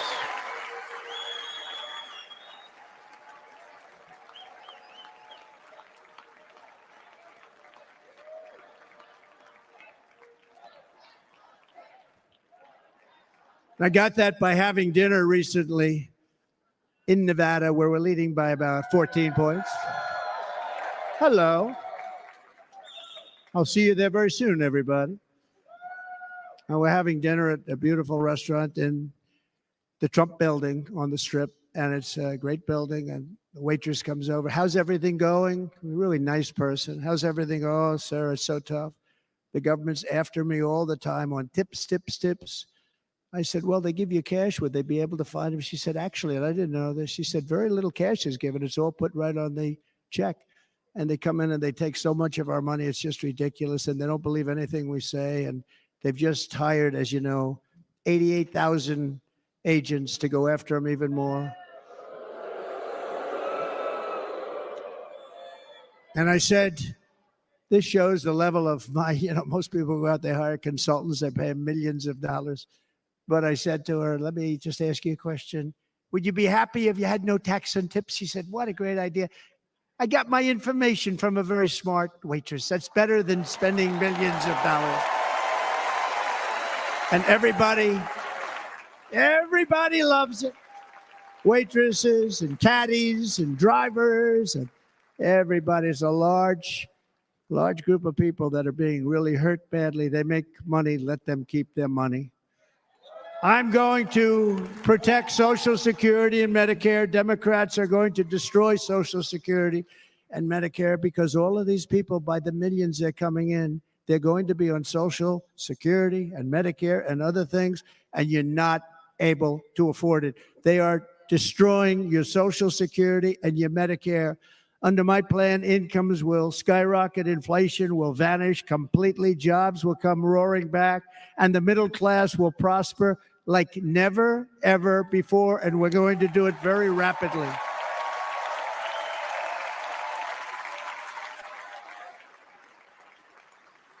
But no hope or dream we have for America can succeed unless we stop the illegal immigrant invasion, the worst that's ever been seen anywhere in the world. There's never been an invasion like this anywhere. Third world countries would fight with sticks and stones not to let this happen.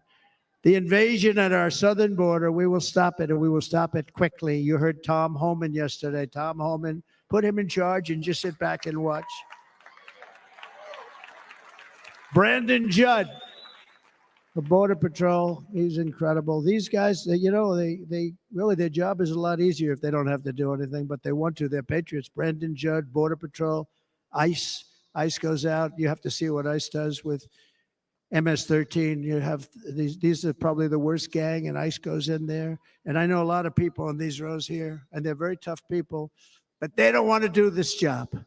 They'll go into a pack of MS-13 killers. They're the worst, probably the worst gangs in the world.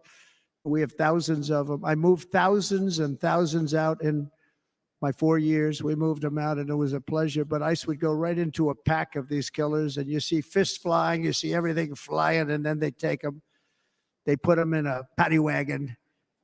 They take them back, and they get them out of our country. And the other countries weren't accepting them back. And I called up and I said, tell them that we're not giving them economic aid anymore. And the next day I got calls from all of these countries that were terminated. Billions of dollars we spend on economic aid to countries that does us, frankly, no good. And the next day I was called by everybody. I couldn't take all the calls. Sir, what's the problem? I said, you won't take your killers back that you sent in caravans into America. You won't take them back. Well, sir, if you'd like us to, we would give very serious consideration to doing that. And within 24 hours, they were being taken back. For years and years, when I first came in, they said President Obama tried to get him to go back, and they wouldn't accept him. They'd put planes on the runway so you couldn't leave the plane. They'd close the road so you couldn't take the buses. They'd all have to turn back. As soon as I said no more economic aid of any kind to any country that does that, they called back and they said, sir, it would be our great honor to take MS-13. We love them very much. We love them very much, sir. We'll take them back. At the heart of the Republican platform is our pledge to end this border nightmare and fully restore the sacred and sovereign borders of the United States of America. And we're going to do that on day one.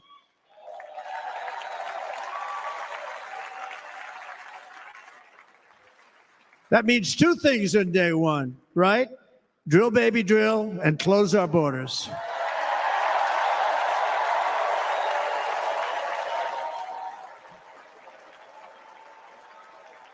And by the way, and I think everybody as a Republican, as a patriot in this room, and most Democrats, we want people to come into our country, but they have to come into our country legally. Legally. Less than 4 years ago, I handed this administration the strongest border in American history. But you can see on the chart that saved my life, that was the chart that saved my life. I said, look it, I'm so proud of it. I think it's one of the greatest. It was done by the Border Patrol, one of the greatest charts I've ever seen. It showed everything just like that. You know the chart. Oh, there it is. That's pretty good. Wow. Last time I put up that chart, I never really got to look at it. But without that chart, I would not be here today.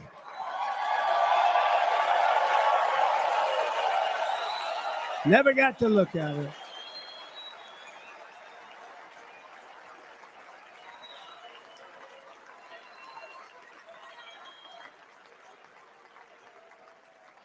I said, you got to see this chart. I was so proud of it. And by the time I got to there, I never got to see it that day. But I'm seeing it now, and I was very proud. And if you look at the arrow in the bottom, that's the lowest level, the one on the bottom, heavy red arrow. That's the lowest level of illegal immigrants ever to come into our country in recorded history, right there. Right there. And that was my last week in office. And then you see what happened after I left. Look at the rest. And if you go out a little bit further, it's getting to be a little bit old, but I love it anyway, right? but you can go much higher with those numbers. Look what happened right after that. The invasion began. We had the opposite. We stopped the invasion, but the invasion that we stopped was peanuts by comparison to what happened after I left. Look at what happened after I left. They took over our country. We ended all catch and release. We shut down asylum fraud. We stopped human trafficking and forged historic agreements to keep illegal aliens on foreign soil. We want them to stay on their soil. Under the Trump administration, if you came in illegally, you were apprehended immediately and you were deported. You went right back. The current administration terminated every single one of those great Trump policies that I put in place to seal the border. I wanted a seal border. Again, come in, but come in legally. You know how unfair it is? So many people, hundreds of thousands of people, have been working for years to come into our country. And now they see these people pour into our country at levels that are unprecedented. It's so unfair. And we're not going to do it. We're not going to stand for it. They suspended wall construction, ended remain in Mexico. We had a policy, remain in Mexico. You think that was easy to get from the Mexican government? But I said, you must give it to us. If you don't give it to us, there will be repercussions. And they gave it to us, but not easy. Canceled our Safe Third agreements, demolished Title 42, implemented nationwide catch and release. That's catch and release, where we catch them and release them into our country. We catch them and release them into Mexico. There's a slight difference. And took 93, this is the previous administration, 93 executive actions to throw open our border to the world. The entire world is pouring into our country because of this very foolish administration. The greatest invasion in history is taking place right here in our country.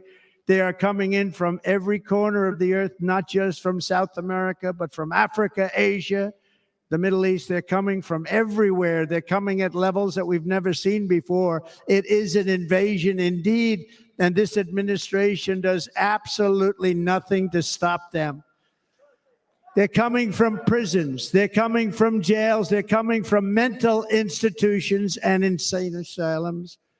The press is always on me because I say this. Has anyone seen Silence of the Lambs? The late, great Hannibal Lecter. He'd love to have you for dinner. That's insane asylums. They're emptying out their insane asylums. And terrorists are coming in at numbers that we've never seen before. Bad things are going to happen. Meanwhile, our crime rate is going up, while crime statistics all over the world are going down, because they're taking their criminals and they're putting them into our country. A certain country, and I happen to like the president of that country very much, but he's been getting great publicity because he's a wonderful shepherd of the country. He says how well the country's doing because their crime rate is down. And he said he's training all of these rough people. They're rough. He's training them. And I've been reading about this for 2 years. I think, oh, that's wonderful. Let's take a look at it. But then I realized he's not training them. He's sending all of his criminals, his drug dealers, his people that are in jails, he's sending them all to the United States. And he's different in that he doesn't say that. He's trying to convince everybody what a wonderful job he does in running the country. Well, he doesn't do a wonderful job. And by the way, if I ran one of the countries, many countries from all over, I would be worse than any of them. I would have had the place totally emptied out already.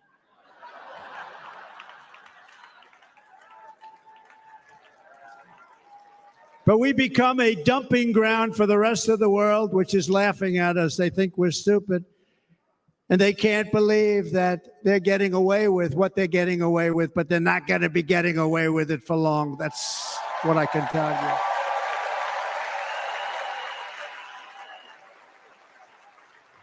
In Venezuela, Caracas, high crime. Caracas, Venezuela. Really a dangerous place, but not anymore. Because in Venezuela, crime is down 72%. In fact, if they would ever win this election, I hate to even say that, we will have our next Republican convention in Venezuela because it will be safe. Our cities will be so unsafe, we won't be able We will not be able to have it there. In El Salvador, murders are down by 70%. Why are they down? Now, he would have you convinced that because he's trained murderers to be wonderful people. No. They're down because they're sending their murderers to the United States of America. This is going to be very bad. And bad things are going to happen, and you're seeing it happen all the time. That's why, to keep our families safe, the Republican platform promises to launch the largest deportation operation in the history of our country. Even larger than that of President Dwight D. Eisenhower from many years ago. You know, he was a moderate, but he believed very strongly in borders. He had the largest deportation operation we've ever had. Just recently, I spoke to the grieving mother of Jocelyn Nungary, a wonderful woman, a precious 12-year-old girl from Houston who last month was tied up, assaulted, and strangled to death after walking to the convenience store just a block away from her house. Her body was dumped near the side of the road in a shallow creek, found by some onlookers who couldn't believe what they had witnessed.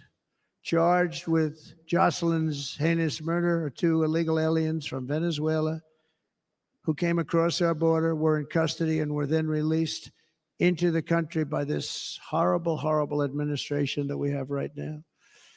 I also met recently with the heartbroken mother and sister of Rachel Morin.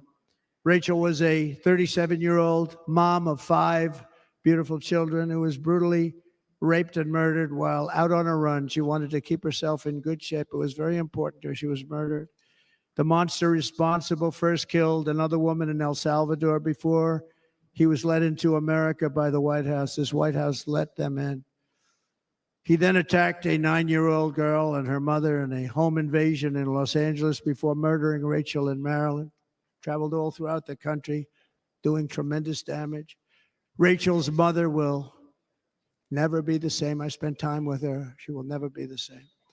I've also met with the wonderful family of Laken Riley, the brilliant 22-year-old nursing student. She was so proud of being first in her class, who was out for a jog on the campus of the University of Georgia when she was assaulted, beaten, and horrifically killed. Yet another American life was stolen by a criminal alien set free by this administration. And these were incredible people we're talking about. These were incredible people who died. Tonight, America, this is my vow. I will not let these killers and criminals into our country.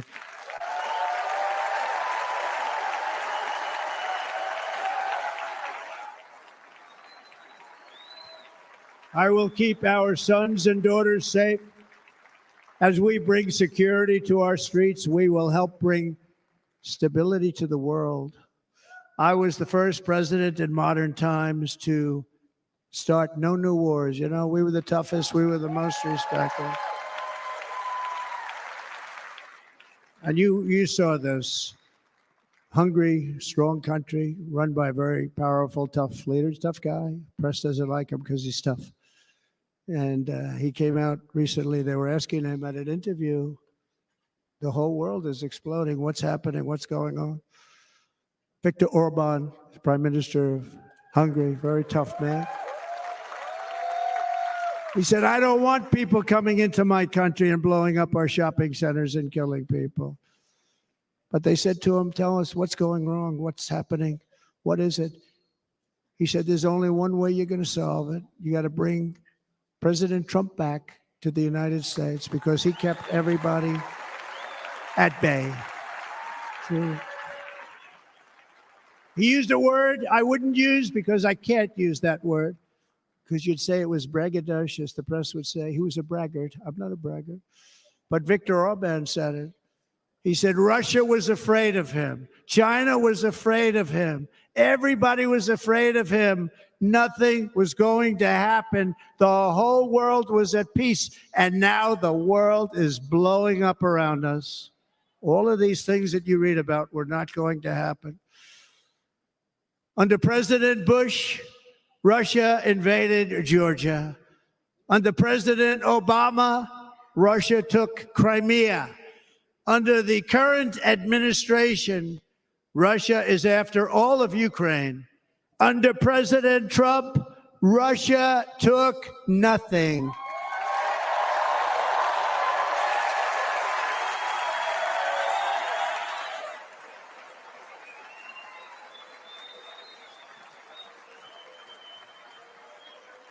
We defeated 100% of ISIS in Syria and Iraq, something that was said to take 5 years, sir. It'll take 5 years, sir. We did it in a matter of a couple of months. We have a great military. Our military is not woke. It's just some of the fools on top that are woke.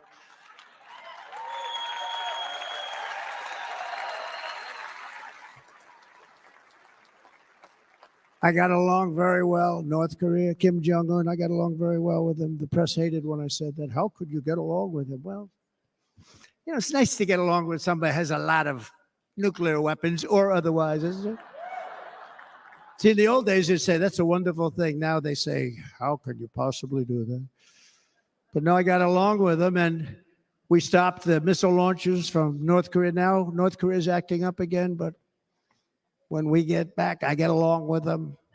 He'd like to see me back, too. I think he misses me, if you want to know the truth.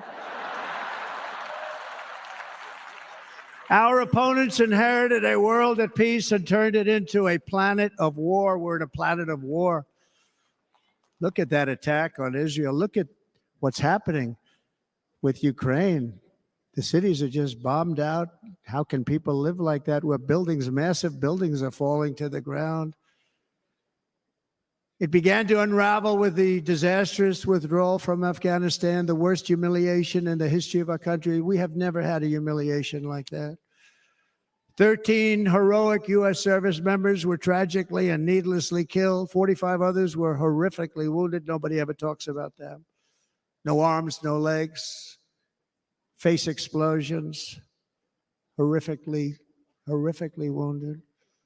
And by the way, we have a man in this room who's running for the U.S. Senate from a great state, Nevada, named Sam Brown, who paid the ultimate price. Thank you, Sam. Thank you, Sam. Thank you.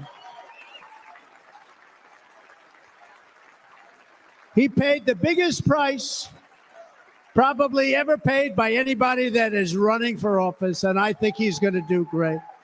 He's running against a person that is not good, not respected, a total lightweight. But Sam, I think, paid, really, we were talking about it with some of the senators that are working so hard for Sam, but he paid the biggest price of any senator ever to run for the Senate. I don't think anybody's ever what he did. He was a real hero, a really great person. And he's running, and I hope that everybody gets out and votes for Sam Brown.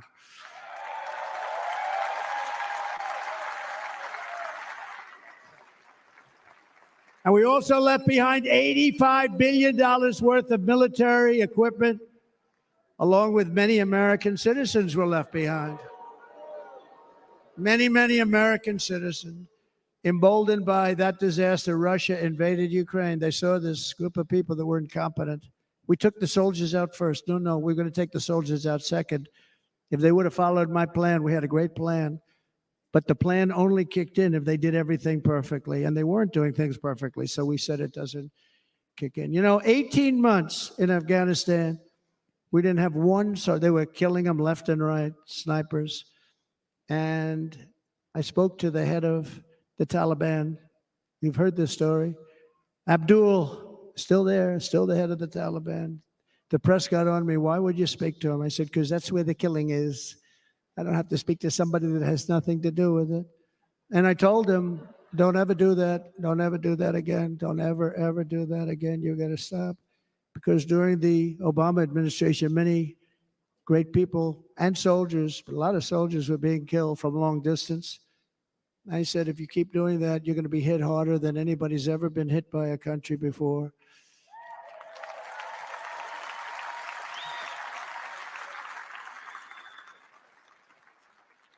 And he said, I understand, Your Excellency. He called me Your Excellency.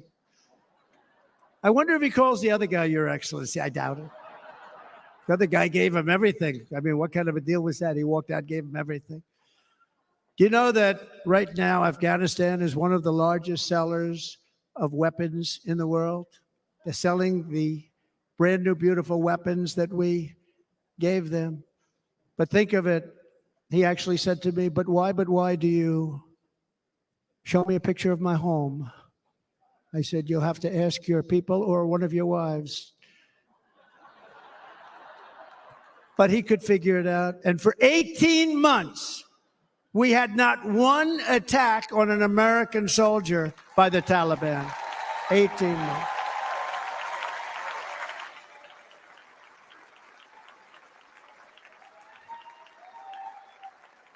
And then we had that horrible day where soldiers were killed. I was not there because of a ridiculous election. But we had that horrible attack. And they also gave up Bagram, one of the biggest bases anywhere in the world, air bases anywhere in the world, the longest runways, most powerful, hardened, thickened runways. We gave it up. And I liked it not because of Afghanistan. I liked it because of China. It's 1 hour away from where China makes their nuclear weapons. And you know who has it now? China has it now. We were keeping that. And now China is likewise circling Taiwan, and Russian warships and nuclear submarines are operating 60 miles off the coast in Cuba. Do you know that? No, the press refuses to write about it.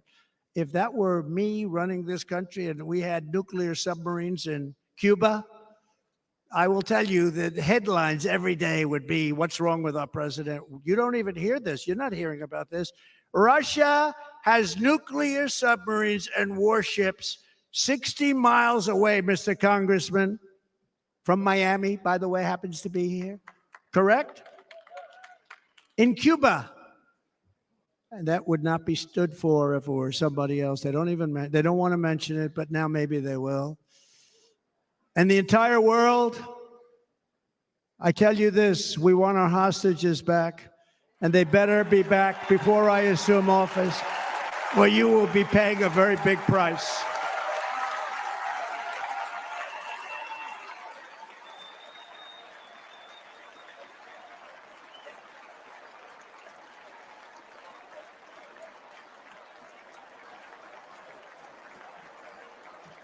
With our victory in November, the years of war, weakness, and chaos will be over. I don't have wars. I had no wars other than ISIS, which I defeated, but that was a war that was started. We had no wars. I could stop wars with a telephone call. I could stop wars with just a telephone call. If properly stated, it would never start. We will replenish our military and build an Iron Dome missile defense system to ensure that no enemy can strike our homeland. And this great Iron Dome will be built entirely in the USA. We're going to build it in the USA. And Wisconsin, just like I gave you that massive ship contract, and you're doing a very nice job, Governor, right? Thank you, Governor. And they're doing a great job. In fact, I had a little design change, and we gave them a tremendous for essentially what we used to call destroyers. These are now the most beautiful. They look like yachts. I said, we have to take the bow and we have to make it a little nicer and a little point at the top instead of a flat nose. And the people at the shipyard said, this guy sort of knows what he's doing. We have the most beautiful ships, right, Governor? And everybody's sitting over there. And it was a big contract that everybody wanted. I gave it to Wisconsin, but we're going to have a lot of that built right here in the state of Wisconsin and all other states. Israel has an Iron Dome. They have a missile defense system.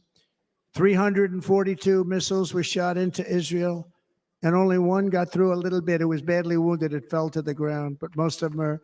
And Ronald Reagan wanted this many years ago, but we really didn't have the technology many years ago. Remember, they called it Starship, spaceship, anything to mock him. But he was a very good president, very, very good. But now we have unbelievable technology.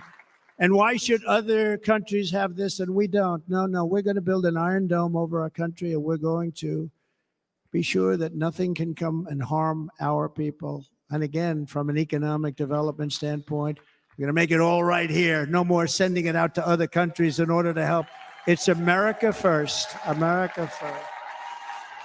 We will unleash the power of American innovation. And as we do, we will soon be on the verge of finding the cures to cancer, Alzheimer's disease, and many other diseases. We're going to get to the bottom of it. You remember this gentleman that I don't want to mention other than one time I had to, because when you say the 10 worst, I had to do it. I didn't want anybody to be confused. But this man said, we're going to find a cure to cancer. Nothing happened. We're going to get to the cure for cancer and Alzheimer's and so many other things. We're so close to doing something great. But we need a leader that will let it be done. We will not have men playing in women's sports. That will end immediately.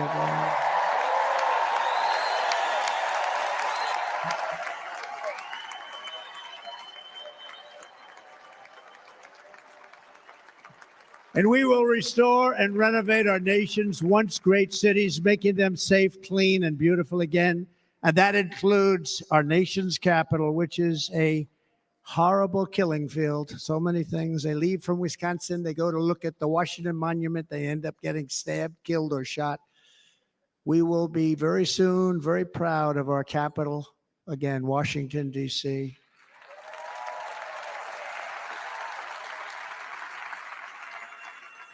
America is on the cusp of a new golden age, but we will have the courage to seize it. We're going to take it. We're going to make it a current. We're going to bring this into a golden age like never seen before. Remember this, China wants to do it. Japan wants to do it. All of these countries want to do it. We have to produce massive amounts of energy if we're going to produce the new. If you look at some of the things that have been done and some of the things that we're going to do, but AI needs literally twice the electricity that's available now in our country. Can you imagine?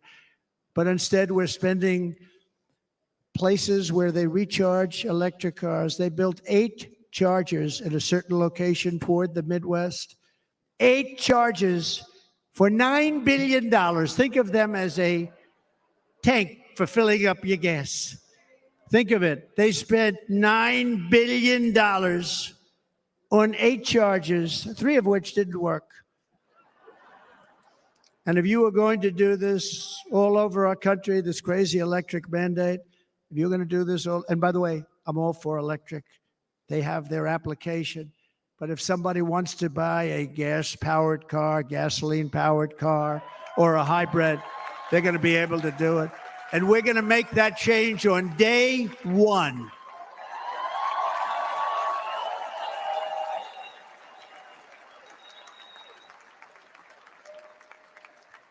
So to conclude, just a few short days ago, my journey with you nearly ended. We know that.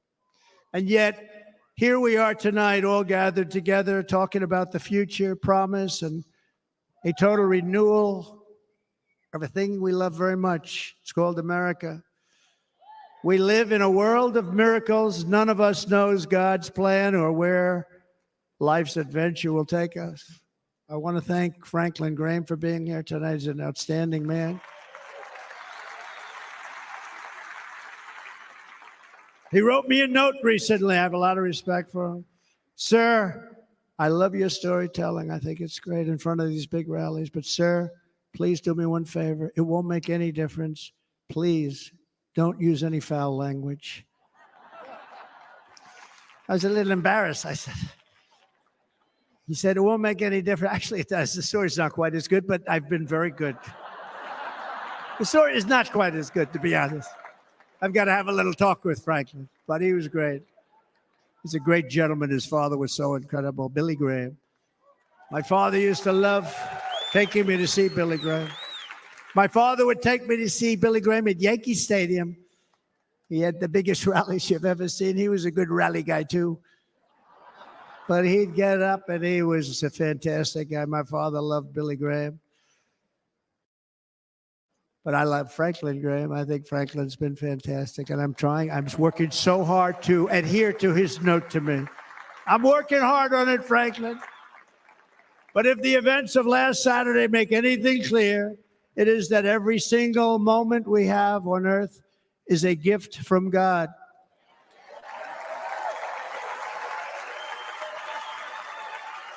We have to make the most of every day for the people and for the country that we love.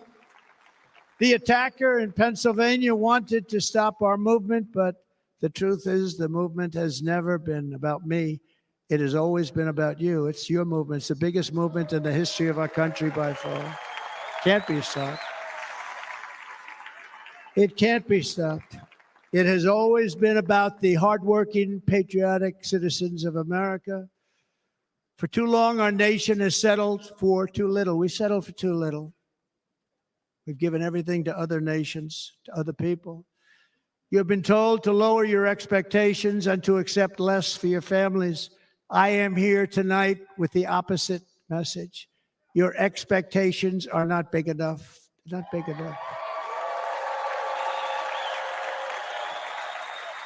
It is time to start expecting and demanding the best leadership in the world, leadership that is bold, dynamic, relentless, and fearless. We can do that.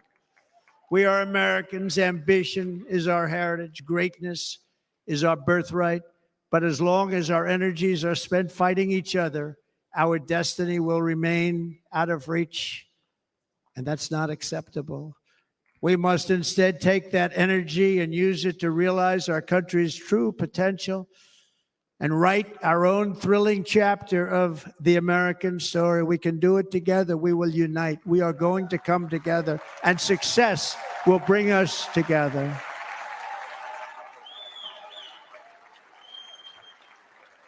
It is a story of love, sacrifice, and so many other things.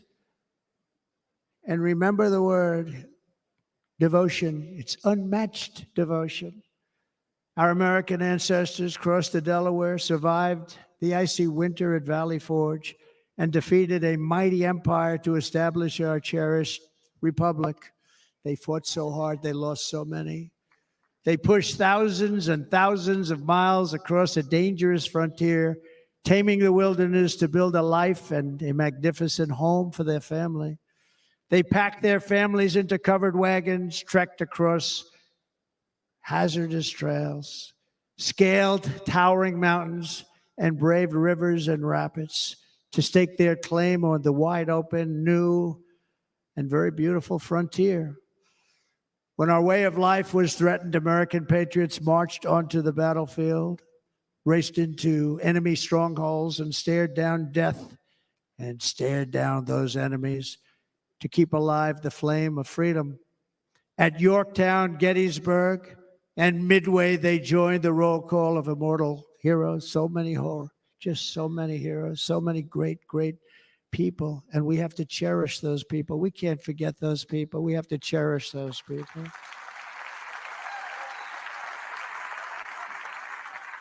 And building monuments to those great people is a good thing, not a bad thing. They saved our country. No challenge was too much. No hardship was too great. No enemy was too fierce. Together, these patriots soldiered on and endured, and they prevailed because they had faith in each other, faith in their country, and above all, they had faith in their God.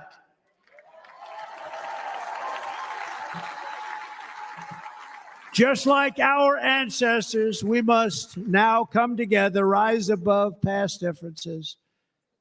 Any disagreements have to be put aside and go forward, united as one people, one nation, pledging allegiance to one great, beautiful, I think it's so beautiful, American flag.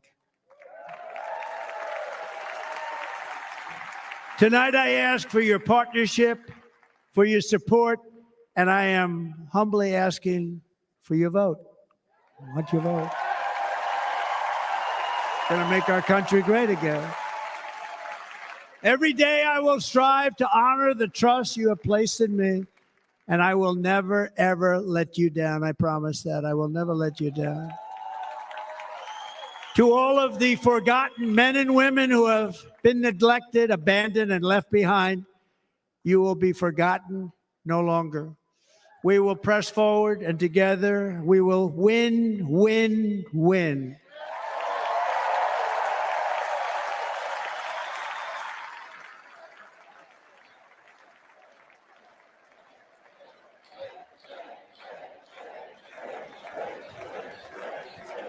Win, win, win, win, win, win. Nothing will sway us, nothing will slow us, and no one will ever stop us.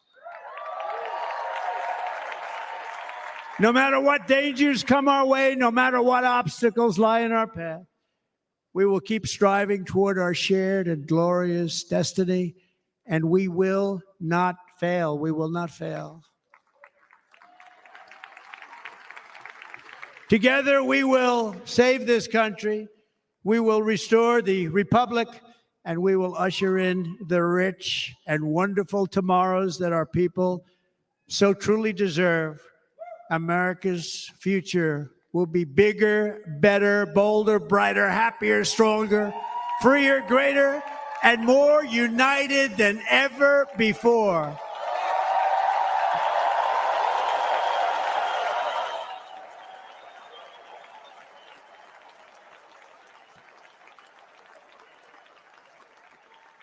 And quite simply put, we will very quickly make America great again. Thank you very much. Thank you very much, Wisconsin. God bless you. God bless you, Wisconsin, and God bless the United States of America, our great country. Thank you very much, everybody. Thank you.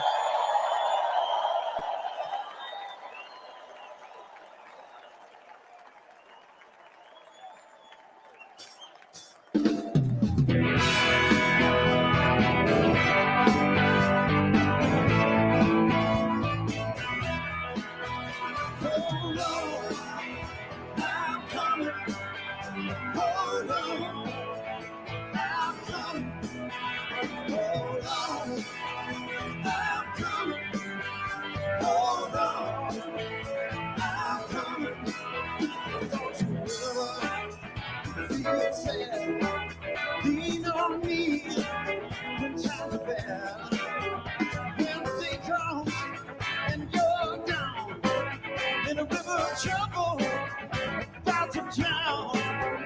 Oh, I'm coming. Oh, I'm coming. Oh, I'm coming. Hold on.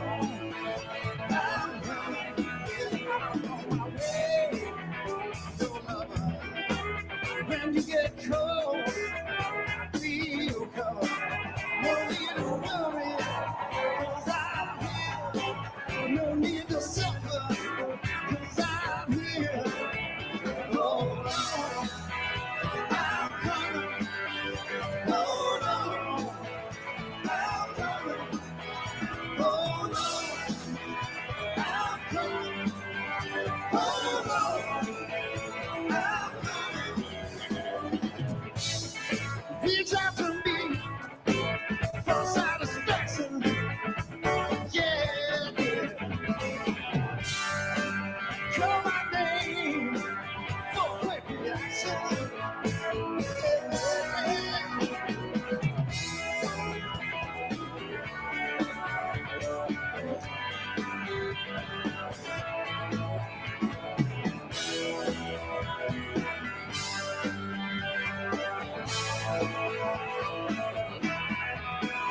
Hold on, I'm coming.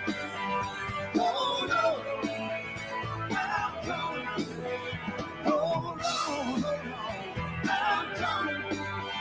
Hold on, I'm coming. Yeah, hold on, I'm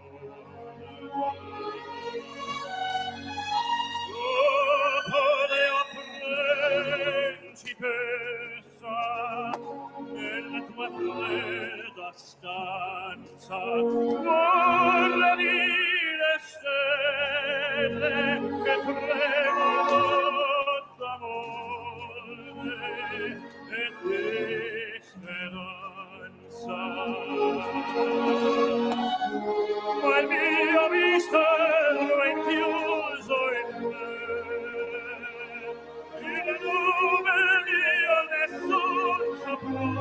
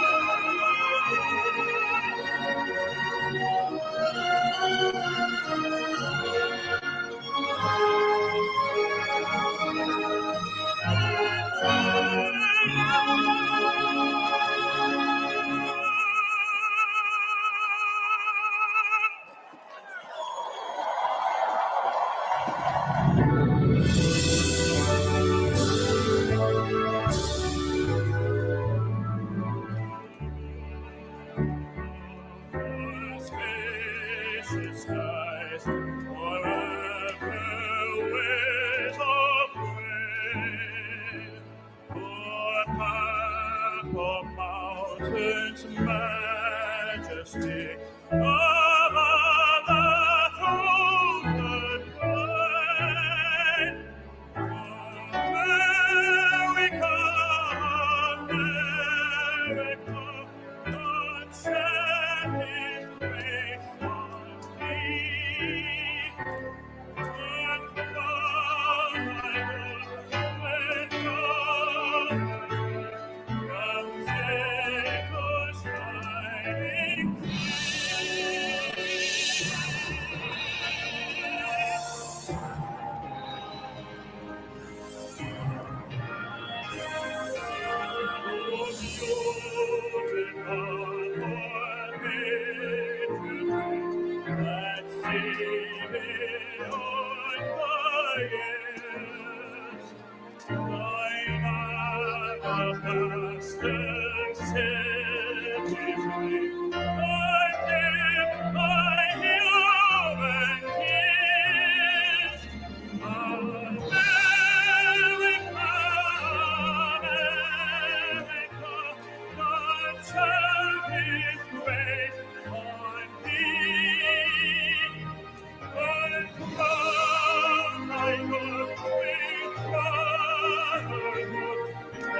Thank you.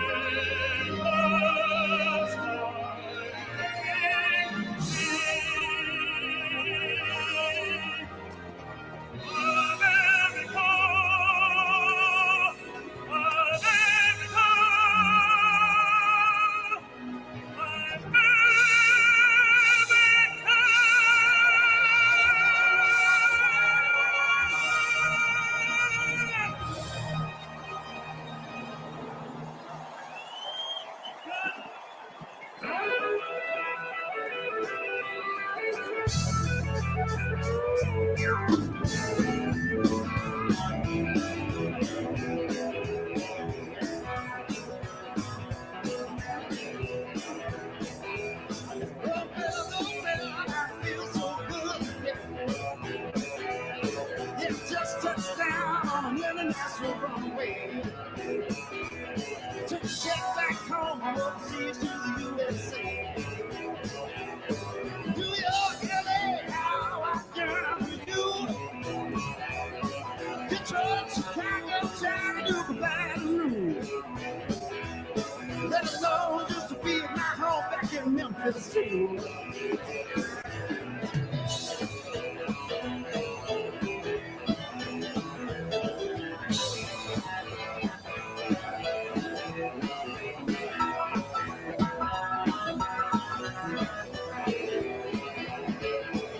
Did I miss the skyscrapers? Did I miss the long freeway? From the coast of California to the shores of the Delaware Bay. You can bet your life till I got back in the USA.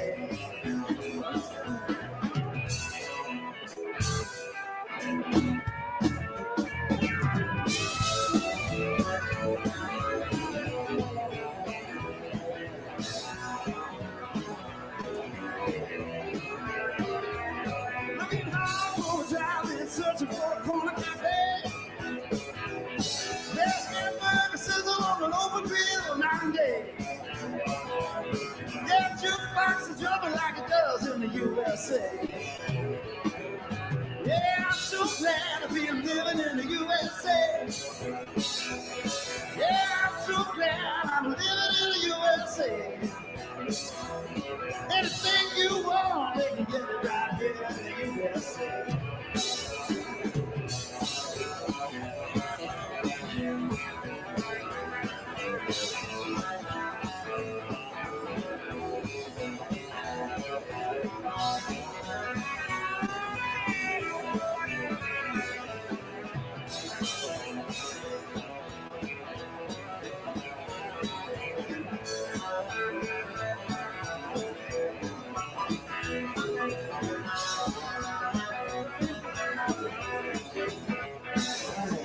I'm so glad I'm living in the USA.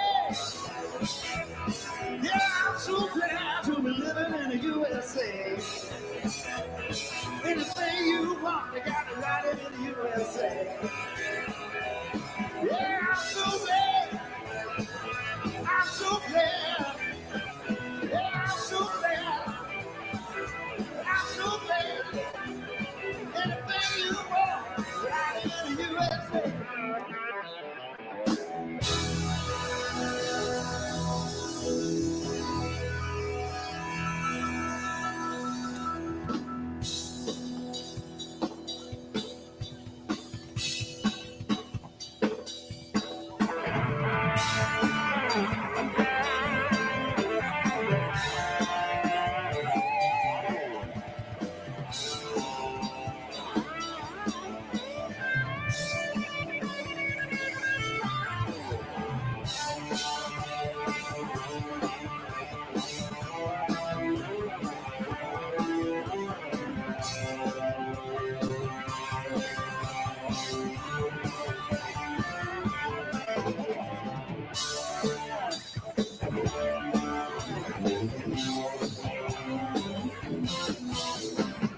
I'm on the road for 40 days. Last time a little rock put me in a haze. Sweet, sweet county was digging all right. See, saw the whole show, and that's a natural fact. Up all night, Freddie K. I got to tell you, poker's his thing. Ooh, ladies, treat me right. As long as we can make it to the show tonight, we're an American band. We're an American band. We're coming to your town. We'll help you party down. We're an American band.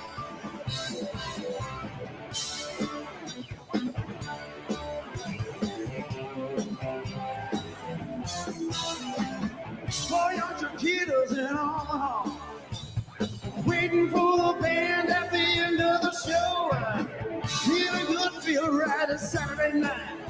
The hotel detective, he was out of sight. These fine ladies, they had a plan. They was out to be the boys in the band to say, come on, dudes, let's get it on.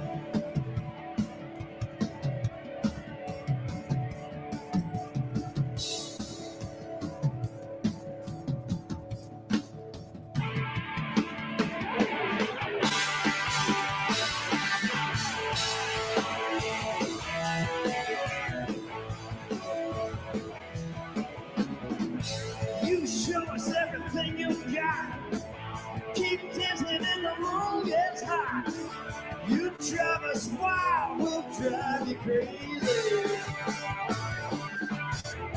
You say you want to go from the spread. The party just began, we let you there. You drive us wild, we'll drive you crazy. You keep on shouting, you keep on shouting.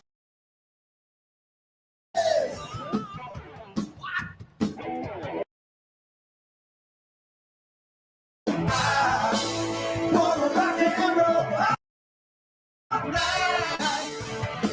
You party every day. I wanna rock and roll all night. You party every day. I wanna rock and roll all night. And party every day. I wanna rock and roll all night. And party every day. Keep saying you'll be mine for a while. You looking fancy and I like your style.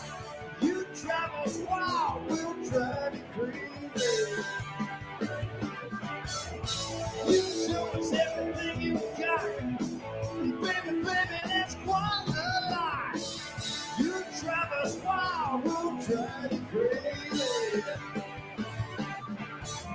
You keep on shouting, you keep on shouting. I wanna rock and roll all night. And party every day. I wanna rock and roll all night. Party every day. I wanna rock and roll all night. Party every day. I wanna rock and roll all night. Party every day.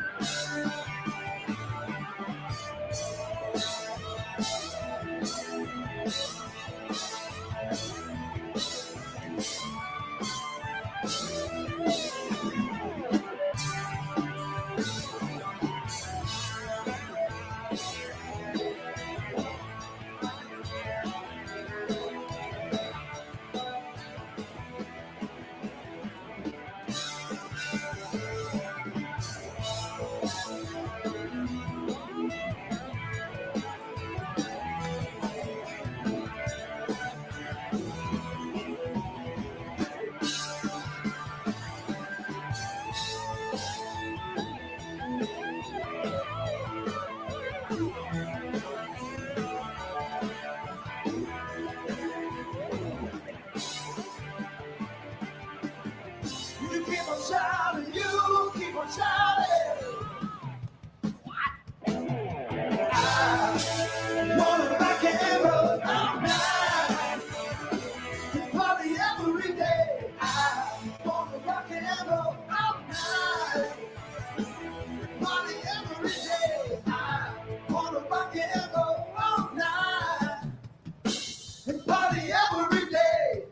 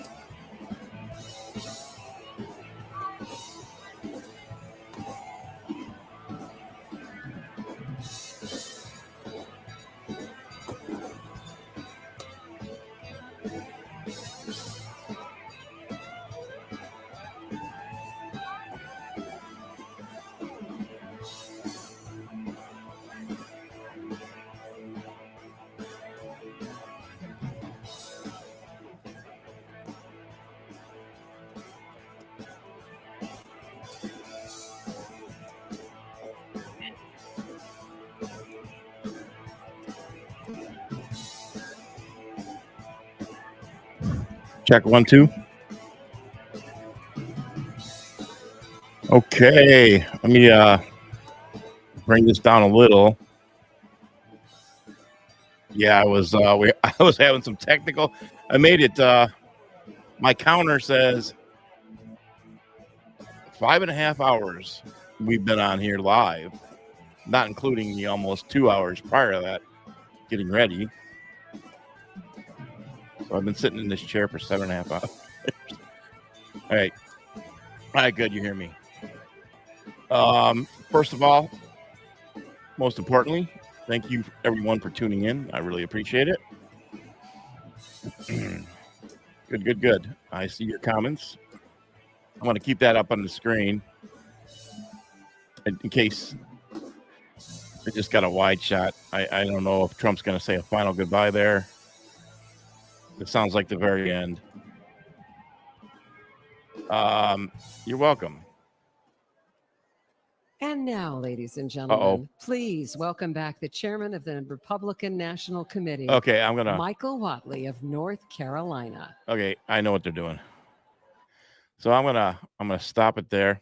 I'll keep it up though. I turned down the audio. I think they, if I remember correctly, they just pray out for the evening. So we'll leave it there. Again, thank you. Go to bed, guys. Whoever, if you're holding on, great. I'm not going to be on here much longer. I'm going to give you my final thoughts. Tomorrow, I promise to expand a lot more on everything tonight. And I will post. I was posting in between as I was off camera on the social media. I mean, there's a lot more I want to post.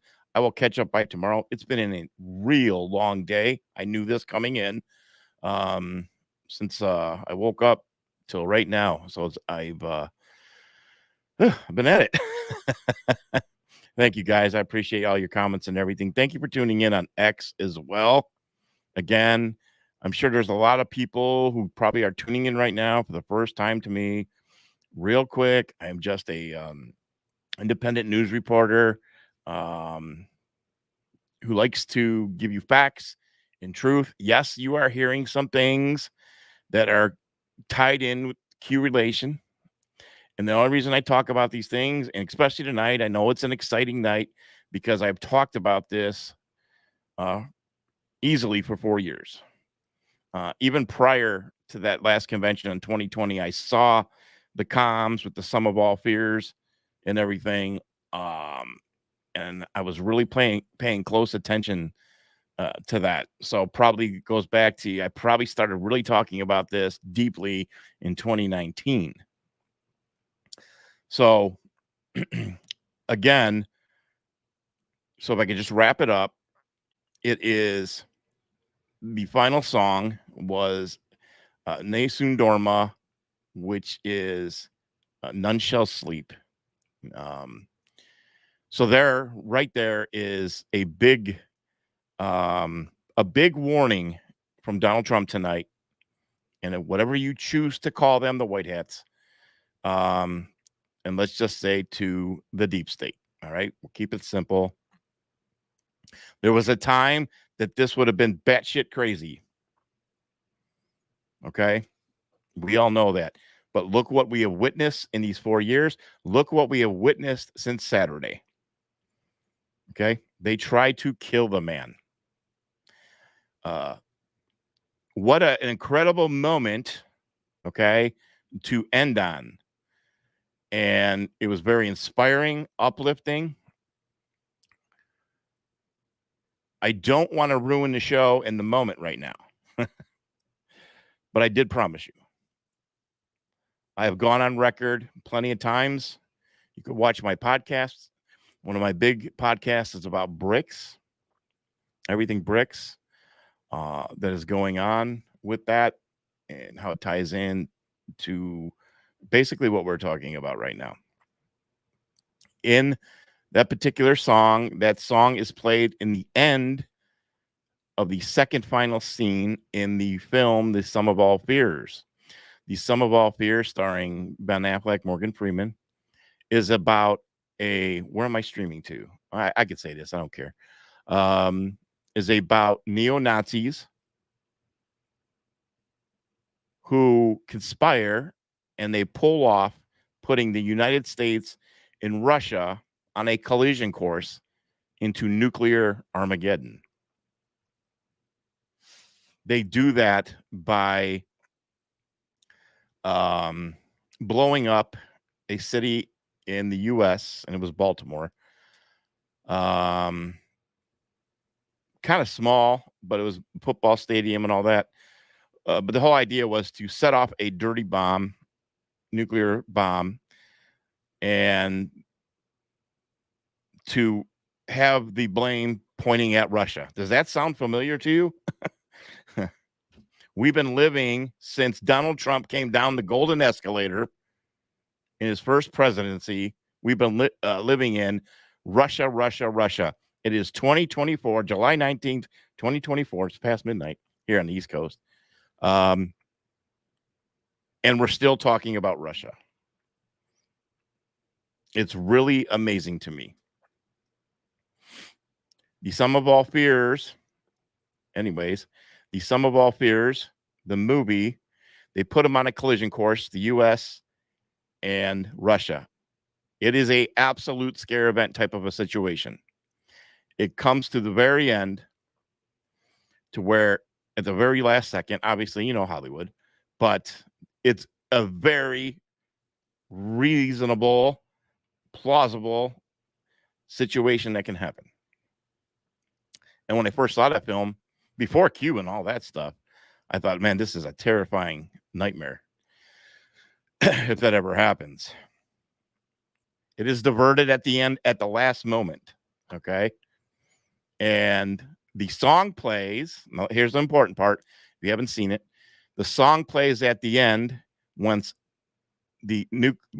America and Russia realizes they didn't do this to each other. And they realized there were nefarious actors who did do this and put them on a collision course. They stopped, didn't push the buttons. Everybody sigh of relief. It came that close. That was a scare event. And then you saw the president of Russia at that time, played by the character, and the actor who played the American president at the White House. I think it was the White House or Capitol, but probably the White House in America, where the Russian president came here. They sat down together to sign agreements. Why they signed those agreements of peace agreements, okay? Russia and America working together now. They were enemies at the beginning. They're signing these agreements, and the way the editing was done is Nessun Dorma is playing at the end while they're signing, and they're cutting away to Russian. You could see that they gave the order. The president of Russia gave the order, and the United States president gave the order as they're signing everything and making a peace agreement. They're going and taking out the bad players who did all this, and they actually kill them on camera. They blow up their car, slit their throat, everything. And that's the beauty. And I don't want to condone violence, but there's a beautiful moment when that powerful music plays, that there is justice being done. And not only justice being done, the world is being united once again. And the lies that were perpetrated to get us to a point of almost nuclear Armageddon were exposed. I think that sounds kind of familiar to you. So here's the most important part. Trump said some things tonight about, he did say, be excited. I wrote it down. Be excited about the future. Be very excited about the future. I absolutely believe him. Okay. I think that we are going to, there is a promised land, if you will. There is this, and I believe him when he says, you need to think bigger. Greatness basically is coming. I'm paraphrasing. But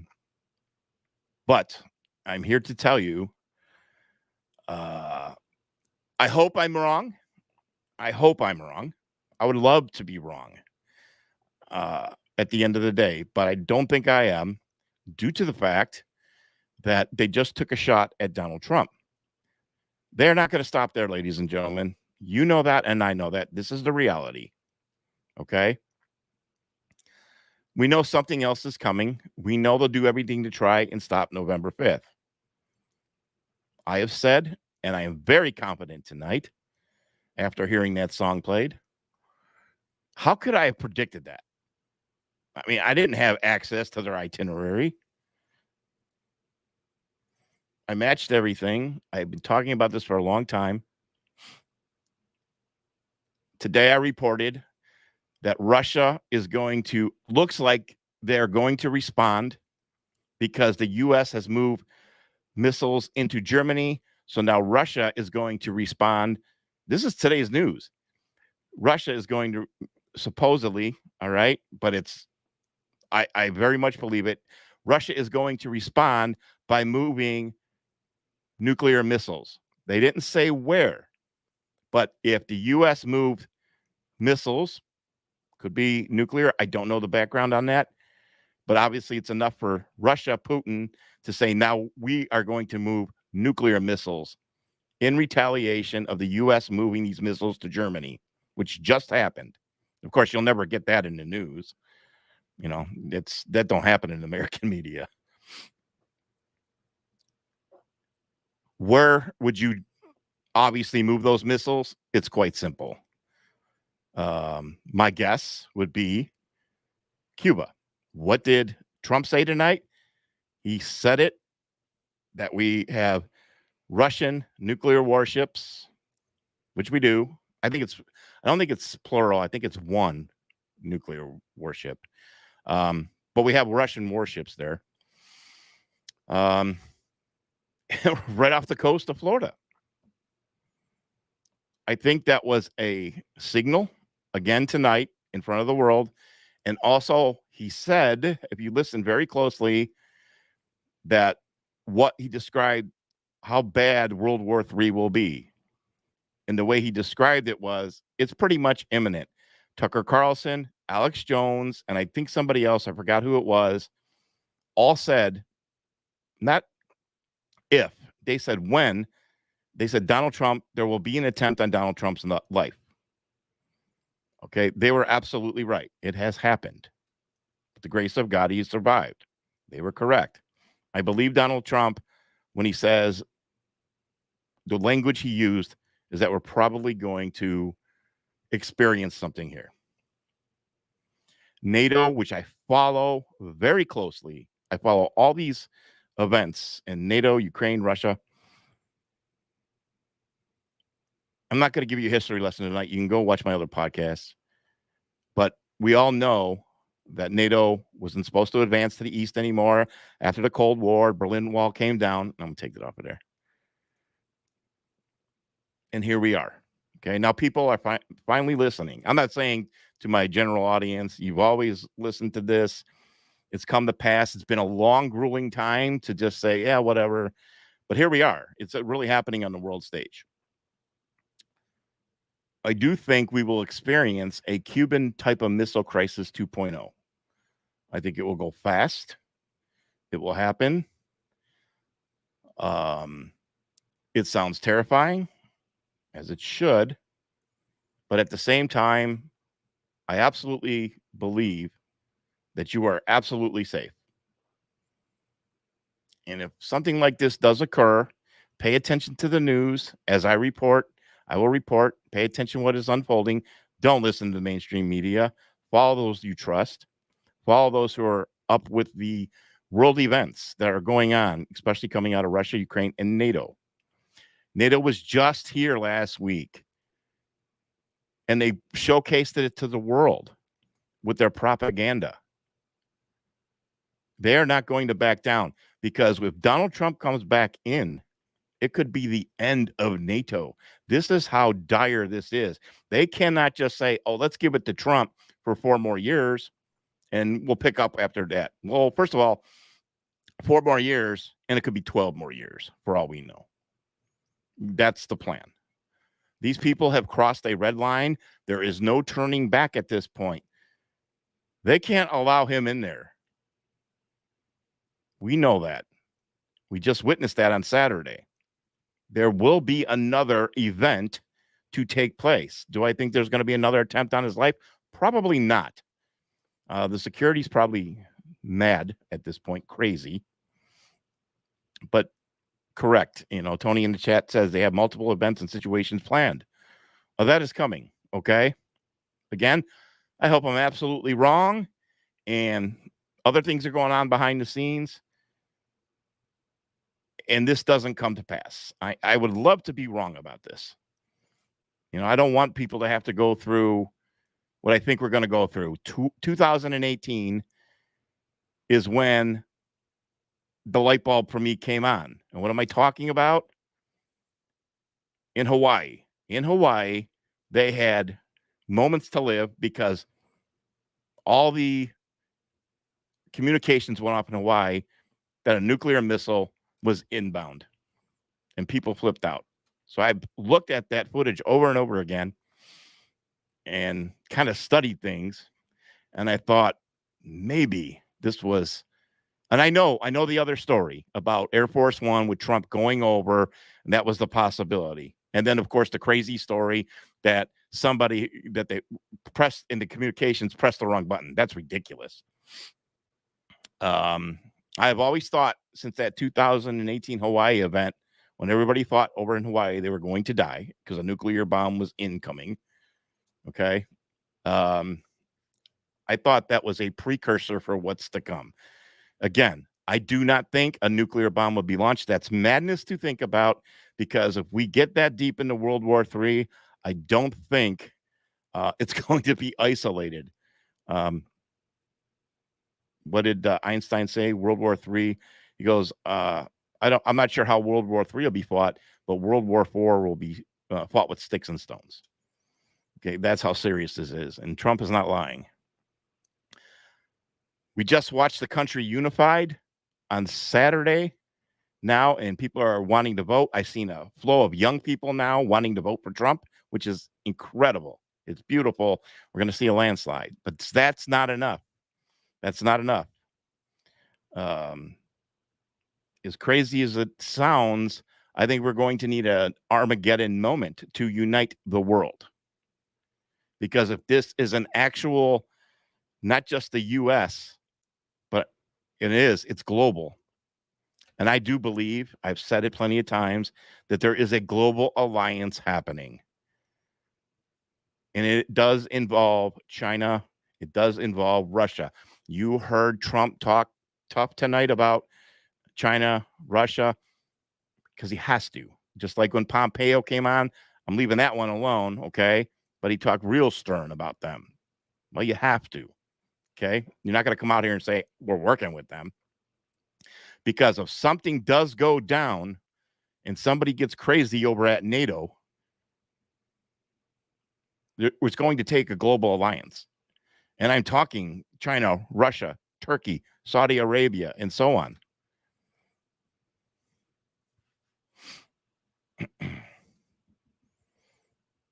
We just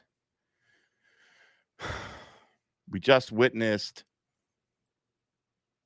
and we can't deny our eyes, and I know we have questions about it, but at the same time, I think we're marching into something. And my point is, at the end of the day, because it's getting late, and I've been here a long time, I will expand on this more tomorrow for sure. I do, in my heart of hearts, there's two things. What the posts have told us, that you and your families are safe. Sky event and Watch the Water. Nessun Dorma was played by Dan Scavino many times since that 2020 RNC when it was sang the first time. He has posted videos periodically through these 4 years, and they were always of water or the sky with pretty palm trees and look very majestic, but it was pointing at the sky. A sky event is coming. I think we just witnessed the real shot heard around the world. And Watch the Water. Trump just told you what that was tonight. We have warships in the waters in Cuba. There you go. Watch the Water. And sky event, nuclear. And I don't know what that's going to be. I don't have all the answers for you. I never said I had. And I am not one of those guys to tell you I'm an expert in this and an expert in that. I am far from it. But what I am good at is discernment and putting the puzzle pieces together of the events that are happening on the world stage. And this is what is happening right now. Do not, as a matter of fact, if it goes this route and the heat picks up, okay, of everything that I'm talking about, it should be, because I am no prophet. Don't ever put me in that category, but it should say, hey, that crazy guy that I watched on this podcast, he's right about all this. Let that be something to get you excited. And what I mean by that is, I know nothing bad is going to happen, but it's going to scare the hell out of everybody else who is not prepared mentally and spiritually for something like that to happen. And I think it'll be a major wake-up call from around the world. And then if you go back to the song, it's None Shall Sleep, and there's a day around the corner, just like in that movie. And I'm not saying what's going to happen, but these people are going to be held accountable. NATO is pushing hard right now for World War III. They are pushing the Russian bear, and they are scared to death of Donald Trump coming in there. And they take a pop shot at him just after that NATO conference in D.C. I hope this makes sense to you, and I hope that I don't come across insane. All right? This is what's really going on in the world stage. So, in closing, as we go through this summer, we're in the end of July now. We're going to get into August, and the talking now is going to be, and you're probably going to get a major breaking story this weekend. Biden's out, Harris is in, and it's going to be flooded with who's the VP running, who's going to put in, and it's going to be dominated. I know, I'm prepared for that. But at the same time, I will never take my focus off of what is truly going on in this world, because that is the most important story. And you'll be prepared when that happens. So if these events unfold and it gets hairier and hairier and scarier, just know that I have your back. I will continually inform you. I've done this for years. We knew a time like this was going to come. And Donald Trump will be that guy, because they got to talk tough over Russia right now. And Donald Trump will be that guy on the world stage to stop the war, to restore peace. And I hope that I see Vladimir Putin in the United States at the White House with Donald Trump signing peace agreements, coming together and working with the BRICS alliance because of the financial end of that, because they're ripping away the U.S. dollar that is currently under this administration. Because Trump must work and have some sort of alliance with these folks. Otherwise, we are done. We are screwed. It's the end of the dollar. But I know that's not going to happen. Donald Trump is way too smart. And Q has always said, can China, Russia, and POTUS work together to eliminate the NWO? You are on the doorstep of this, folks. We are on the doorstep of this. Buckle up. Enjoy the ride. Pray. Stay close to God. Use your discernment. Trust yourself. Trust your thinking. Don't rely on other people. Trust that the first good thought that you have, where it says, you know what? Why am I questioning this so much? I know this is true. I know that is true. You don't need other people to do that for you. Anyways, I want to thank you guys. It has been a long day. I got to get some sleep. My brain is all fried. I appreciate you all. Many of you on X tuned in quite a bit. I appreciate that also. God bless you all. And again, I will be posting. I'll probably do 1 or 2 more posts for the night just to say good night. And then I'll be back strong in the morning. God bless you guys. And I will talk to you real soon. All right. Take care.